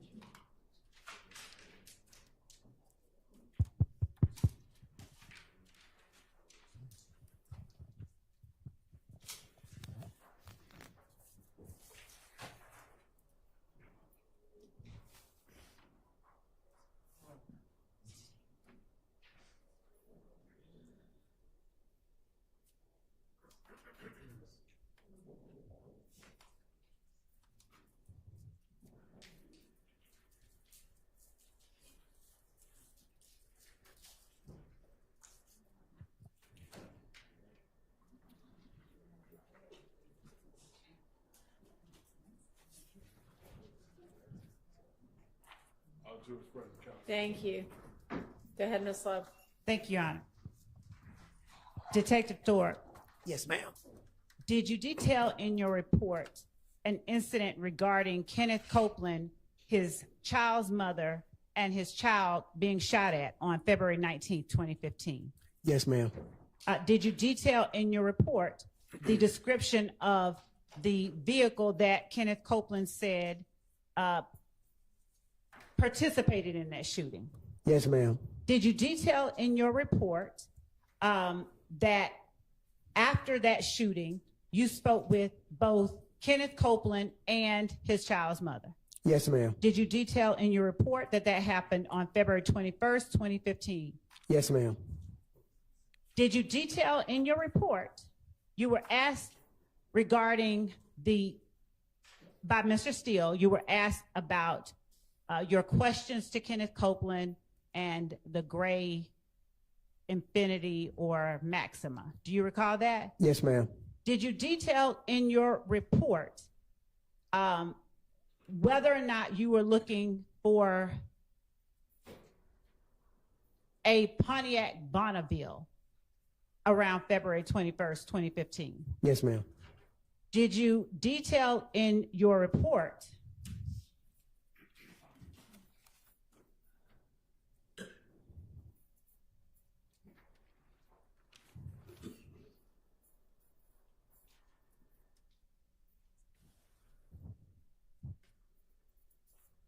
asking Kenneth Copeland about waiting so long to talk about the date of the homicide incident? Yes, ma'am. Did you detail in your report him stating that he was not a snitch? Yes, ma'am. Did you detail in your report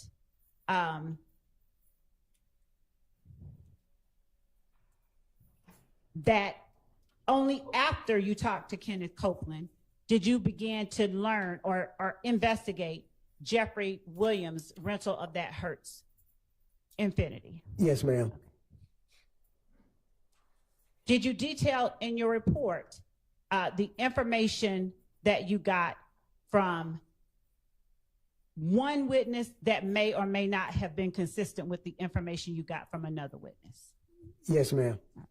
Your Honor, at this point, I'm going to object to this line of questioning under 403. And Your Honor, my response is when the question was asked about what he did not put in his report, I think it's important that since that the jury is aware of what all he did put in his report. Overruled.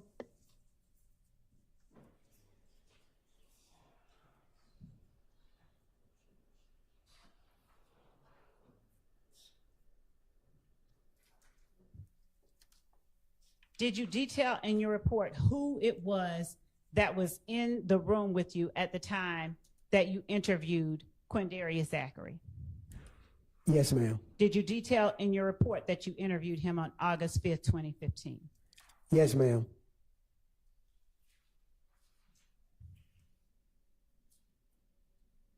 Did you detail in your report that you interviewed Diamante Kendricks on October 6th, 2015? Yes, ma'am.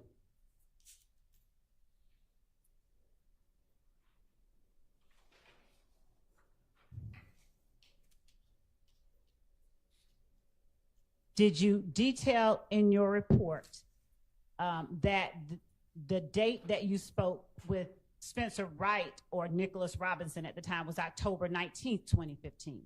Yes, ma'am.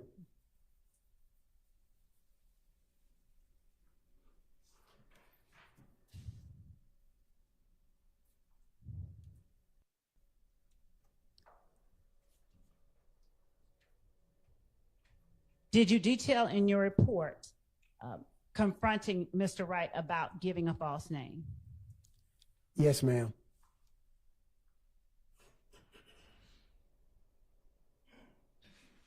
Did you detail in your report taking Mr. Wright anywhere for him to show you particular places?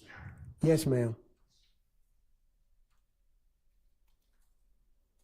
You were asked on cross-examination regarding the date that you took out warrants, and you said that it was October 20th, 2015. Do you remember that? Yes, ma'am. Did you detail in your report that you took those warrants out the day after you went with Spencer Wright to a certain location on Yes. October 19th, 2015? Yes, ma'am.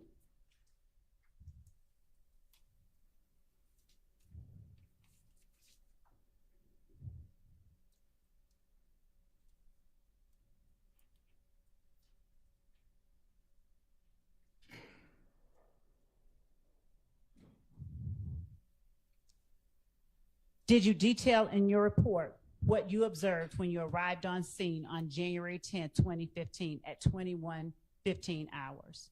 Yes, ma'am. Did you detail in your report seeing yellow crime scene tape restricting pedestrian and vehicle traffic into the area? Yes, ma'am. Did you detail in your report who you met with when you reported on scene? Yes, ma'am. Did you detail in your report who escorted you through the scene and showed you tangible evidence? Yes, ma'am. Did you detail in your report being advised that Mr. Thomas Jr. had passed away from his injuries? Yes, ma'am. Yes, ma'am. Did you detail in your report the lighting on the streets of 330 McDaniel Street at the time you arrived? Yes, ma'am. Did you detail in your report that the lighting did not require additional support lights for processing? Yes, ma'am. Did you detail in your reports that there were 3 different shell casings on the street, 3 different types of shell casings on the street? Yes, ma'am.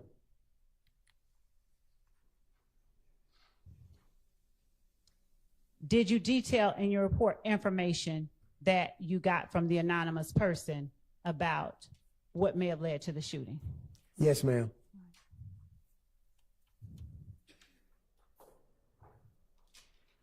Did you detail in your report that you were going to have an autopsy conducted by the Fulton County Medical Examiner's Office. Yes, ma'am. Did you detail in your report the date of birth and address of each of the victims, including Reginald Hendricks and Cordarius Sanders? Yes, ma'am.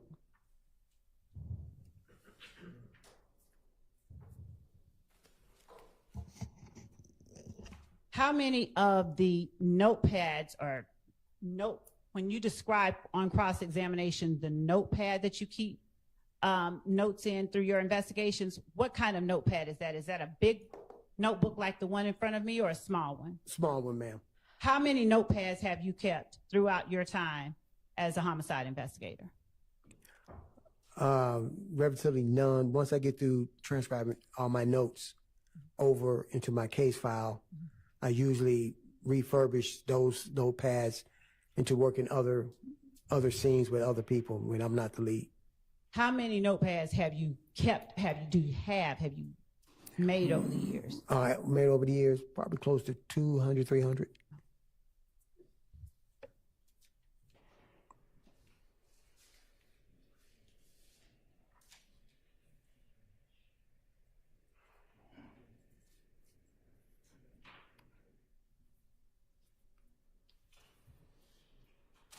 You were asked about the things that you did not put in your report by on cross-examination.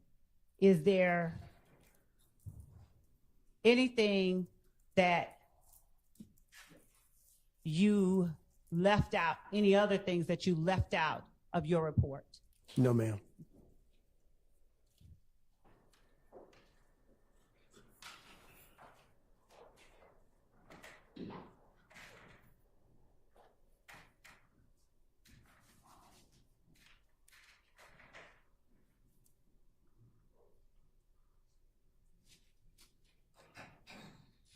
Your Honor, I think that that's all that I have of this witness. All right, thank you. Is there recross from anyone? Mr. Sharp, Mr. Steele.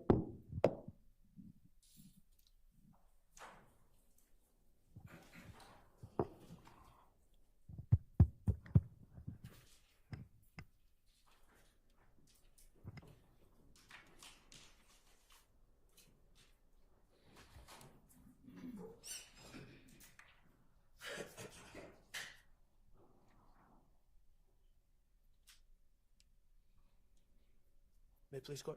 Okay. All right, thank you. Investigator Thorpe, first of all, I just want to clear this up. You spoke about interviewing Kelvin Watts in relation to the murder of Tiara Jones. Yes. Okay. And then Ms. Love asked you if that was the case you interviewed Mr. Stillwell about, correct? Yes, sir. Okay, let's be clear. You interviewed Mr. Stillwell as a victim in that case, correct? Correct, sir. Okay.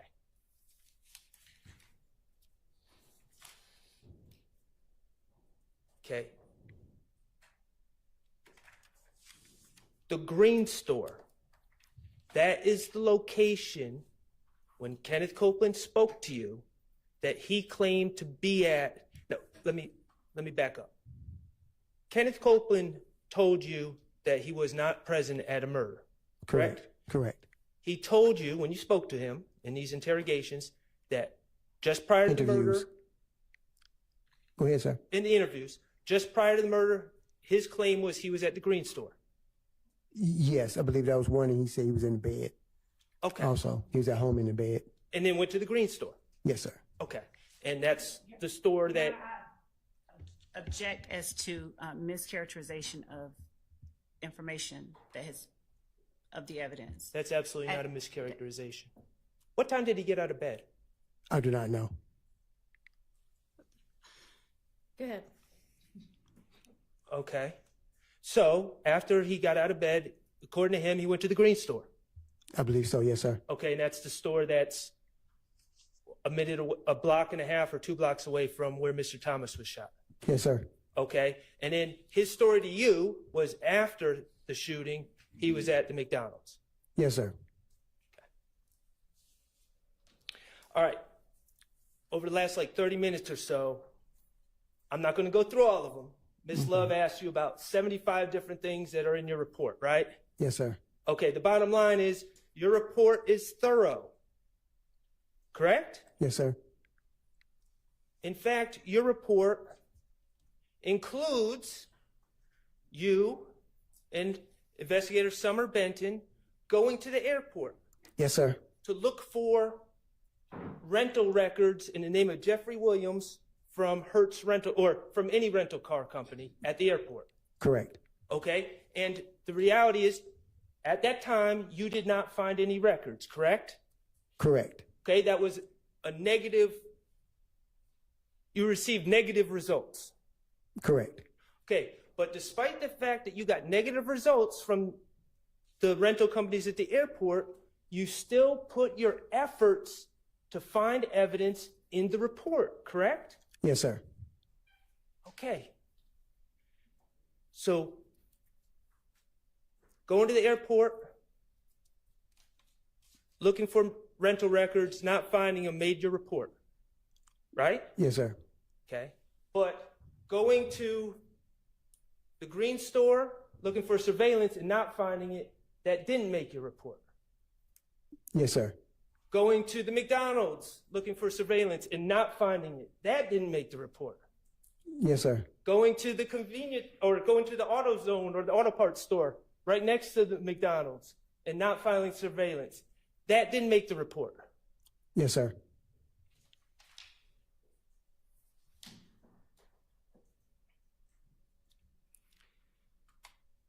Your testimony seems to be the only things that didn't make your report. Your You Honor, would- I object to the characterization of the testimony. The jury can hear what the testimony You were just was. asked by Miss Love if anything else didn't make the report, and you said no, correct? Yes, sir. So your testimony is the only 3 things that didn't make your report are going to the McDonald's, going to the green store, and going to the auto parts store looking for surveillance. Yes, sir. And we can't find your notes. Correct, sir. No further questions. All right. Your Honor, Yes. Your Honor, may I ask just one, based on what was just asked, may I ask just, Come on, Mr. Steele.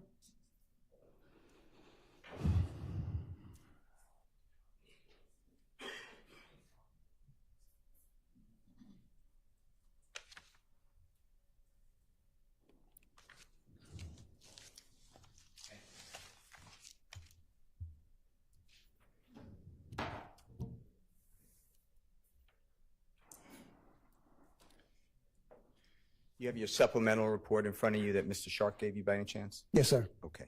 Now, the jurors some of them may not understand this, in law enforcement, some may not, so I just want to ask you some questions about reports, okay? Yes, sir.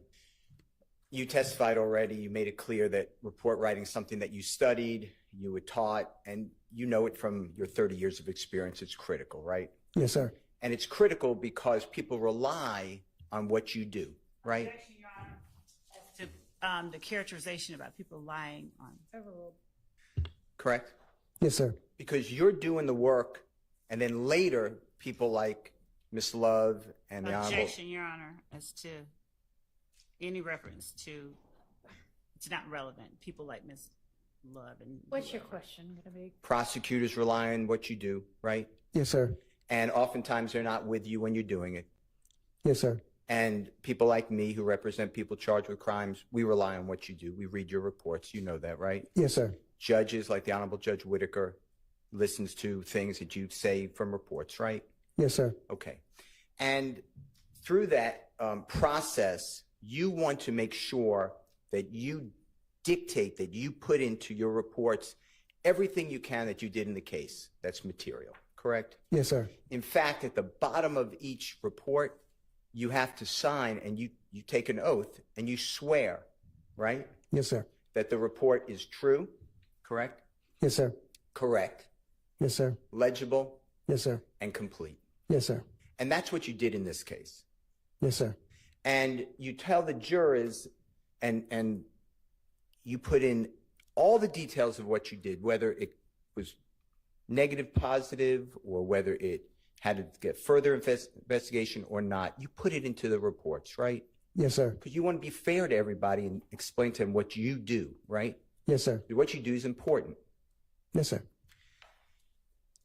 By not putting in anything, because there's no mention, and if there is a mention, just tell me I missed it.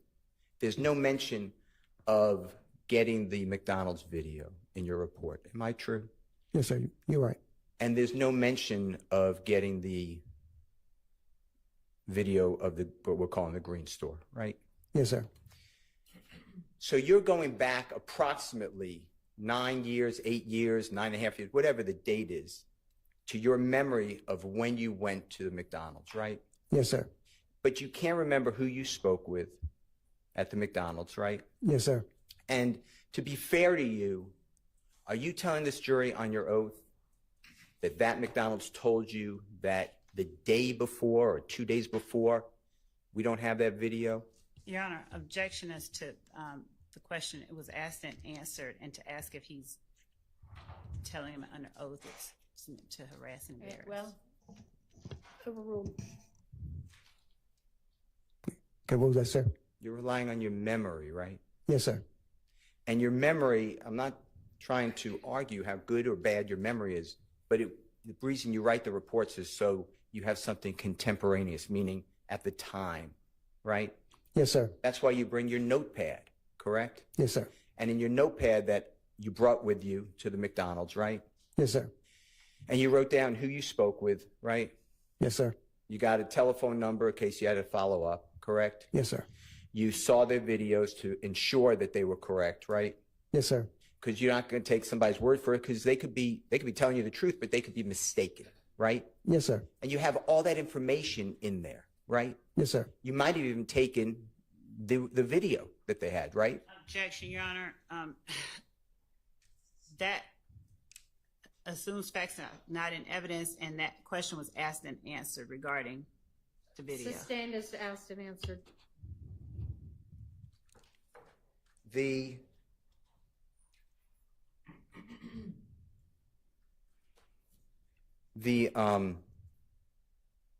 notes, though, that you keep those as backup in case there is something inadvertently or intentionally left out of your supplemental report, right? Yes, sir.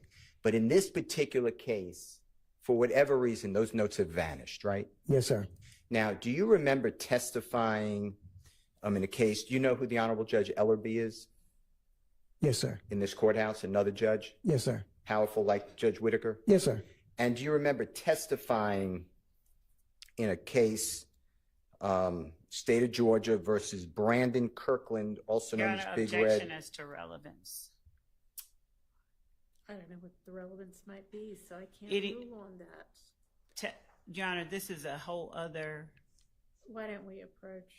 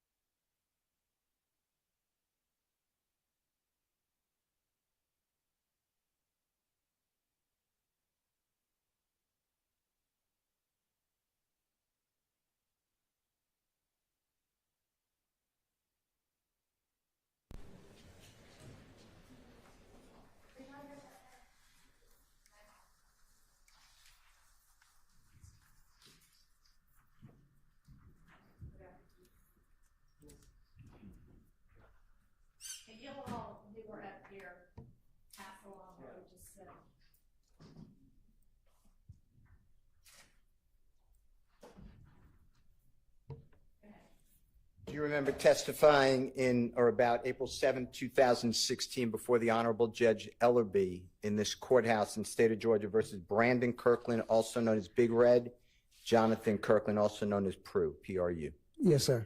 And you're under the same oath that you're under today, fair to say? Yes, sir. And do you remember the prosecutor in that case being Miss Love? Yes, sir. And do you remember under questioning by the Honorable Maxwell Shart in that case? Yes, sir. Do you remember explaining that your notes were also not around? Do you remember that? Yes, sir. And do you remember explaining that once an arrest is made by you, you shred your notes? Yes, sir. Okay. Now, in this case, you didn't shred your notes. You can't find them. Is that true? Correct. All right. Now, what does refurbishing notes mean? Is that No, you'll- the go ahead. first notepad. Okay, so reusing the same notepad. So instead, if you're writing about your and my going to lunch on Notepad, but then you're going to do another day that you're going to eat lunch with the Honorable Keith Adams, you would rip up the parts that you met with me so you have a refurbished or clean notepad to talk about when you went to lunch with Mr. Adams. Is that what you're saying? No, basically, I take a new notepad and I may use it as a notepad as I'm assisting another detective who is the lead. So, or I'm going out on a suicide or a kidnapping or anything death-related investigation. So I'll just use that notepad instead of taking a brand new one Sure. and using that one. So the empty sheets is what you're saying? Correct. Okay. And what do you do with the sheets that you wrote about notes on this case? That's the shred? On this case, I didn't do anything with those. I just can't find the notepad itself. This case was preserved, but it's Okay. vanished. Okay, talking about the Kirkland case. No, talking about our case today Okay. that you're sworn under. Okay. That's the one that vanished. You can't Correct. find it. Okay. Correct. Now, I want to talk with you. Since we don't have the notes, you didn't give those notes to the district attorney's office, correct? No, sir. All right. So all we have to go on, all the jury has, is your memory that we don't have that recording for the McDonald's, right? Yes, sir. Same question for the Green Store, just your word. Yes, sir. All right. Now, with regards to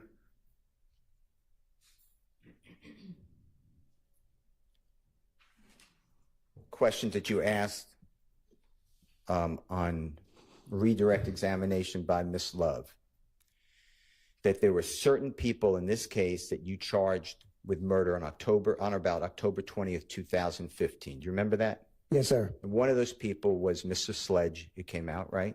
Yes, sir. One of those people was Mr. Copeland, correct? Yes, sir. And do you remember stating that you're aware that the district attorney's office did not charge the offense of murder of Donovan Thomas to Mr. Sledge? You aware of that? You remember those questions? Yes, sir. Okay.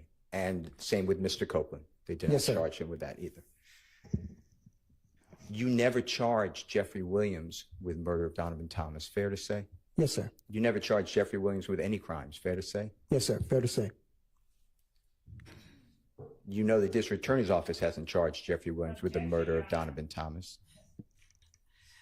Well, actually, I'll let him go with that one. I thought he was going to ask a different question. I withdraw the objection. All right. You're aware of that, correct?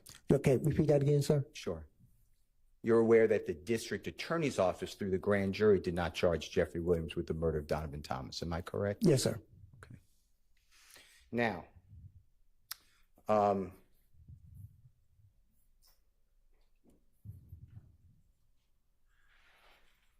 do you have any information that you can share with the jury that Jeffrey Williams was in possession of the Infiniti rental car, gray, from Hertz on January 9th of 2015? Nothing that I discovered. No, sir. Same question for the next day, January 10th of 2015. Any information you could share with this jury that Jeffrey Williams was in possession of that same rental Infiniti vehicle? No, sir. Not on my investigation. No, sir. January 11th. You realize that's the day it's returned? Yes, You sir. don't remember? Okay. Do you have any information to share with this jury that Jeffrey Williams? Your Honor, as it relates to this portion regarding the objection about the scope, I would object that it goes beyond. Sustained. I have no other questions. All right. Very briefly, Ms. Love. Thank you. And Detective Thorpe, I know nobody in here believes that I'm going to be brief, but I really am going to be brief. With respect to what Mr. Steele just asked you about not putting anything else of value into the report or leaving anything out, did you put in your report that you took gunshot residue samples off Kenneth Copeland's hands at the time that you interviewed him? I believe I didn't. You did not? I believe I did. I can't recall. Could you please look at your report and see if it refreshes your memory? What page would you be looking at, ma'am? I'm sorry. Just look. The page where you talk about your January 10th, 11th rather, interview with Kenneth Copeland. All right.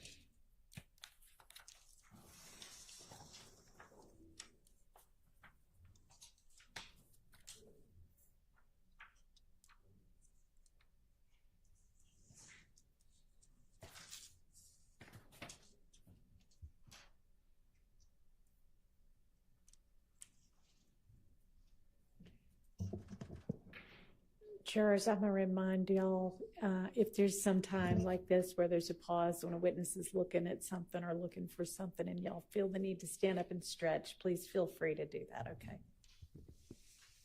Especially towards the end of the day.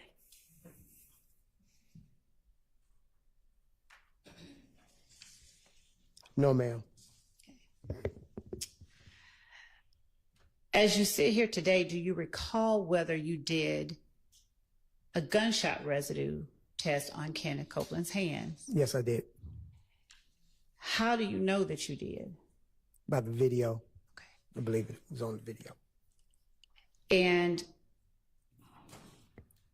was that something substantial that you considered during your investigation that you did Yes, ma'am. gunshot residue? Yes, ma'am. Why didn't you put it in your report then? Just overlook. Okay. Now, did you put in your report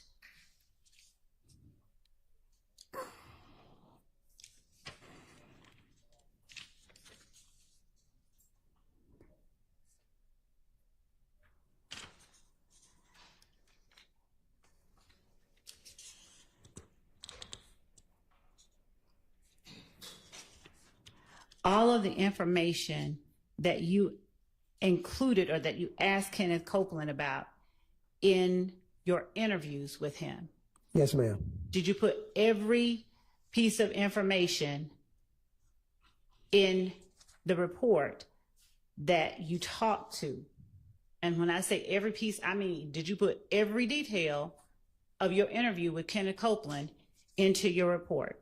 No, ma'am. That's why the video is included. You say refer to details Okay. from the video.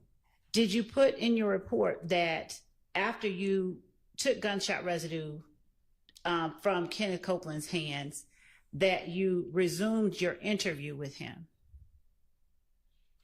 No, ma'am. Did you resume your interview with him at about 4:00 a.m.? Yes, ma'am. All right.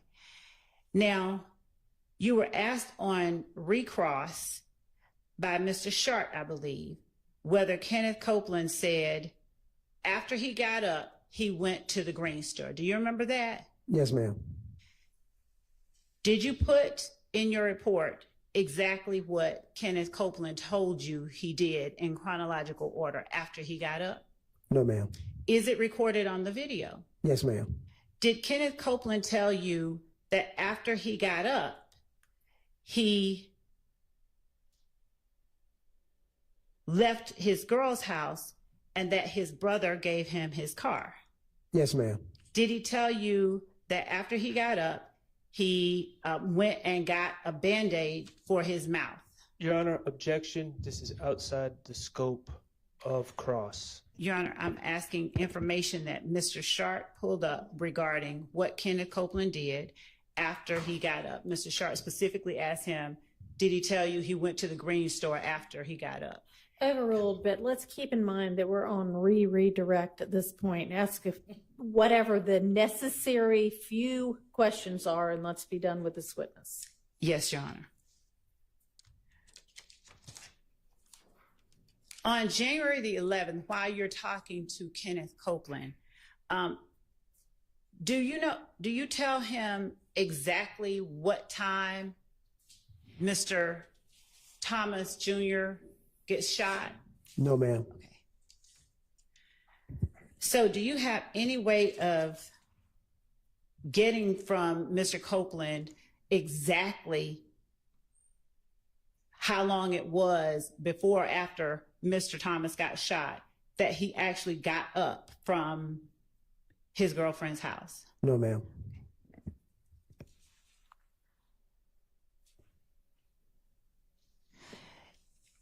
Mr. Steele asked you,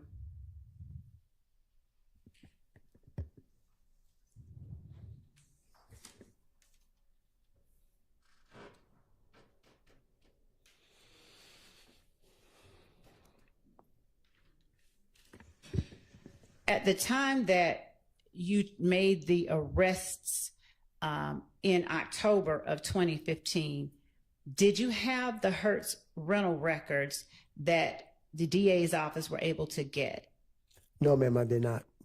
And on recross, you were asked by Mr. Steele whether or not you charged Jeffrey Williams with any crime.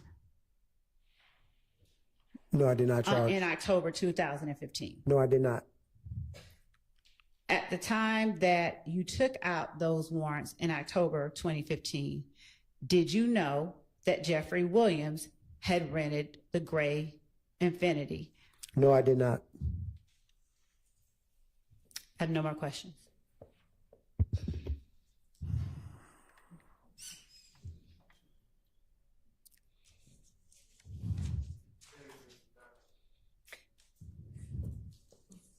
You were asked about if your report included verbatim what Kenneth Copeland said to you in the interviews. Remember that? Yes, Okay, you didn't need to put what he said verbatim because it's on a video, right? correct. You were asked about the gunshot residue. Whether you put that collection of the gunshot residue from Kenneth Copeland, whether you put that in your report, right? Correct. And you didn't because you didn't need to because that was on video, correct? Correct. All right, where is the video of you going to McDonald's and asking for surveillance? Objection, Your Honor. That was asked and answered about the, there's Overruled. assuming facts Where's not in the- evidence where's about that a video? video. Overruled. Okay. Okay. Well, I wouldn't have a video of myself going into McDonald's. Okay. So that was never recorded on a video, or I did not do a digital audio recording of that either. Cool, thank you. All right. All right. Thank you. You are excused. Do you have another witness available? No, Your Honor. Okay, well, this is ideally and far too early to be finishing the day. I will say we have I have an email that says that a fire alarm is going to go off at 5 p.m. That's a test. So I guess we'll at least avoid that. Sometimes they go on for a long time and they're really loud. So ladies and gentlemen, I will see you all at 9 a.m. Remember, only the evidence that comes through the witnesses on the stand in this case is what you are supposed to be deciding this case based on.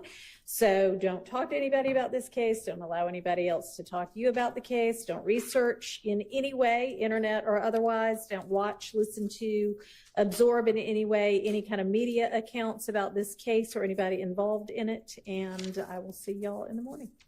Thank you.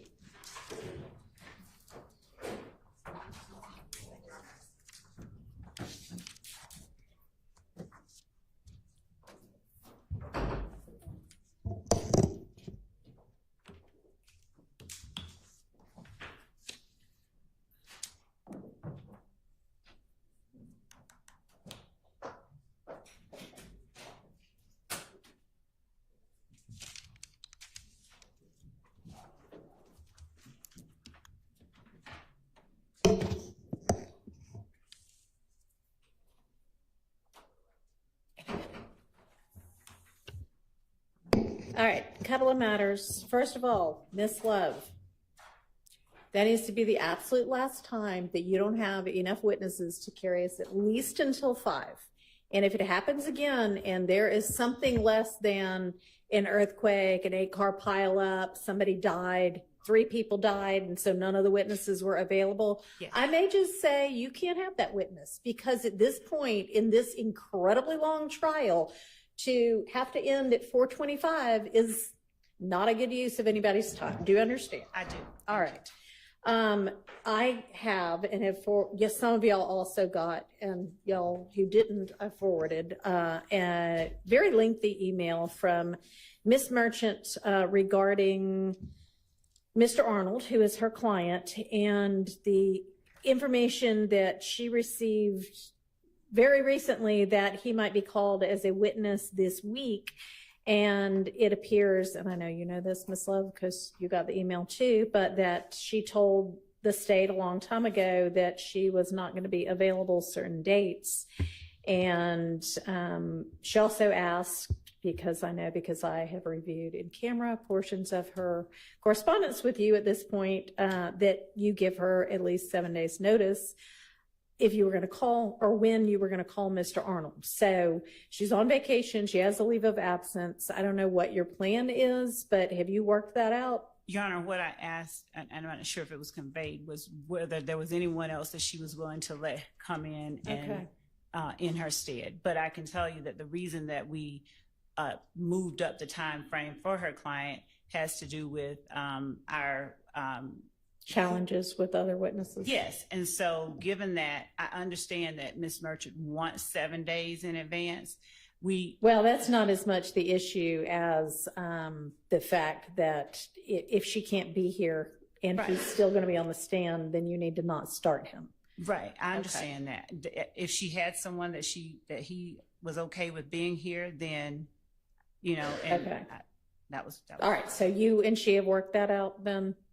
No, I haven't had a chance to talk to her. I had someone talking to her on my behalf. I will respond to her and say that, because if she didn't, I haven't responded, even though it got sent directly to me, because I don't normally do that. But if you would please let her know that, as far as I'm concerned, she is not expected to cut her leave off. No, I understand. You need to work around that. And we were, yes, I was, yes. All right. That's fine. A couple of other things. So I haven't been able to review in full the briefs that Ms. Abbasi and the state provided on the overt acts, but with regard to one of them, and I don't even know if you have either, because she, I think, sent it this morning, but there was indication in her letter brief that the issue at the jail may have been a self-defense issue. And so I would like to see the video. Okay. And find out whether there was any evidence at all of a shank being on Bussy, or whatever his name is. I think that he took one. I think there was one after, but I will show you the video. I think that's easy enough to do. We can send that to the court. Okay. And then finally, when I started looking through all of the in-camera looking in camera through all of the correspondence between the state and various attorneys for one-time co-defendants, you know, it's at this point about this thick, which is a lot. And I am wondering, and I know that I'm kind of the one that said, do you want me to do it in camera? But do you have an objection to just providing all of it to the defense? Because frankly, I'd rather they do the work than me.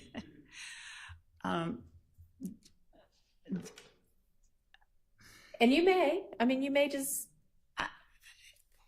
I would prefer if the court would allow us to just review them, given. All right, I'll trudge through it, but it's going to take me a while because, as y'all know, I'm here with you every day. So, okay. All right, anything else? I'm going to try and see that video now. Which one? The well, we did once, but So can we try this again?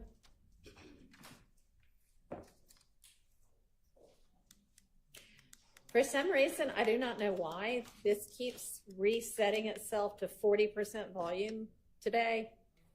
So it's at 100% now. So let me.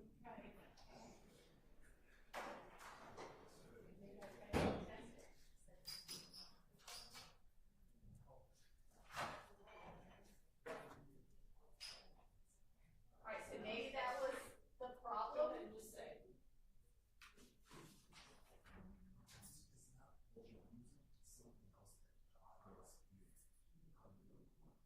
So it's not this, you think it might be? Well, you've just got really good hearing then. Do you have it?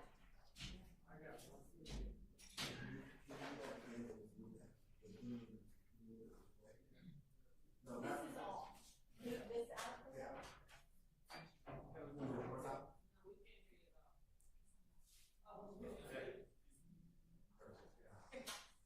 Okay, so then maybe it's just that you'll have to remember to readjust it to 100%. I think that 40, 100, Your Honor, is the volume you're listening at, not the amplification of the mic. Okay, then I just have no idea. Okay, so everybody that comes up to the bench, hold it close to your mouth. And also at the same time, talk into the little box for Miss Winfrey. We'll do the best we can. And if there is ever a time, I'll just remind the defendants that you cannot hear what is being said. Let me know and we can review for you what it was that was said. Okay, everybody understand that? Yes? Yes. Okay, wonderful. All right, is there any other matter in the half hour extra that we have that anybody wants to bring up or deal with? Everybody just wants to go home. I'll put this in writing just for ease, but on it's pronounced Ysl, the firearms Ysl. NIBIN, on the NIBIN report, for two different officers, I just want to alert the state again, just as a courtesy to Mr. Williams and everyone. There are two firearms that are listed that were seized in the unlawful search of Mr. Williams' home. I'll put it in writing again, but I just, I'm not trying to delay things, so I just want to make the state aware, and I will put it in writing, but you have it on for two witnesses. Make sure those witnesses don't mention anything about those firearms. Yes, make it clear, because he's bringing it to your attention. I'm bringing it to your attention. These are professionals anyway, so once you tell them that, that should not happen. Okay. All right. Yes. Assuming QZ is not here tomorrow, and is the plan that we are just going down the list that was provided this morning? Is that? I don't know what the plan is. I'm just trying to figure out what your materials to bring tomorrow.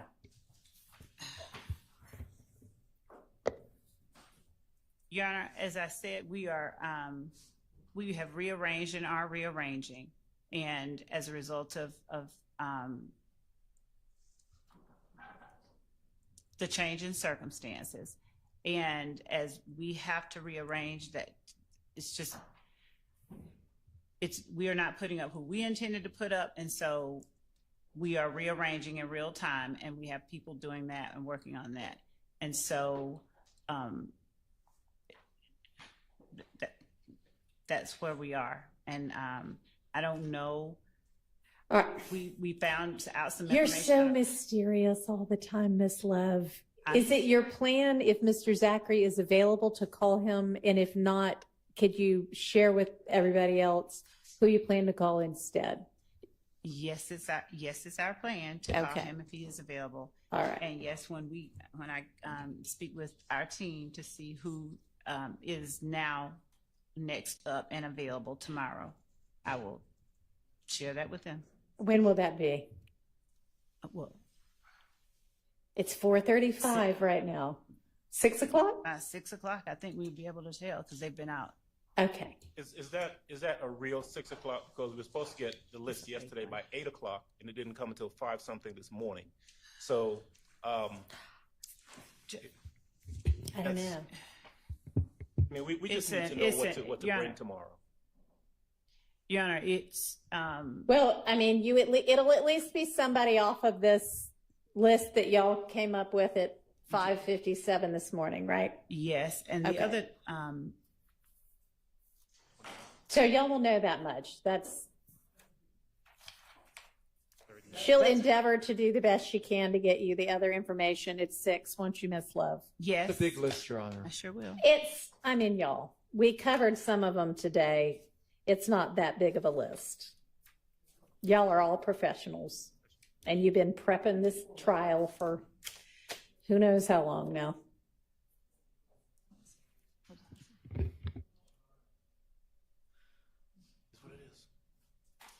Okay, anything else? All right. All right. I feel like can we do 9 o'clock? Or I feel like every time I say, let's come back for lunch at the same time as the jury, or let's start at the same time as the jury, that we've got 5 things that need to get dealt with. So we'll give it a test. 9 o'clock tomorrow. All right. We're adjourned.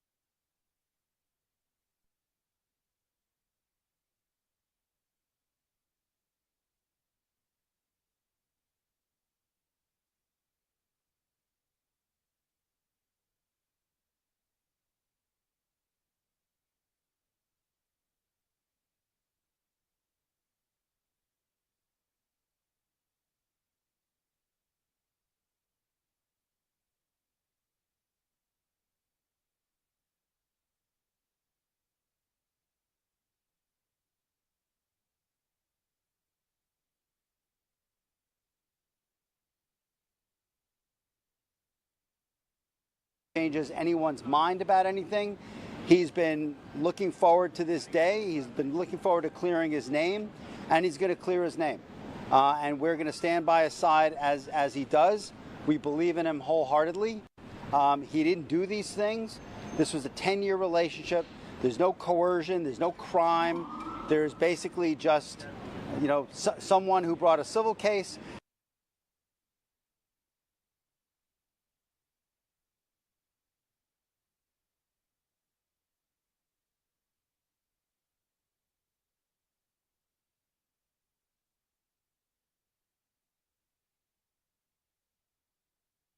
And now is finding themselves as a witness in a criminal case. And we're going to fight this case with everything we have, as is he, and eventually he's going to be shown to be innocent. And so tomorrow we fight again, and we'll fight every day until we don't have to fight anymore. Where is he being detained? I don't know. The question is, why did it happen last night instead of today? I don't know the answer to that question. I just want to make one point very clear. We have no power. All we can do is show good faith. He got on a plane and he came here. And if he stayed here for one day before the case started, or for 1 year before the case started, he was going to stay as long as he needed to stay. It ends up being only 12 days. That's fine. That's what the government wanted to do. The government didn't want him to turn himself in. He came here to turn himself in. Why doesn't the government want him to turn himself in? Because then they can't ask for detention. So they go and they arrest him. They arrest the guy who came to New York to turn himself in.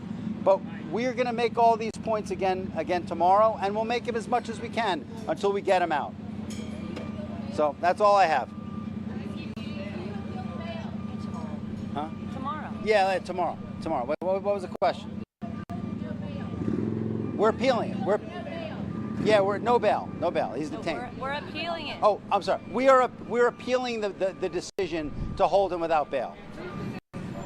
Tomorrow at 3:30. 3:30. Same place. Bail appeal. Bail appeal. Bail appeal tomorrow 3:30. Same courtroom. Different judge. He's doing fine. He's a fighter. He's a fighter, and he's going to fight this. All right. I'm going to go. Thank you. I don't get into that stuff. How are the twins? Everyone's doing okay. All right.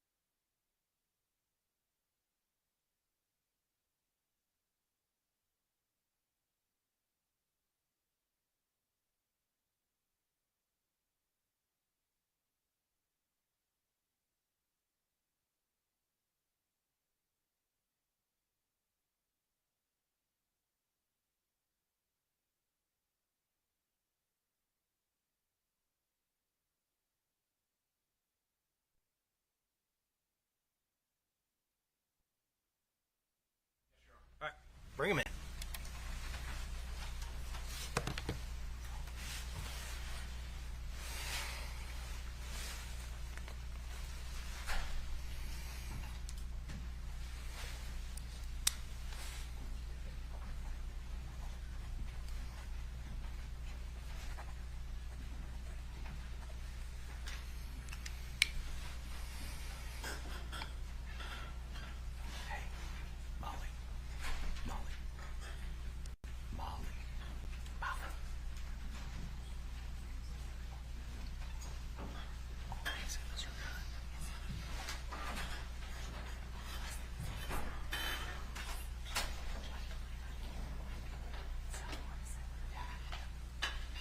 All right, state may call its next witness.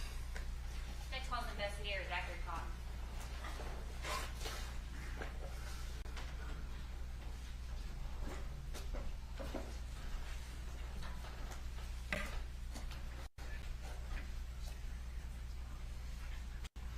You swear or affirm to tell the truth, the whole truth, and nothing but the truth, so help you God. Yes, ma'am. Have a seat. Adjust yourself up to the microphone.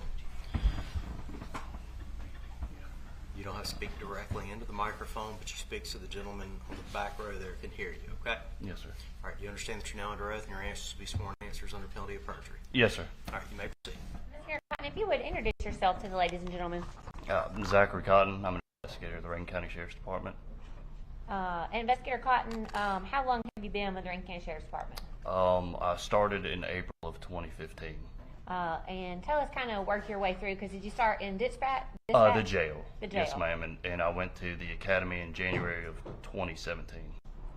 And so you graduated from Law Enforcement Academy in 17, and then were you with the Sheriff's Department as a road deputy at that point? I was a school resource officer at the beginning, and then in December of 2017, I transferred to patrol.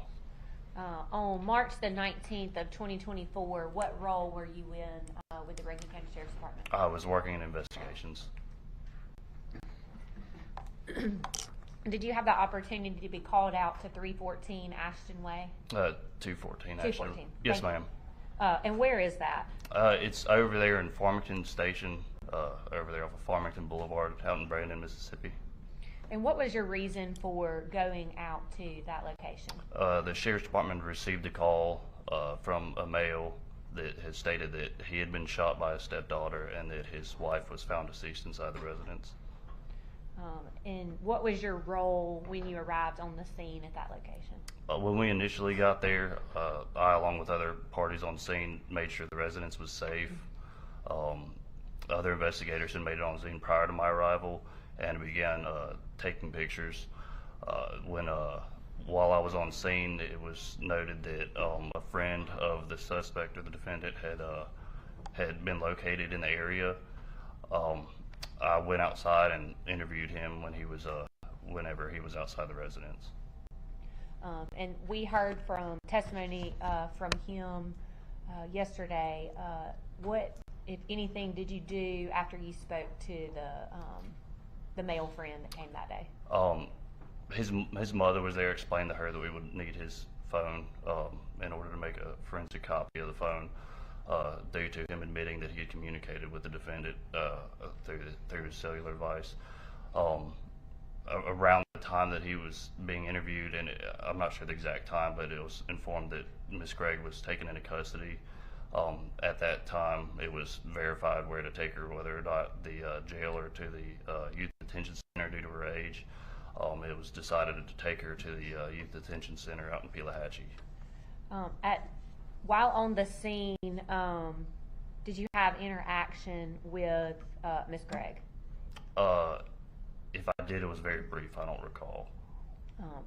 Did you have an opportunity at the Sheriff's Department to do any sort of testing on Miss Gregg? I did not. One of the other investigators, whenever she was arrested at the scene, was able to test her for gunshot residue and did initial photographs of her person. Did anybody take any buccal swabs of Miss Gregg? Yes, ma'am. Are you aware of when that happened? It was approximately a week later. I obtained a search warrant for buccal swabs. Permission to approach the witness, Your Honor? Yes, ma'am.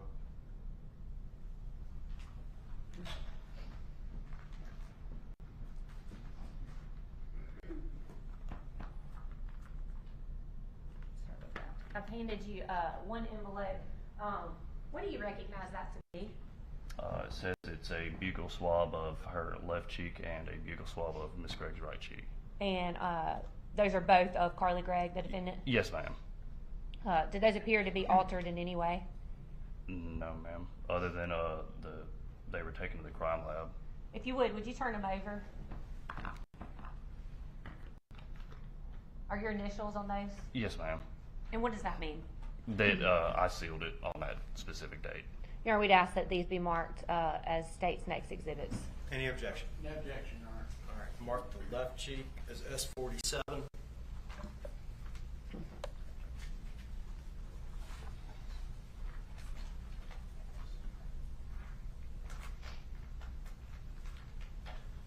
And mark the right cheek as S48.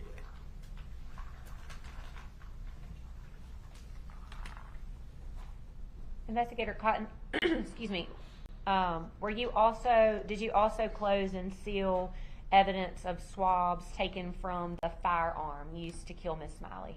That was not me. I believe that was Investigator Burnell did that. May I approach witness, Your Honor?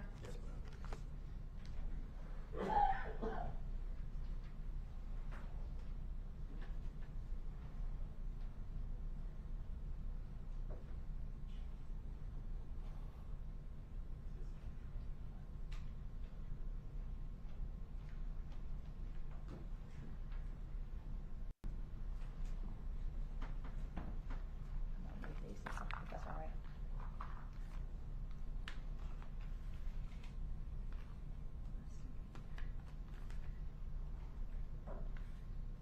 I'm handing you two envelopes.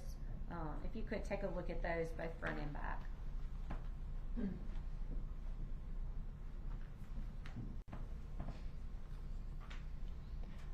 What are those two envelopes?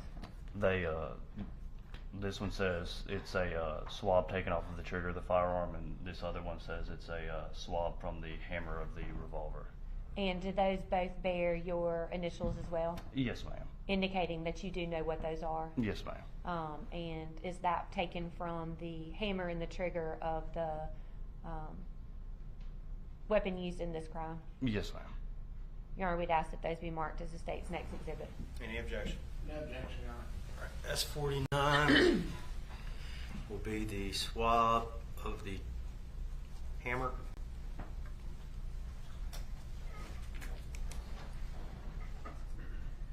S50 will be the swab of the trigger.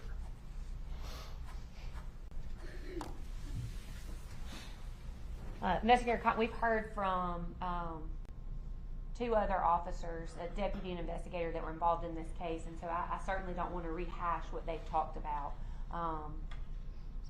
We've gotten, I think, through the point where in the investigation where the crime scene was cleaned up, or processed, I'm sorry, the victim was taken out of the home, both the living and the deceased victim. At some point, did you have the opportunity to observe an autopsy on Ashley Smiley? Yes, ma'am. It was approximately a week later. I believe it was on March 26th at the Mississippi Crime Lab. May I approach, Your Honor?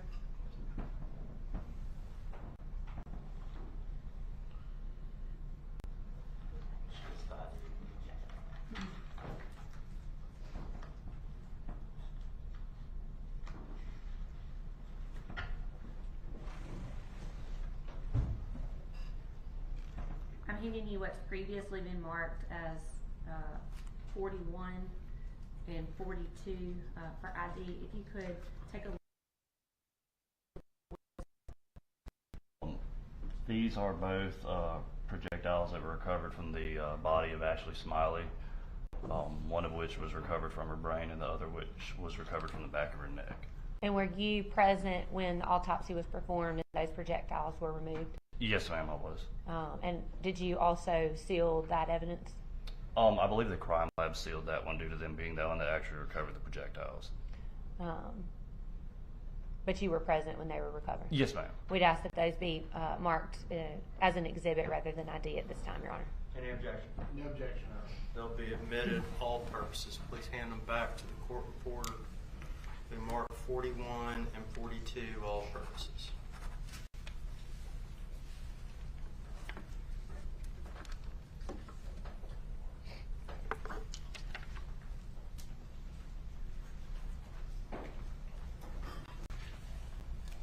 proceed.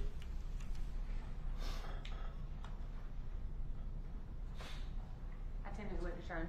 Cross.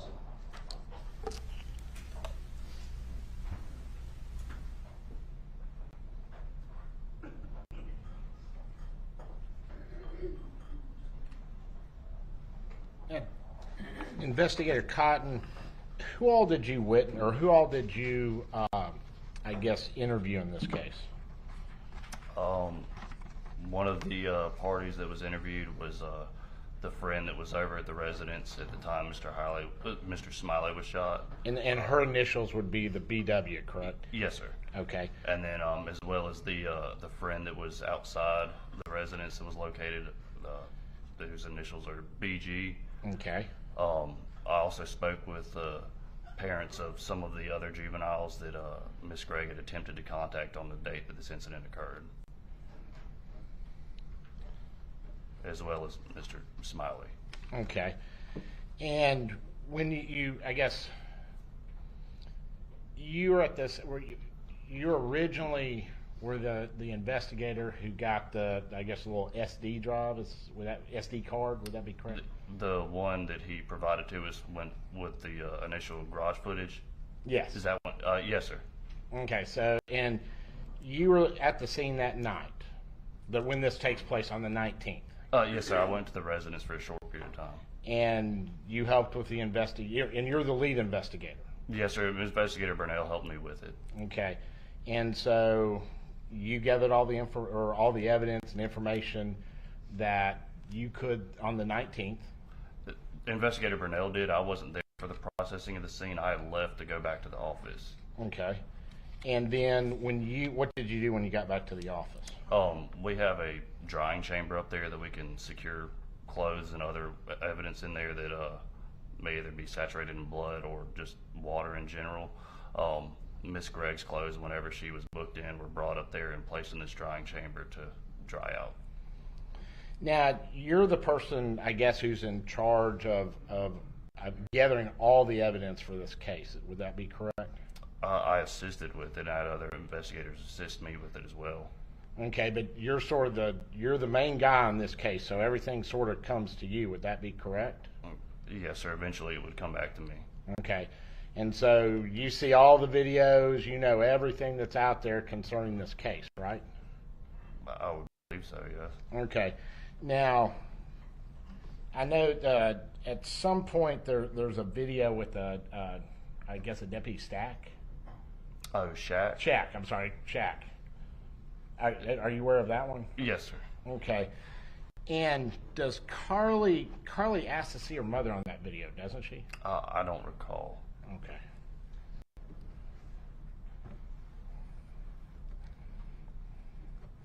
Now, I guess you interviewed Heath, is that correct? Yes, sir, at a later date, not on the date that the incident occurred. Okay. When you interview Heath, and this is, I guess it's a couple days after, is that correct? I think it was approximately a week and a half. It was the very beginning of April. Okay. And he comes and sits down, and had you gotten the SD card at that time? Yes, sir. Okay. And so, because I noticed it said that you and it was you, his attorney, and himself, and he had gotten an attorney based upon whatever happens with this SD card, correct? Yes, sir. Okay. Now, you're asking him, sort of why this happens, or why this happened, because this was not normal for, somebody just walk up and shoot their mother, correct? Especially if there's not a sort of a history or something, correct? I may have. I don't remember the specific question, but I may have an interview. Okay. And it's at that time where, and Heath doesn't really know, correct? Correct. And so the next thing that happens is y'all start talking about, yes, she was in treatment and they had switched her medication. And I don't think he could tell you what it was, but you just had a general conversation. Yes, sir. Okay. And so that was the first time you learned that there may be psychological issues in this case.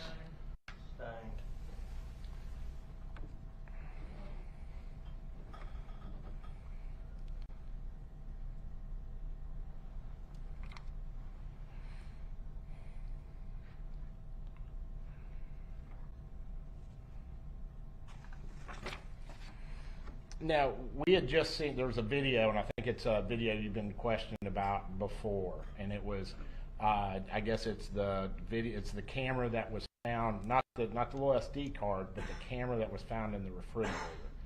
You know what we're talking about with that camera? Yes, sir. Okay.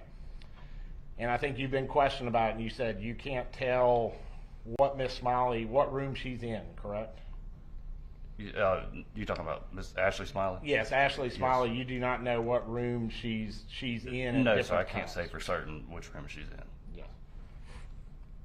And you can't tell anything that she was carrying or not carrying or anything. You were never able to identify that. It's not. It's kind of the distance. It's not really discernible what exactly it is. She just had stuff in her hands at some points. And I think your testimony would be from before is that you didn't see them fighting or doing anything that was out of the ordinary before this incident happened, correct? Yes, sir. And I think you checked with did you check with her friends at school and everything to see if there was anything there that had caused problems? I spoke with the BW and BG. I know BG had mentioned that he had told Miss Smiley prior to them leaving school that day that he had informed her of a phone that she wasn't supposed to have because, to my understanding, she was in trouble already and had her actual phone taken away, and had told her about what he called weed pens that she had been using, and he said that he had told Miss Smiley that prior to her leaving school and going home with Miss Gregg. And I think he also had told you he didn't see anyone like Miss Smiley mad or anything like that when he left Miss Smiley, correct? I believe so.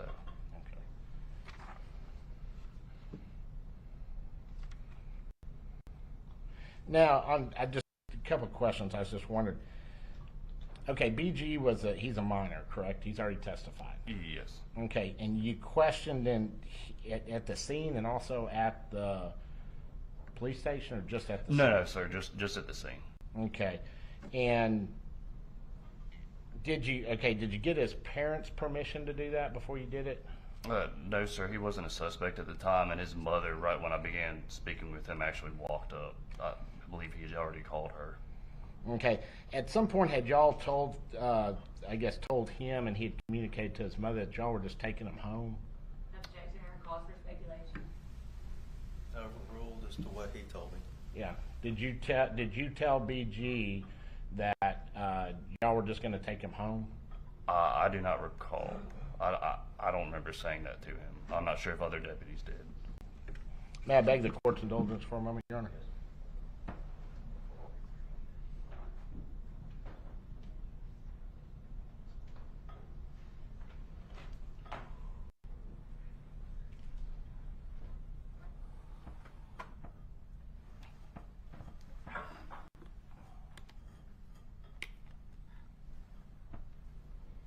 And I just want to be clear.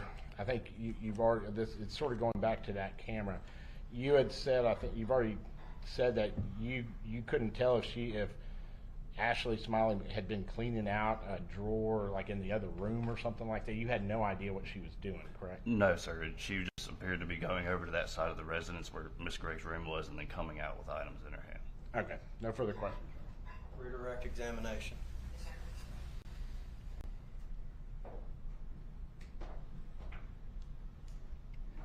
Mayor Pro Tem.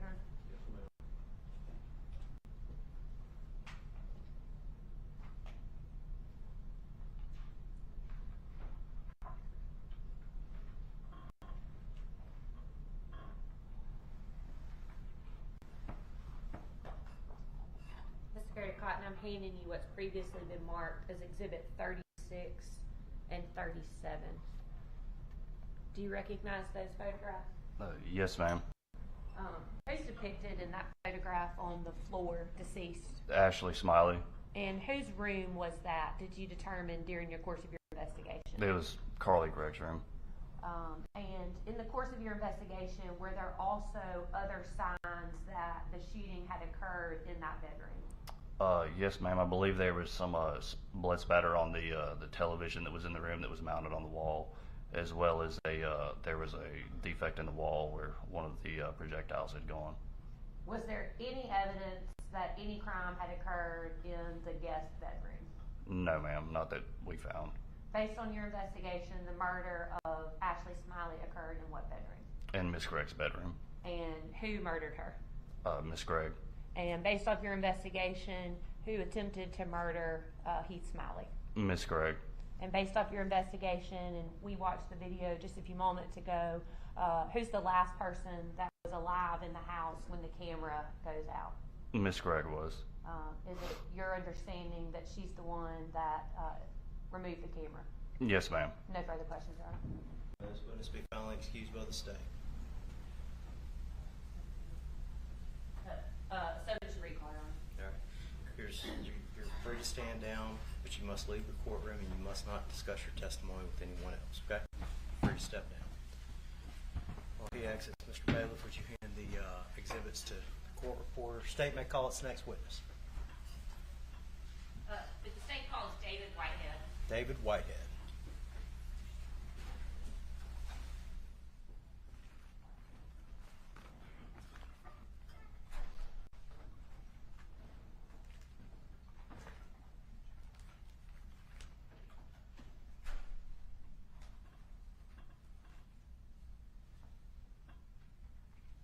While he's entering, do you wish to go ahead and grab the exhibits that you're going to need?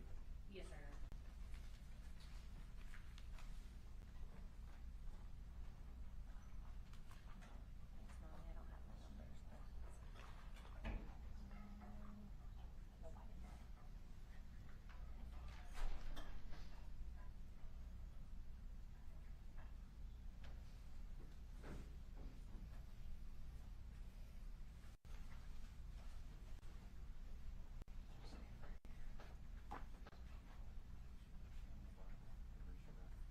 Do you swear or affirm to tell the truth, the whole truth, and nothing but the truth, so help you God? I do.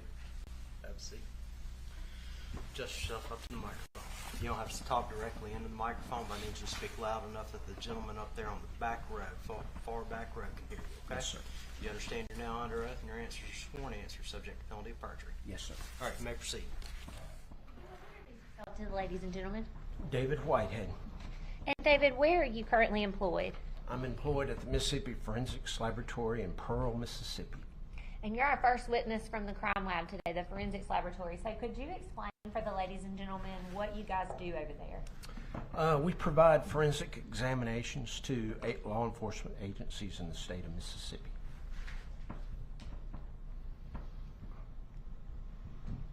And what is your position at the Mississippi Forensics Laboratory? I'm a forensic scientist as well as the section chief of the trace evidence section, the supervisor. And what exactly does a section chief of trace evidence do? We do items of trace evidence, gunshot residue, hair, fibers, paints, glass, fire debris. We have probably $1.5 million worth of analytical equipment, as well as I'm the supervisor of that section responsible for the technical aspects of the trace evidence section. And how long have you been employed there with the Mississippi Forensics Laboratory? I've been with the laboratory since January of '94, so a little over 30 years.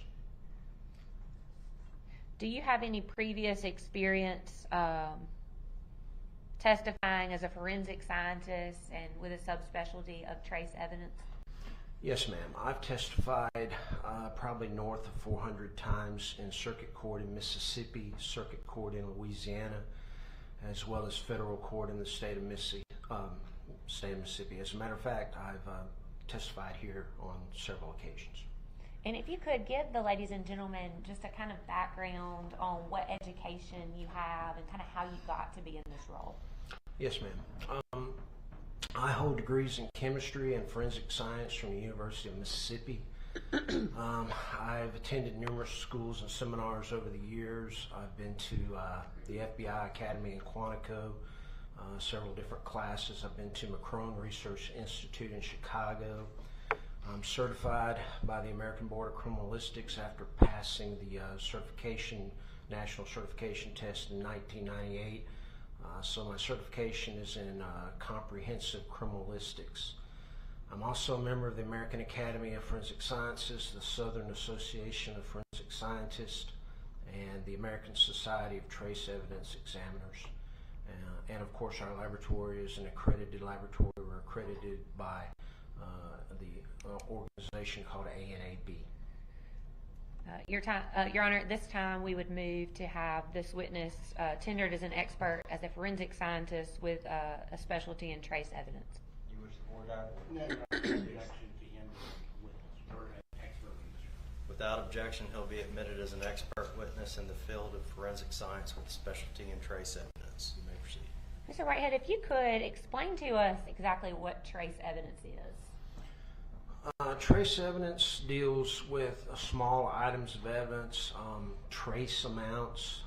We analyze such things as I previously stated, hairs, textile fibers, paints, glass, gunshot residue, and in addition to that, fire debris type evidence where we're looking at charred debris for ignitables. We do a lot of comparison work where we're comparing unknown samples to known samples. But probably our biggest caseload is gunshot residue examinations. We probably get about 400 or 500 of those cases in a year. And our second most caseload is going to be fire debris. And what is gunshot residue? Gunshot residue is produced when a weapon is discharged, and what will happen is you'll get gases escaping any opening in the weapon. We're specifically looking for primer residue, which comes from the primer cup. So when the firing pin strikes in the weapon strikes the ammunition, the primer cup, it ignites those components. That ignites the gunpowder, which is what propels a projectile out the end of the barrel. You'll get these gases escaping any opening in the barrel. When it hits the cooler air outside the weapon, it'll condense into particles. These particles are microscopic in size. They contain lead, barium, and antimony, and they will have a spherical morphology. And what type of testing, or can you describe for us how you test for gunshot residue? We utilize what is called a scanning electron microscope with an energy dispersive X-ray analyzer. That's a fancy name for a large microscope that analyzes these tiny particles. Since they're about a micron in diameter, you have to have a pretty powerful instrument to look for these. The microscope actually visualizes the particles. The X-ray detector actually tells us the composition of those particles. And again, we're looking for lead, barium, and antimony particles. Those are what are produced from primer residue. And I want to take just a step back. You mentioned earlier that the lab is accredited. Do you also undergo like performance testings on the machinery that you use? We're accredited every 4 years, so every 4 years a team comes in and inspects all aspects of the organization, as well as we're proficiency tested every year. So every year we complete proficiency tests that are outside proficiency tests, and we to look for things like gunshot residue or the other disciplines. And for people that are not familiar with those proficiency tests, is that like I would do my research or my testing, I would submit my report, and an outside agency would then review everything and make sure that that was proper?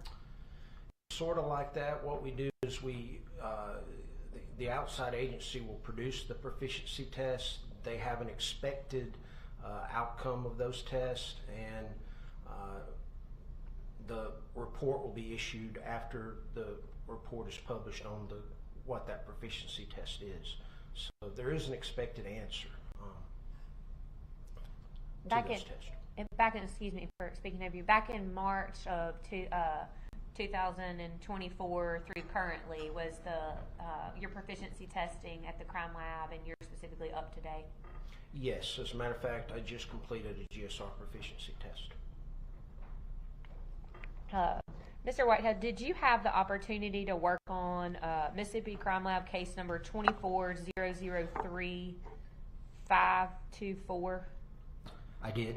And who was the suspect in that case? The suspect was listed as being a Carly Greggs. And the work and the testing that you did on that case, was that also reviewed by anyone else? It was. All of our casework is reviewed by a second examiner, and that particular examiner in this case was Jacob Birchfield. And did he agree with the results of your findings? He did. What evidence did you review or did you receive in order to do your testing? I received a gunshot residue evidence collection kit labeled as coming from Carly Gregg. Permission to approach witness, Your Honor? Yes, ma'am.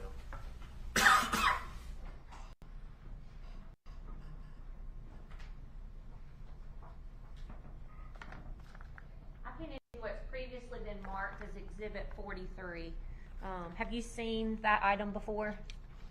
I have. This is the gunshot residue evidence collection kit. I can identify it by the crime lab case number, submission number on the barcode that was placed there by an evidence tech when it was received into the laboratory. I can also identify it by the green evidence seal that I placed after the analysis was complete with my initials and date across that seal. And being that that is still sealed, does that appear to be in the same or similar condition as when you closed it? It does. And for what purpose did you review that piece of evidence? This item of evidence was analyzed for the presence of gunshot residue.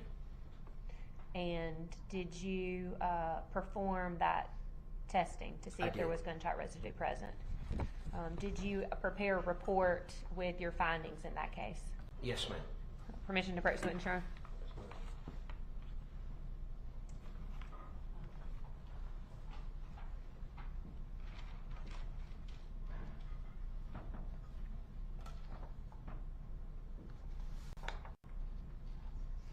Is that an accurate copy of your report?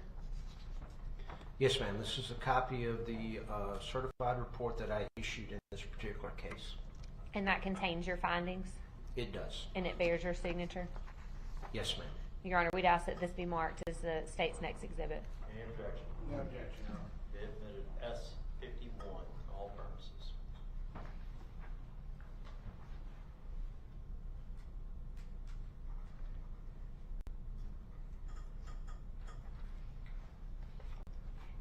If you would, Mr. Whitehead, if you could explain, I know you've talked about what gunshot residue is and that you tested that particular kit. If you could just walk us through the testing on this particular item and what your findings were.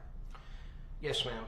This particular kit contained 2 adhesive tape lifts labeled right hand and left hand. The adhesive tape lifts, the idea is if there's any residue on the surface of a person's hands, it will be picked up by the adhesive tape lift. Those samples were then placed into the scanning electron microscope and analyzed for the presence of gunshot residue, and I reported out the results of that analysis. And what were the results in this case? Particles of gunshot residue were positively identified on the right hand, labeled as coming from Carly Greggs, and the left hand, labeled as coming from Carly Greggs. And based on your training and experience, is the results rendered reliable? Yes, ma'am. No further questions, Your Honor. Cross-examination. No questions of this witness, Your Honor. All right. May this witness be finally excused by the state? Yes, sir. By the defense? Yes, Your Honor. All right. You're free to go, Ms. Morris. The state may call its next witness. That calls Nathan Hawley. Nathan Hawley.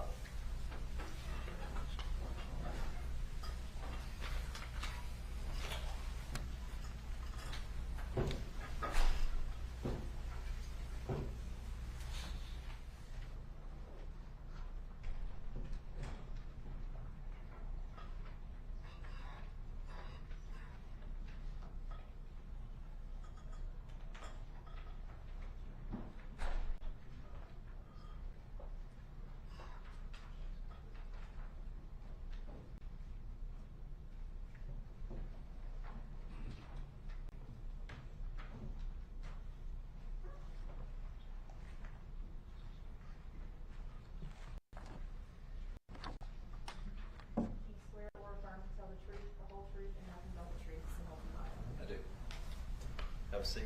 Adjust yourself up to the microphone. You don't have to speak directly into the microphone. but you need to speak so that gentleman on the back row can hear you, okay?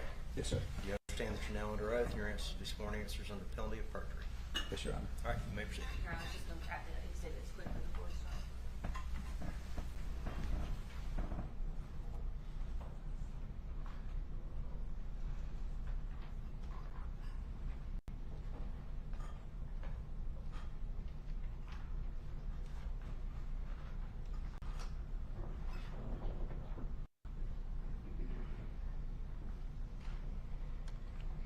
If you would introduce yourself to the ladies and gentlemen of the jury. Sure.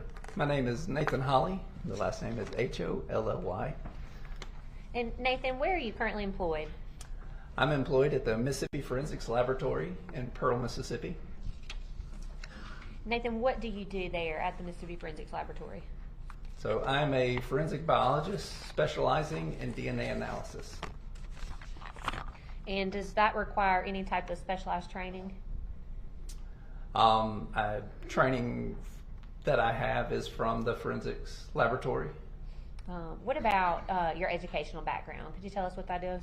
Sure. I have a bachelor's in biology with a minor in chemistry from the University of Southern Mississippi. And how long have you been employed? I'm sorry, you might have already said that. How long have you been employed with the Mississippi Forensics Laboratory? 17 years next month. And have you been doing DNA evidence and testing that entire time? Yes, I have. Do you have any prior experience testifying as a forensic scientist specializing in DNA evidence? Yes, I do. How many times would you estimate that you've been certified as an expert? Approximately 27.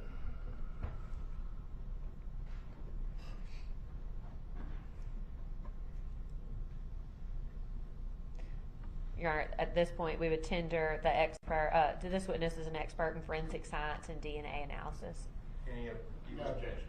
All right, he'll be admitted without objection as an expert, as a forensic scientist, as an expert in the area of forensic science, particularly DNA analysis. You may proceed. Mr. Hawley, if you could tell us, for those of us that are not science people, what DNA is. Sure. So DNA first stands for deoxyribonucleic acid, and it's a molecule that's found within the cells of the human body. And what DNA does is it tells the body how to build cells and also how to function and work those cells properly. A person gets their DNA half from their mom and half from their dad, and it's that combination of those two separate DNAs that gives everybody, except for identical twins, a unique DNA profile.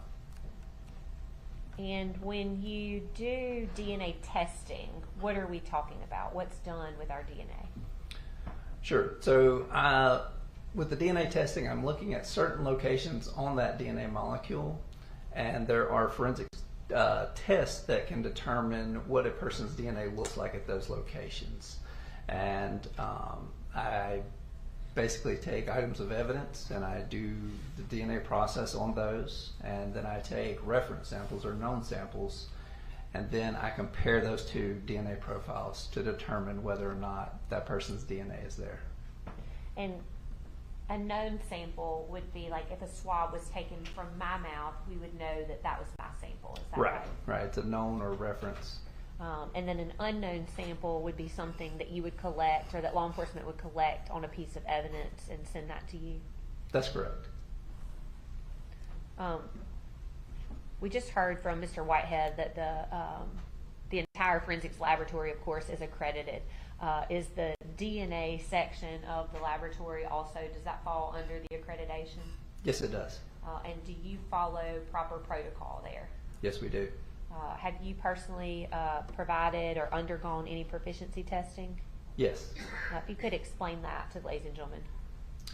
For DNA, we're proficiency tested twice a year, and it's from an outside company.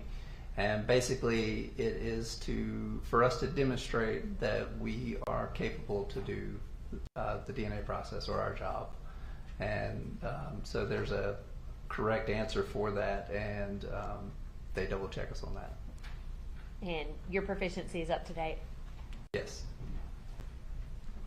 Did you have the opportunity to work on a case? It's Mississippi Forensics Laboratory case number 24-003524.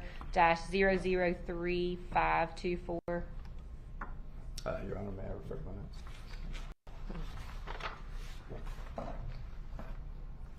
Yes, I did.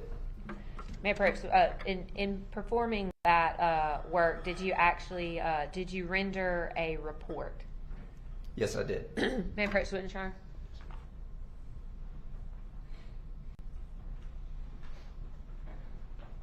Your Honor, we're not going to have an objection to the document. I'll go ahead and ask that it be marked this is next statement exhibit. Without objection, it'll be marked S52.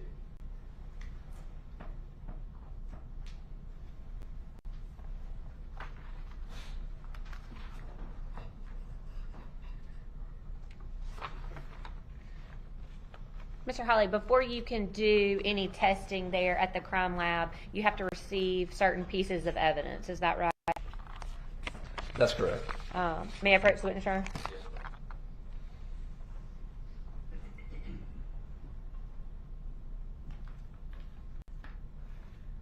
I'll put these all out in front of you. I'm handing you what's previously been marked as Exhibit 47, 48, 49, and 50. If you could, starting with number 47, tell me what that is and how you know what that is.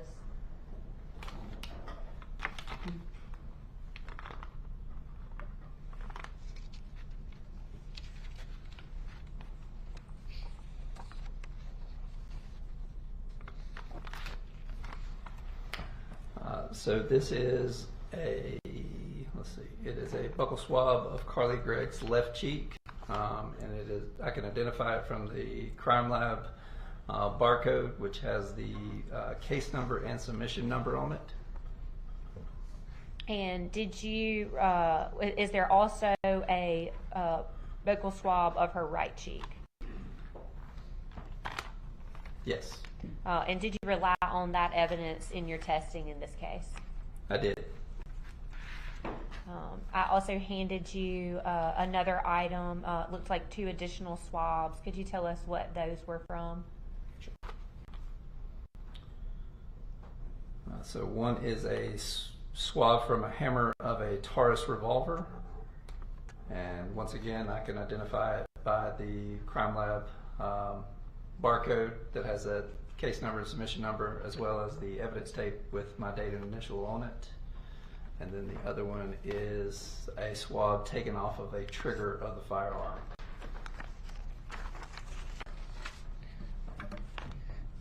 In performing DNA testing, do you actually have to, can you describe for us, like you take an extract from something? Yes. So the DNA process starts with extraction. And what I'm doing during the extraction is I'm actually removing the cells off of whatever substrate they're on, whether it's a swab or a cutting. And I'm lysing open that cell and getting rid of all the other cellular components except for the DNA. So the only thing that I'm left with is that isolated DNA. Did you do that in this particular case? Yes, I did. Permission to approach the witness? Yes, ma'am.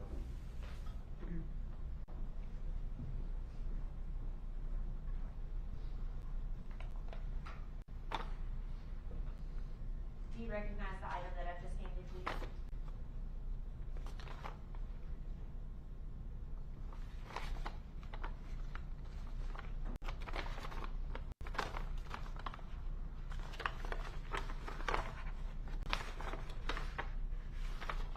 Yes. And what are those? So these would be the DNA extracts from my extractions on the items of evidence. And there's 4 total, but I just want to talk about, is there one for the swab from the trigger and then one from the swab of the hammer of a firearm?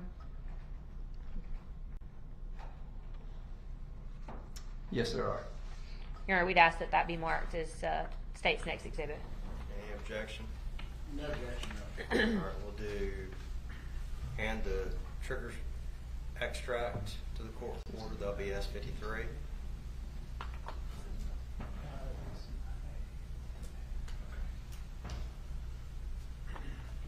both extracts in the same envelope? Yes, sir. Okay, then just mark the one envelope S53. Is there a second envelope? I can take the other one back, Your Honor. Okay.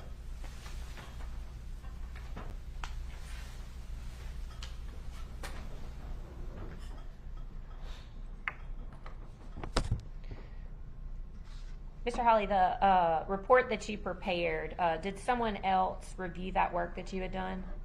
Yes, they did. And did they agree with your findings? Yes, they did. And if you could tell us about the two items, I think I misspoke earlier in this case when I said that there was a DNA match on the hammer. Could you tell us what your findings were with regards to the hammer, the swab from the hammer on the Taurus gun? Due to an insufficient amount of genetic information, no comparable results were obtained for the swab from hammer. What about for the trigger of the Taurus firearm? The DNA test results for the swab from trigger produced a partial profile which is consistent with the reference sample of the suspect. Therefore, Carly Gregg is not excluded as a possible DNA donor to this sample. Ashley Smiley is excluded as a possible DNA donor to this sample. So explain that, because when I first read one of these reports, I was like, what does that mean, not excluded? In layman's term, I'd say that's them. But in scientific terms, you have to say that they can't be ruled out, right? Right. So in this case, the DNA that is there, it does match to Carly Gregg's DNA. Is there a quantification? Do you put a certain number, like 1 in so many people, that DNA belongs to? So anytime there is a match made, we do give a statement, and I can read that one and then explain it to you. For the 8 markers compared, the genetic profile for the DNA donor of the swab from trigger occurs with a frequency of approximately 1 in greater than 10 billion random unrelated persons of the Caucasian, African American, and the Hispanic population. And so that step is supposed to give weight to how common or how rare you would expect that profile. And in this case, it would be a rare profile. And as I understand it, the 1 in 10 billion is actually just the forensic laboratory's cutoff. You got to stop it at a certain point. That's right. Once the numbers get so big, it's hard to understand. We usually cap it at above the world population, which is, last time I checked, around 8 billion. So we cap it at 10 billion.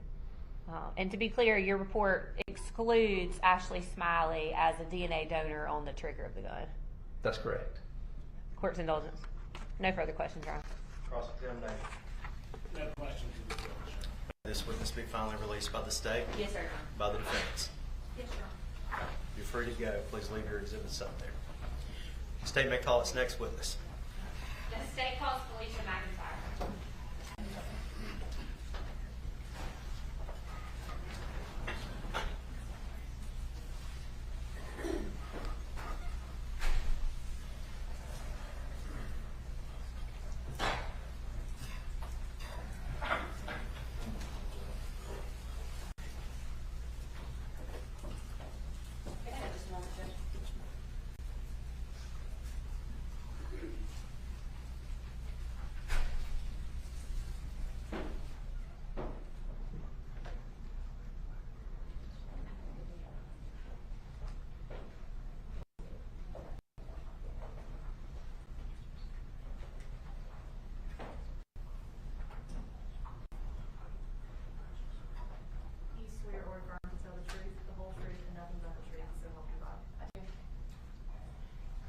Adjust yourself up to the microphone. You don't have to speak directly in the microphone. Speaks to the gentleman on the back row and here. Okay? Yes, sir. Do you understand that you're now under oath and your answers are sworn answers subject to penalty of perjury? I do. Statement begins questioning from Ms. Wood. Ms. McIntyre, if you would introduce yourself to the jury, please. Miss Felicia McIntyre, first name F-E-L-I-C-I-A, last name M-C-I-N-T-I-R-E. And where are you employed? I'm employed with the Mississippi Forensics Laboratory located in Pearl. And what are your duties there, or sorry, what is your position there at the Mississippi Forensics Laboratory? I'm the section chief over the firearm and tool mark unit. And what are your duties as the section chief of the Firearms and Tool Mark Division? As the section chief, I oversee the administrative and personnel matters within our division, but also act as a forensic scientist specializing in firearm and tool mark identification, which allows me to compare bullets, cartridge cases, or other ammunition components to see if they were fired in a particular firearm. And how long have you been employed with the Mississippi Forensics Laboratory? Since November of 2008. Do you have any previous experience as a forensic scientist specializing in firearms and tool mark examination? I was trained with the Indiana State Police beginning in 2005. Would you give the jury your educational background? Yes. I earned a Bachelor of Science in Forensic Science from Eastern Kentucky University. And have you completed any specialized training in forensic science and firearms and tool marks? Yes. When employed with the Indiana State Police, I completed a 2-year apprenticeship-style training program, which included lots of literature references, touring of various firearm and ammunition manufacturing facilities, supervised casework, mock and written exams, and then I continue to travel annually to different seminars and to maintain certification. And have you previously been accepted as an expert witness as a forensic scientist in firearms and tool marks? I have. How many times would you estimate that? Near 100 at this point. Your Honor, at this time we'd move to have this witness tendered as an expert in forensic science and firearms and tool marks. No objection. Without objection, shall be admitted as an expert in the area of firearms and tool marks, and tool mark identification. You can proceed. Ms. McIntyre, if you could kind of talk to us about what ballistics are. The field of firearms examination has as its main concern to determine if a bullet or cartridge case was fired in a particular firearm. We're able to do that through class and individual characteristics. More specifically, when a gun is manufactured, some features of that firearm are determined by that manufacturer.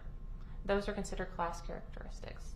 The caliber, the way that the firearm is rifled, so the number of lands and grooves that are put inside that barrel, those are put there to help impart spin on the bullet, but those are determined by that manufacturer.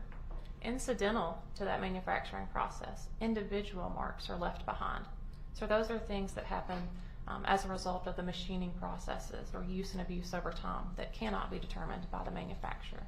And those marks are unique to a particular firearm. I'm looking for both those class and individual marks on a microscope when I'm comparing these items. So I'm looking at a comparison microscope, which is just 2 regular stereo microscopes joined by an optical bridge, so I can see 2 different items through one field of view. So in a case matter, we'll be looking for those class and individual marks on unknown items versus items I know were test fired from a particular firearm. When you talk about test firing, where do you get the items that you use to conduct test firing? When a firearm is submitted to the laboratory, I will generate those knowns. So I'm making test fires. I'm getting reference ammunition that we have at the laboratory that has been purchased, and I'm firing it in the gun that has been submitted for testing. I do that in a water tank. That's literally just a 12-foot deep tank of water that allows me to discharge the firearm. Those individual marks are placed on it, and they're not affected at all by the water, so I can retrieve it to have intact knowns to compare to my unknowns. And I want to take a step back. We spoke with 2 experts previously about proficiency testing, and I want to make sure that you two, Ms. McIntyre, have performed and essentially passed your proficiency testing. Yes, the firearms unit also completes annual proficiency testing, which I have taken and passed this year. Did you have the opportunity to be involved in crime lab number 24-003524? I did. And who was the suspect in that case? Suspect is listed as a Carly Gregg, spelled C-A-R-L-Y, last name G-R-E-G-G. And the testing that you performed, was that reviewed by anyone there at the Mississippi Forensics Laboratory? Yes, it was. And do they agree with your results? They did. In preparation, or at the conclusion of your testing, did you prepare a report with your findings? I did. May I approach the witness, Your Honor?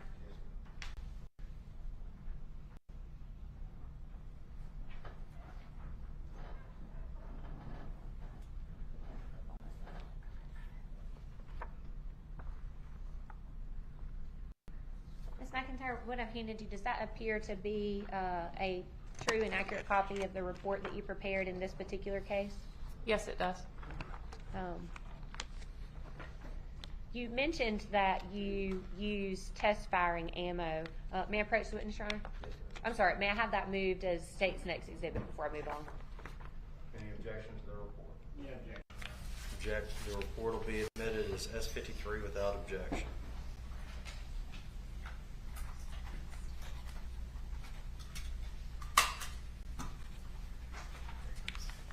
May I approach the witness, Your Honor? Yes, ma'am.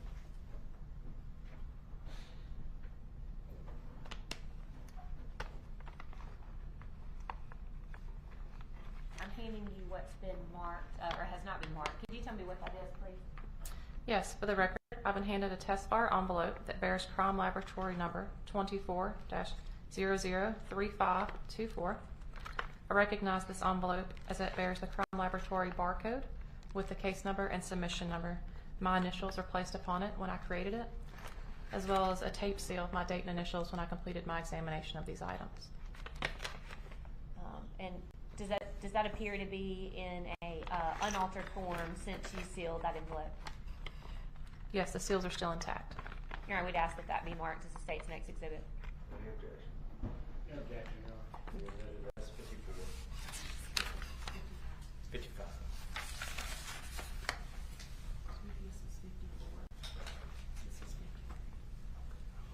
Sorry, that's 55. May I approach the witness, Your Honor? Yes, ma'am.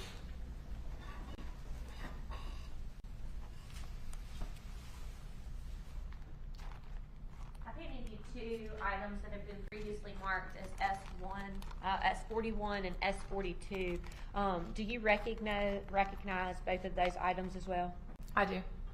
And what are those? State's Exhibit 41 is Crime Laboratory Submission 5 in the above mentioned case. This is a sealed plastic bag containing a manila envelope labeled Bullet from Brain. State's Exhibit 42 is Crime Laboratory Submission 4. I recognize my markings on this item as well. It is a sealed plastic bag containing a manila envelope labeled Bullet from Back of Neck. One other item, Your Honor.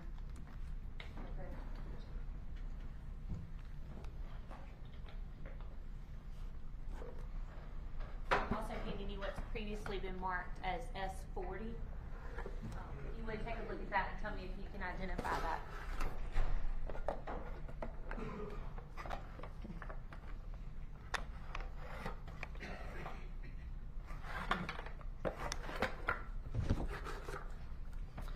State's Exhibit 40 is Crime Laboratory Submission 6. I recognize the markings on the box here. This particular box contains one Taurus revolver. I also recognize my inscription and the serial number that are on this revolver within the box.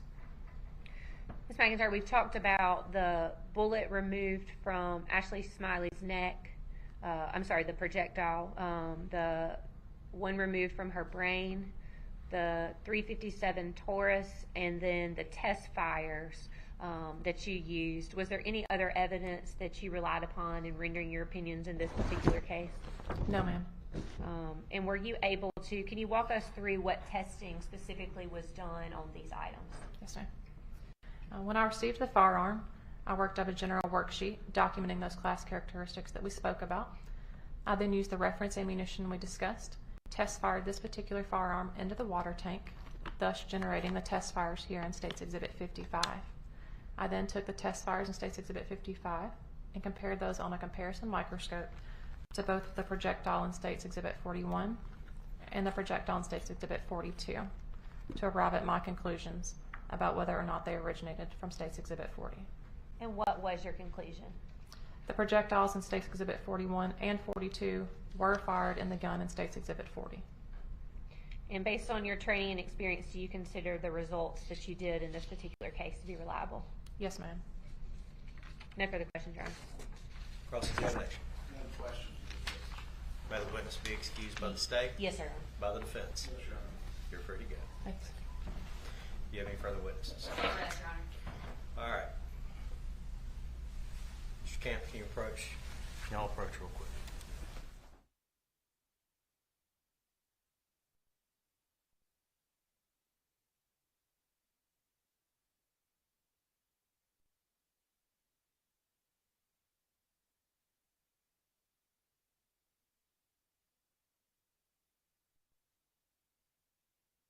Having rested its case in chief, it's about 4:50 in the afternoon. I'm going to release you for the evening, but I'm going to remind you, you're not to talk about this case. You're not to watch any news accounts of this case. You're not to get on social media. Does everybody understand? All right, I'm going to need you back in the jury room tomorrow morning, 8:45, ready to go. All right? Everyone please remain seated while the jury exits.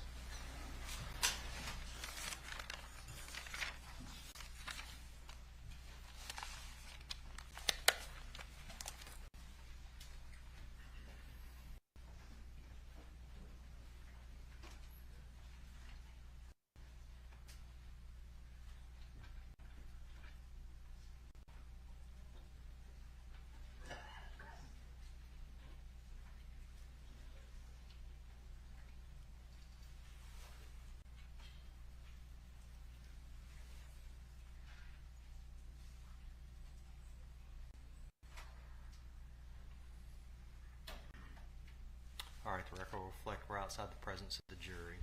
Motion by the defense. Your Honor, at this time, we don't believe the state has made a prima facie case, and we've asked that all the charges be dismissed. Response. Your Honor, the state believes that we've certainly met our burden beyond reasonable doubt that Carly Gregg is in fact the person who murdered Ashley Smiley, attempted to murder Keith Smiley, and the one that tampered with physical evidence by removing the security surveillance footage and hiding it in the refrigerator. We'd ask that that motion be denied. Any further reply by the defense? No, Your Honor. All right. Motion for directed verdict must be viewed in the light most favorable to the non-moving party, which is the state of Mississippi. The court would state that based on the evidence that's been produced, the state of Mississippi has made a prima facie case, and this case will go to the jury. All right. Anything further from the state for the evening? Your Honor, we will likely have a motion in limine regarding the defendant's expert that I think we'd like to take up before he takes the stand tomorrow, just based off our rulings from the court and things that he may or may not have considered. All right. Why don't we do this last Friday?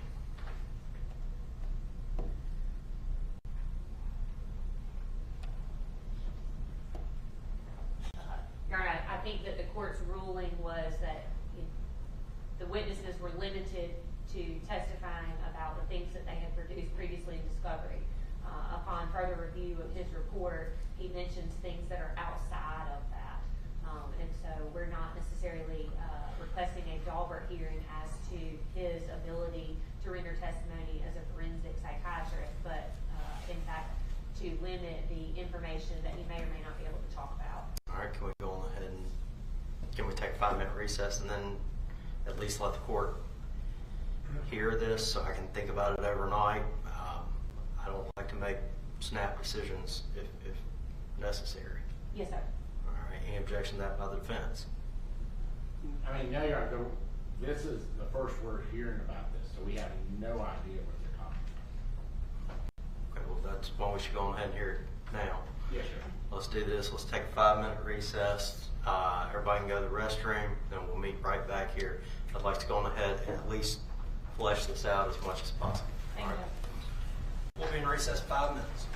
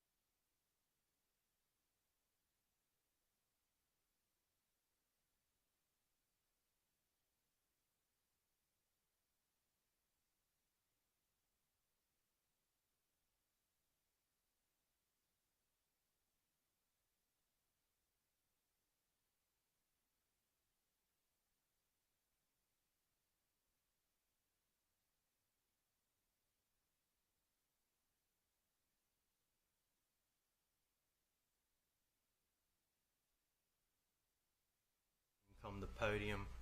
You can make your motion in limine.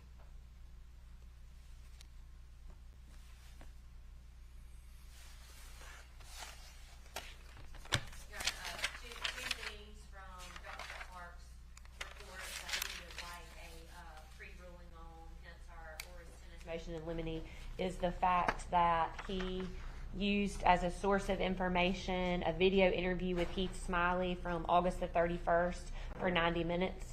When we had a Zoom call with Dr. Clark, he said that nor his interview with Ms. Gregg was recorded. And so at this point, we have no way of knowing what Mr. Smiley conveyed to him and how much of that he relied upon in his interview. That wasn't turned over to us prior to August the 30th. And then additionally, Dr. Clark renders some opinions of some sort and says, and I'm looking at page 29 of his report, Your Honor. Do you have a copy of that? The report I have is only 24 pages. 24, I'm sorry. Okay. In that first paragraph on the last page, he says, it's my opinion that the Lexapro that she began taking clearly worsened her pre-existing psychiatric disorders, leaving her in a highly precocious state. But there is inadequate information available to attribute a direct casualty to the medication. And we believe that would certainly, he cannot testify. His opinion is that he cannot say that the medicine caused her to behave in any way. And so we do not think it would be proper for him to be able to take the stand and to discuss that when in fact he says himself that he cannot attribute it to the medication. We'd ask that he be limited in that he not be able to talk about the Lexapro and or, since he did not reference it in this part, the Zoloft that Ms. Gregg had allegedly taken at some point, and any cause or connection to her state of mind at the time of the murder, attempted murder, and tampering. All right. Let me ask this. As I recall, what the court was faced with was several late discovery disclosures, and maybe the expert had not been retained until a few days after the discovery deadline. However, I believe I gave the state a continuance, or I said I went into the box procedure. All right? Yes, sir. Did you have an opportunity to interview Dr. Clark? We had a Zoom conversation where Mr. Kent was present, where we asked him about the sources that he relied upon, asked him if he had relied upon any interview with Ms. Vicki Breland. He said he had an interview with her, but it was not referenced in her report, and so he said he did not, he must not have relied upon her interview. He said that Heath Smiley's Zoom recording interview Zoom interview was not recorded, and that no one else was present. And Your Honor, we asked him somewhat about what his standard was. We cleared up the fact that both he and Mr. Camp had said that they would not be talking about an involuntary intoxication. And so Mr. Camp stated that on the record.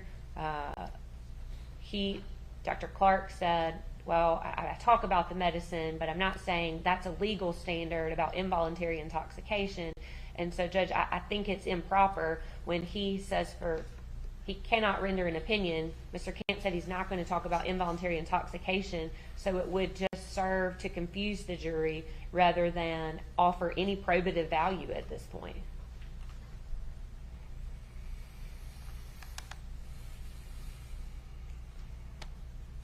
Anything further? No, sir. All right, response.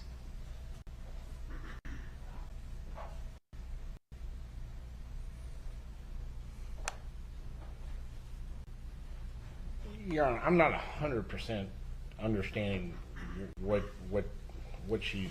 The last paragraph says, in Carly's case, in my opinion, the Lexapro that she began taking clearly worsened her pre-existing psychiatric disorders.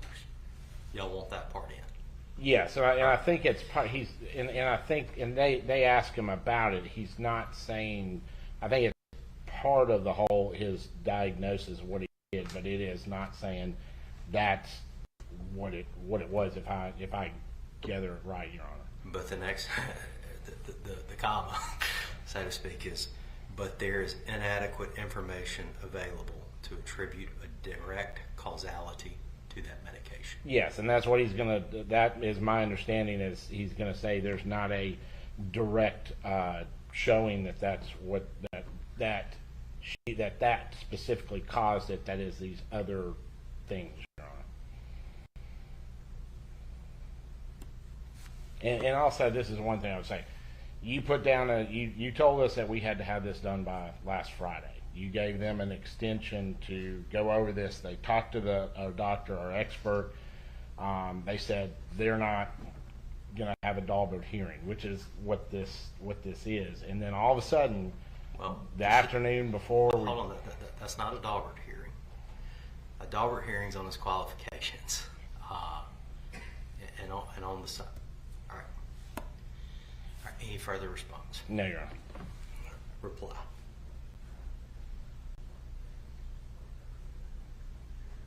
Your Honor, again, just that we believe the motion in limine is proper, as this statement and any testimony about this would fly in the face of 403. There's no probative value, and it would prejudice the defendant. And at this point, it's not relevant, and we would ask that the court exclude any testimony by Dr. Clark or any other witness at this point about trying to causally relate Lexapro to anything that happened on March the 19th, 2024.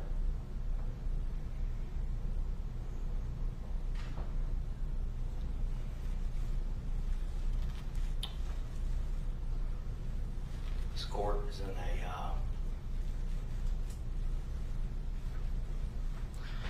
bad position. The court would agree with the state that this statement in and of itself does not rise to the level that an expert is required to testify to in this state. However, whether he's saying it's not causally related or not, whether or not he's saying there's inadequate information available to attribute a direct causality to that medication.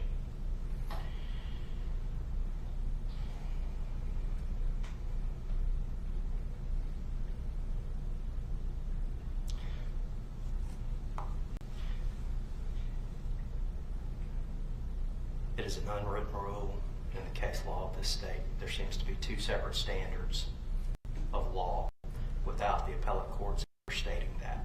There's one standard that the state is held to, and I would point out that pathologist was not called in this case because it was disclosed later. So I read the motion. You asked me to treat you like the state. Do you really want that?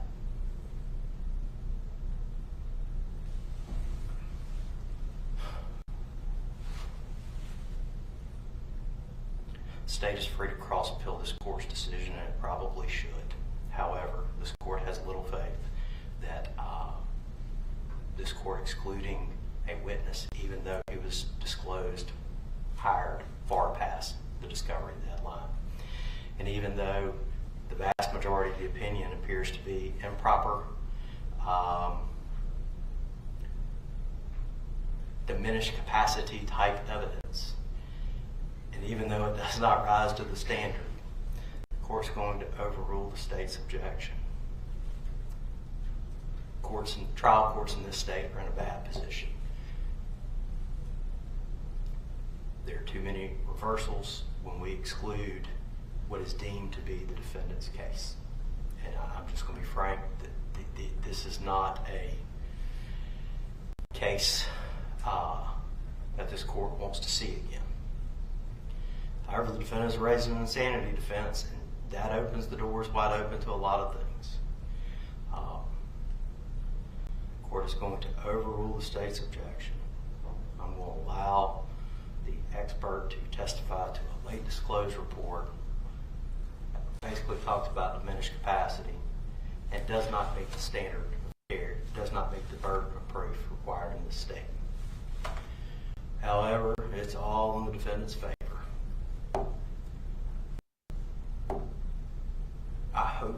state cross appeals. If there's a verdict in this case, I'm inviting you to cross appeal. I'm inviting the Supreme Court to tell me I'm wrong. Give us some case law that says I should.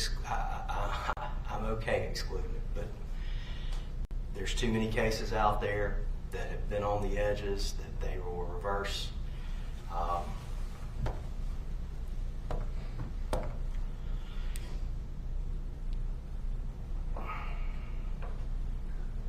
be frank.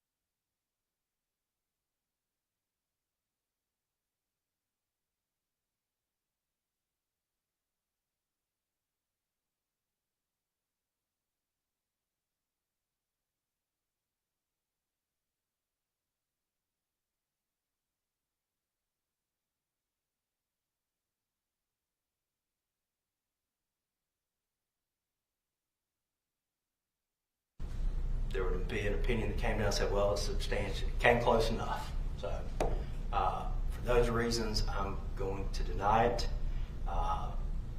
If a jury chooses to return an NGR,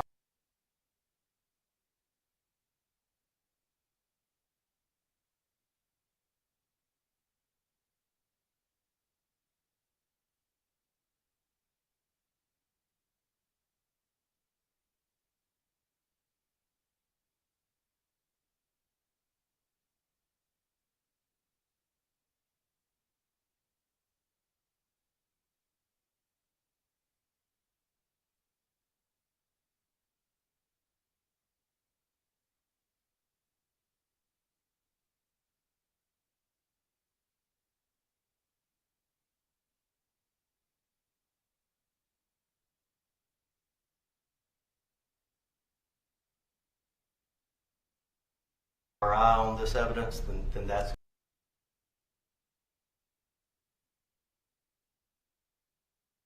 going to be their decision. If they choose to acquit her on this evidence, that's their decision.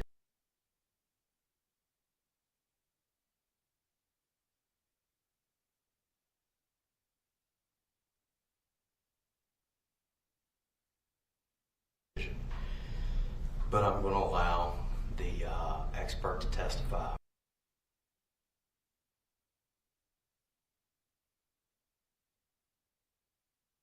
And the state can deal with this on cross-examination to the best of its ability.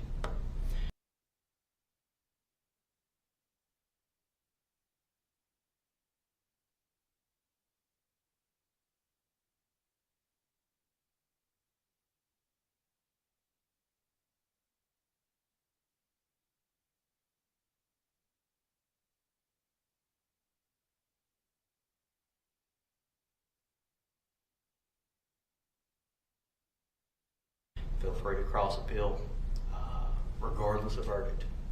Regardless of verdict, feel free to cross appeal. I'm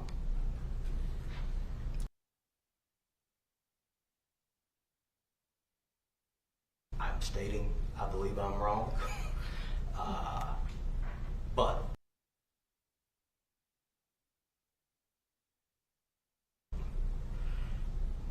I'm wrong in the defendant's favor.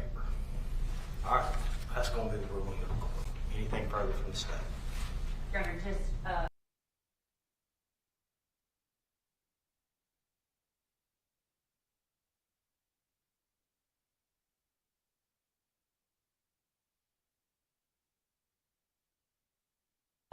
and we can address this if necessary, but we might have a similar argument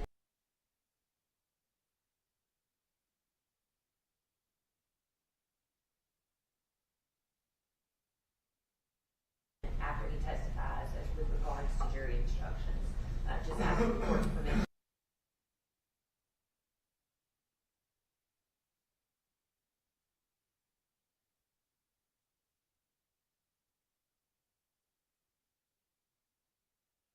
To flesh that out if and when this expert testifies.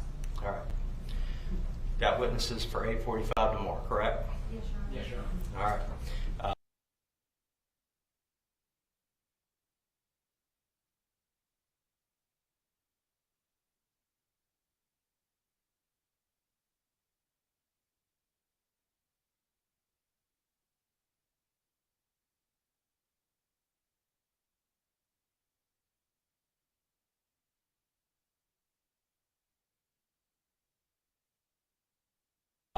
Doctor's going to be here tomorrow, correct? Yes, Your Honor. All right. Is there anything further?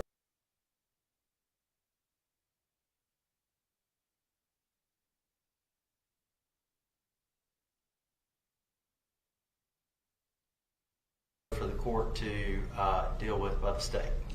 No, sir. By the defense?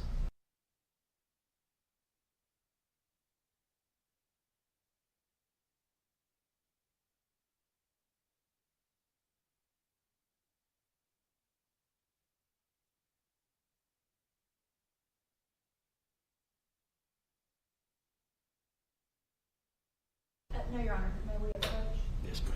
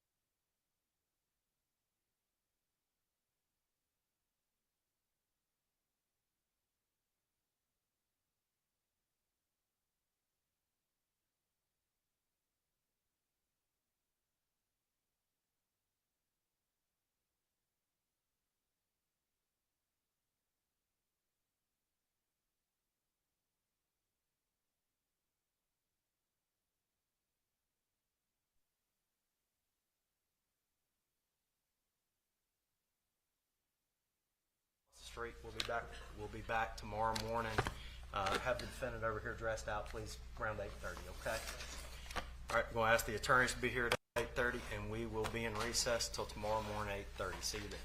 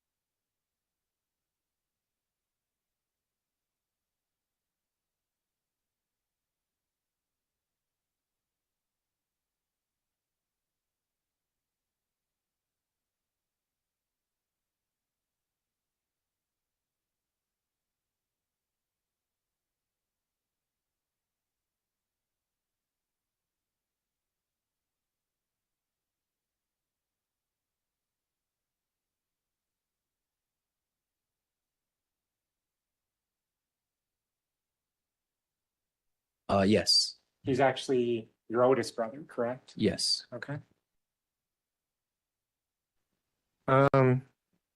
Is it fair to say that Ali has a pretty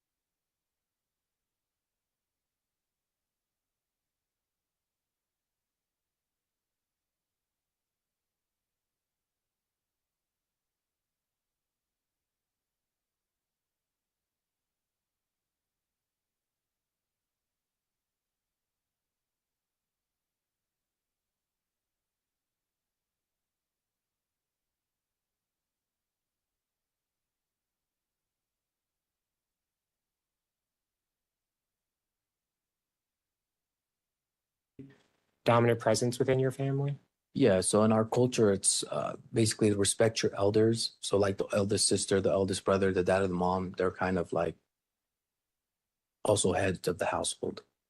So if you hear Ali sort of telling one of your siblings to do something, you pretty much expect it's taken care of because Ali said it, right? Definitely, because like I said, the oldest brother and sisters are kind of considered also head of the household, just like the dad and mom. So their word is just like dad or mom telling you something. Okay. So just going back real quick, you were interviewed by law enforcement very early on in this case, right? Yes. And you explained at that time, observing that Ahmad had become paranoid, correct? Yes. That he had become withdrawn, Yes. that he didn't speak much. Yes. And just like we saw in that video clip, you explained on the day of the shooting, when you were given a ride to work, that it was ordinary because he didn't talk at all. Correct. That was ordinary at that time, him not talking. Correct. He didn't say anything to you. Yes. No other questions. Thank you, Judge. All right, thank you. Sir, you may step down and you are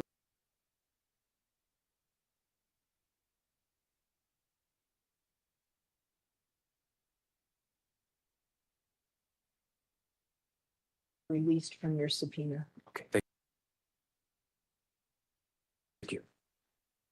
Your next witness. The defense calls Aisha Alyssa.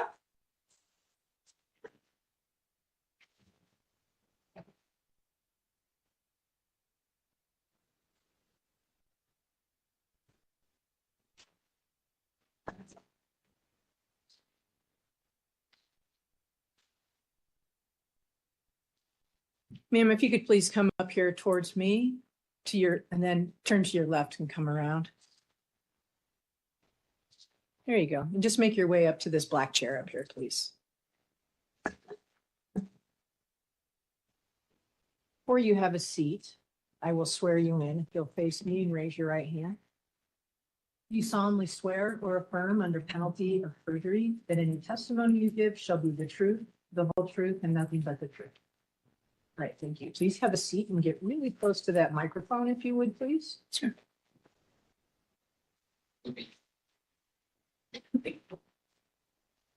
Good afternoon. Good afternoon. Could you please state your full name and spell your last name for the record? My name is Aisha Alisa. My last name Alissa. I saw you look over at my table over here. Did you see your brother? I did, yes. And when's the last time you saw him? When it was Mother's Day in March of 2020, I think. 2021, would that sound correct? Yeah. The day before the shooting happened? Yes. Okay. And Ahmad's your younger brother, is that correct? Yes. Okay. So I want to just start by you telling the jury a little bit about yourself. Are you working? Yes, I am. Okay, what kind of work do you do? Home care. I work with a home care company. Okay. And are you also a mother? I am. How many children do you have? I have 2 boys and a girl. Okay. And will you just describe your family generally for the jury? Are you guys close? Do you spend time together? We are a close family. We do spend time together and very close family, and we love each other too. And would you say that your parents' house is kind of the family hub where you all go together and meet together? Yes, we do.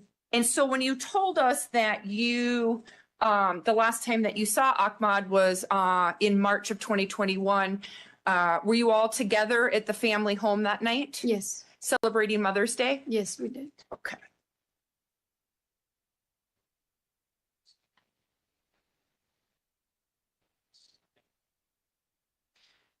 Describe how Ahmad was as a child. He was kind, smart, very beautiful kid.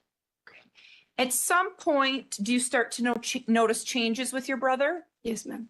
Okay. Do you recall when you started to notice those changes? So I worked at the restaurant many years, like on and off. I did see changes probably late 2018 or so. Okay. And what are the initial changes you're seeing around 2018? Most likely talking to himself, smiling for no reason, laughing for no reason. And you mentioned working with Ahmad. Did you work at the family restaurant together? Yes. How long did the two of you work together? So I used to work like 2 days a week, and then the other restaurant, and then another 2 days. So most likely I am with him like almost 2 days a week where like he works at. And while you were at work with him, how was he as a worker? How would you describe him? He forgets a lot of stuff.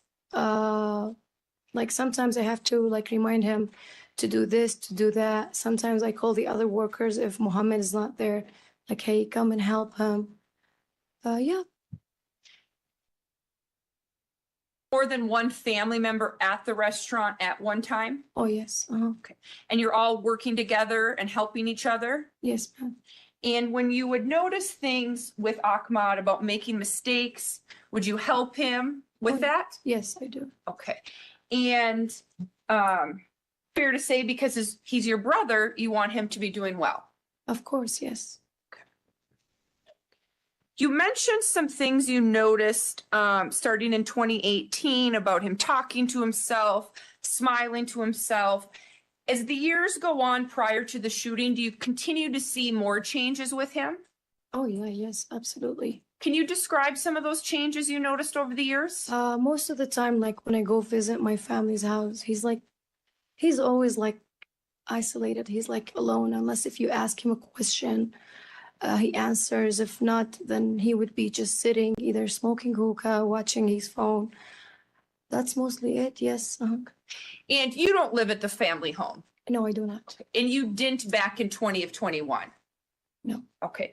But how often are you going over to the family home?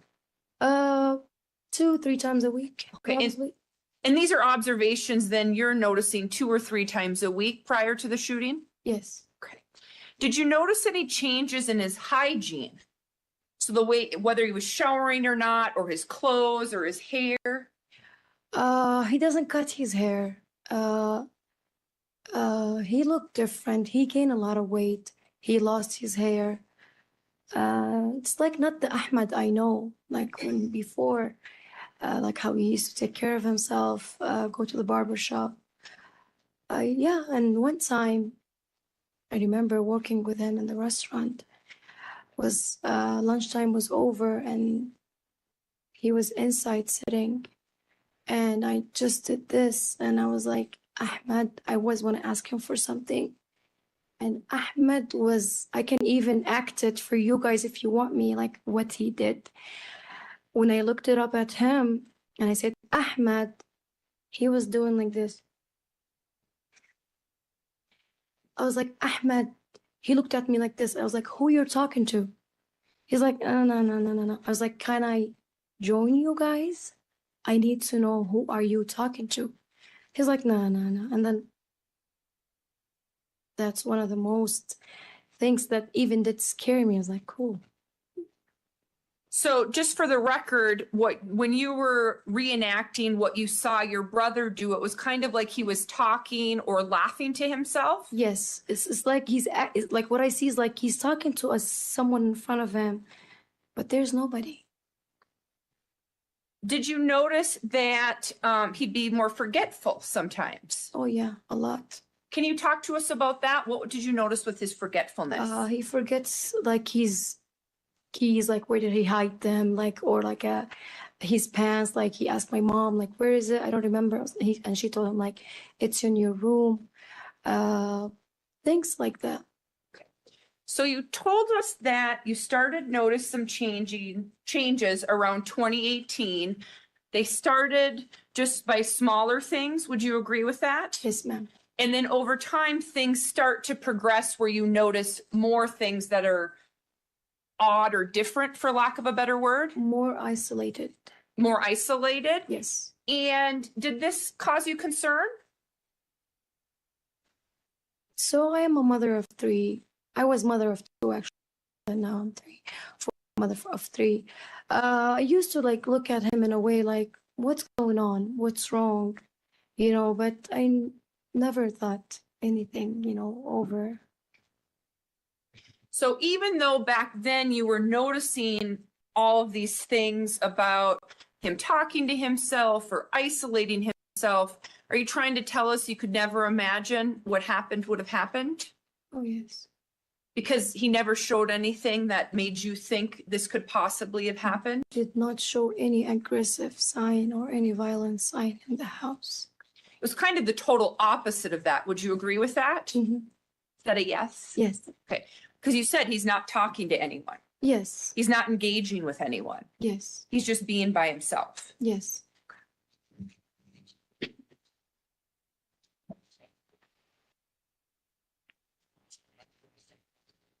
If I can just have a moment.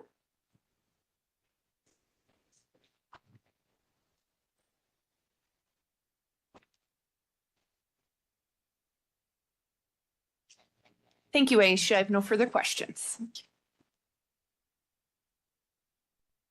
Good afternoon. Good afternoon. When you found out about the mass shooting, fair to say it was shocking for you Absolutely. and very upsetting. Absolutely. And since then, your family's been looking for answers. Yes, sir. And you spoke with the FBI about how sometimes families never know when a mass shooting is going to happen. Yes. And no. You married in 2014, am I right? Yes. And that's when you moved out of your family's house? Yes.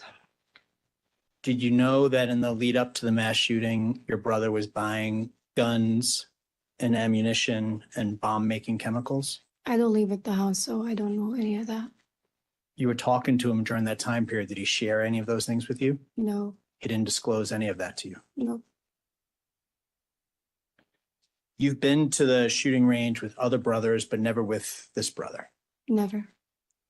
Never with this brother, but yes, with other brothers. With others, yes. And fair to say this brother was very smart and did well in high school. What I remember, yes. And he did well. As you know, he took online college classes for some period of time. He did well in those. I heard he registered, but I never asked him or asked any member of the family how is he doing in college or if he does go to college or not.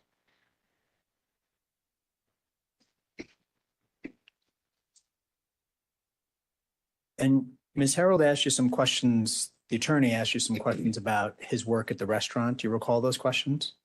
Yes. Do you recall he was working as a chef when you worked with him? With other chefs, yes. Sure. Busy, popular restaurant. Yes. Right. But your brother was one of the chefs for the restaurant. Most of the time, sometimes, yes. Did you find that he would stay calm and focused even when it was busy? No. How so? Unless if you tell him something like, hey, Ahmed, don't forget this. Hey, Ahmed, I need a chicken kebab. Hey, Ahmed, I need this. And sometimes he forgets. Sometimes he makes, one time I remember I asked him for a chicken kebab and he made a gyros entree. And I was like, Ahmed, what is this? Gyros entree. So I was like, Ahmed, what is this? You made a mistake. He says, oh, okay, I'll just fix it. And I did, as I mentioned before, I only worked 2 days with him. So, yeah. So if I were to tell you that someone told me he was calm and focused even when it was busy, you would disagree with that? Say that again. If I were to tell you that someone told me that your brother was calm and focused at the restaurant even when it was busy, you would disagree with that person? Yes. Okay. Do you recall you saying that to the law enforcement investigators when they interviewed you? It's been 3 years and a half. And when the law enforcement came to us, we were completely shocked. So I think I did say something like that. And I recognize the extent I can that you'd be shocked, but they had a long conversation with you. Yes. Yes. They typed up an 11-page report based on that conversation. Okay. You're aware that it was video recorded as well. Yes. And now that you think about it, do you recall telling them you would stay calm and focused at the restaurant even when it was busy? Objection asked to be answered. She Over. said you may have done that. Overruled. You can answer it. Can you repeat the question again, please? Sure. Now that we've revisited this topic, do you recall telling the law enforcement investigators that your brother would stay calm and focused while at the restaurant, even when it was busy? Probably, but I'm not remembering because it's been 3 years and a half.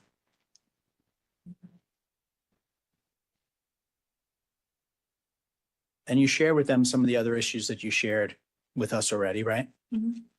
You also, do you recall sharing more with them about his personal life? What he was doing in his time? They asked a lot of questions. Sure. Do you recall your brother being on Facebook often?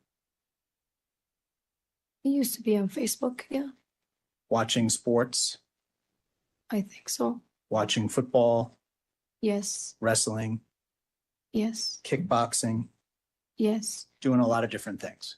yes.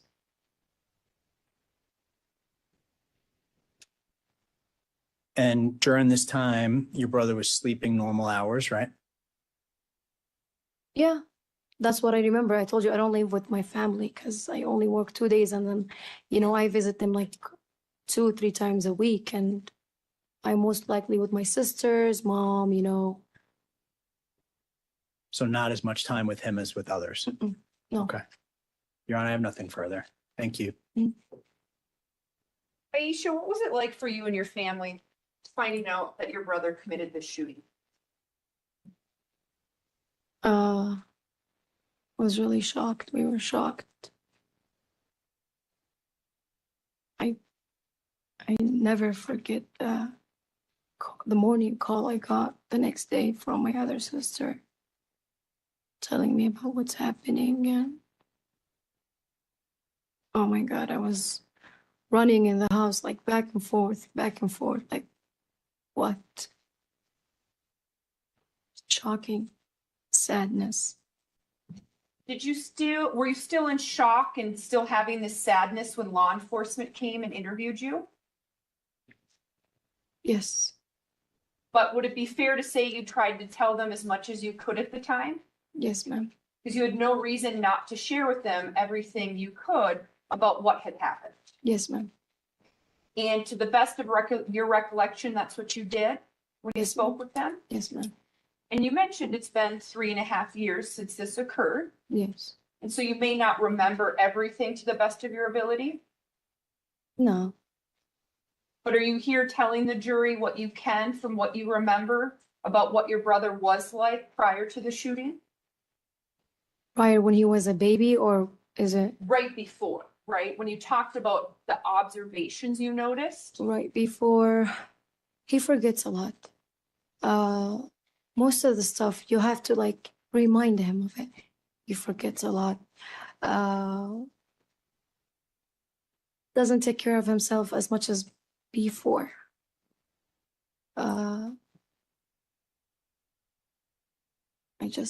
Yeah. And these are things you're sharing with us so the jury can have a better understanding of the changes your brother had from 2017, 2018 until the shooting. Objection, Your Honor, reading. Sustain.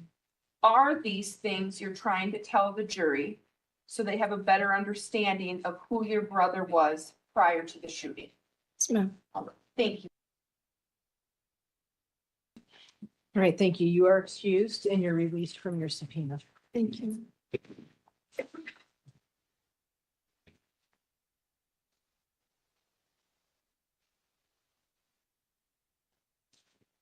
It's probably a good time to break. 10 to 5? Sure. Okay. All right, we'll take our evening recess. Heed the admonition. And we'll see you in the morning. Support to give the full admonition at the end of the day since they won't be back until tomorrow. I will read it to you. Thank you. We will now have a recess. I want to remind you that until the trial is completed, you must not discuss this case with anyone by any means. This includes members of your family, people involved in the trial, other jurors, or anyone else. If someone approaches you and tries to discuss the trial with you, let me know about it immediately. You must not read or listen to any news reports of the trial. You must not consult any outside reference materials, do any internet searches on this case, any other cases like this case, or any of the parties, and finally submitted to you. With that, have a nice evening.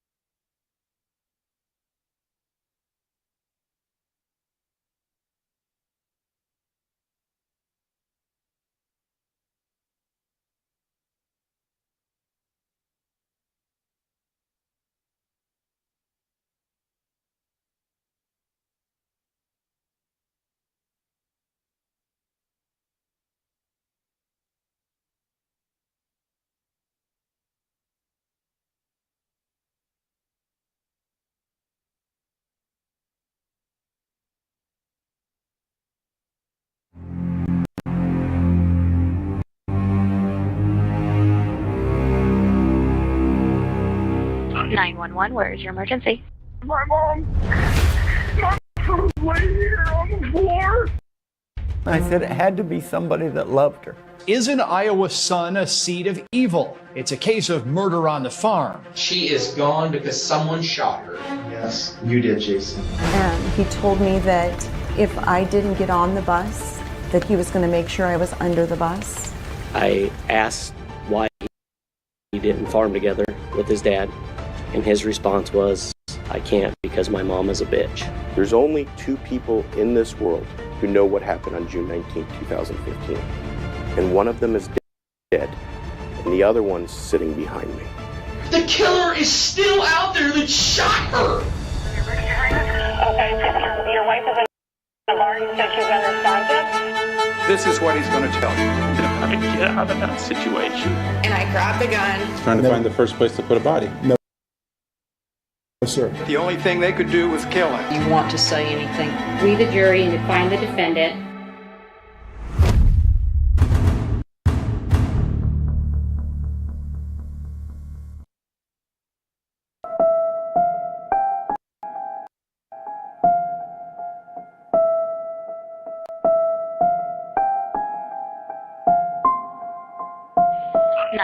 Where is your emergency? Yeah, I need an ambulance fast.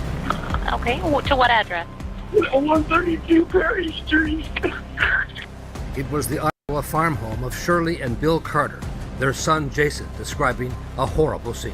My mom was laying here on the floor, blood through blood, where she's dead. I don't know what happened. Jason's father, Bill Carter, was next to arrive. And I went right in the kitchen, and there she lay. And I said, I'm so sorry, Mama.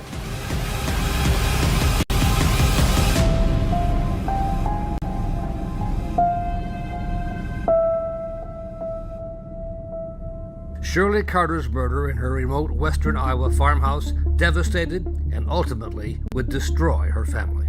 It's really like the most horrific nightmare you could ever imagine, to lose someone that you love so dearly, and then your family to be just shredded, ripped apart.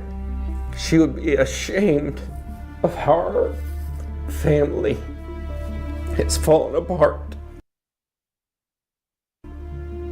At the age of 67, Shirley Carter had raised 3 children, always busy with her grandchildren, and still active with her own John Deere tractor to help in the family's 900 acres of soybean and corn. She was a hard worker, that's for sure, and she loved her grandkids, and, I miss her. Her husband of 52 years, Bill, actually talked of suicide. Well, I thought I'd lost everything. Everything. I never had any trouble in my life. Even when we had to get married young, we never had trouble. And then for something like this to happen in our old age, it doesn't make sense. It just doesn't make sense. And as Bill Carter replayed in his mind the image of his wife's body that terrible morning in the kitchen, he began to wonder. Because she was laying face up, and her hands were like this across her chest, and her eyes were open. And I thought, you don't die that way. And I said to Jason, I said it had to be somebody that loved her. And it was his youngest son, Jason, who found the body and came under suspicion almost immediately, as the lead detective, Mark Ludwig, would later testify. He was immediately on my radar even before I arrived on the scene. Ludwig had listened to Jason's 911 call as he drove to the scene, and something did not sound right to him. I don't know what happened. And right away that set bells off to me, in my mind, of his words that he used, how he described the scene, and his emotions.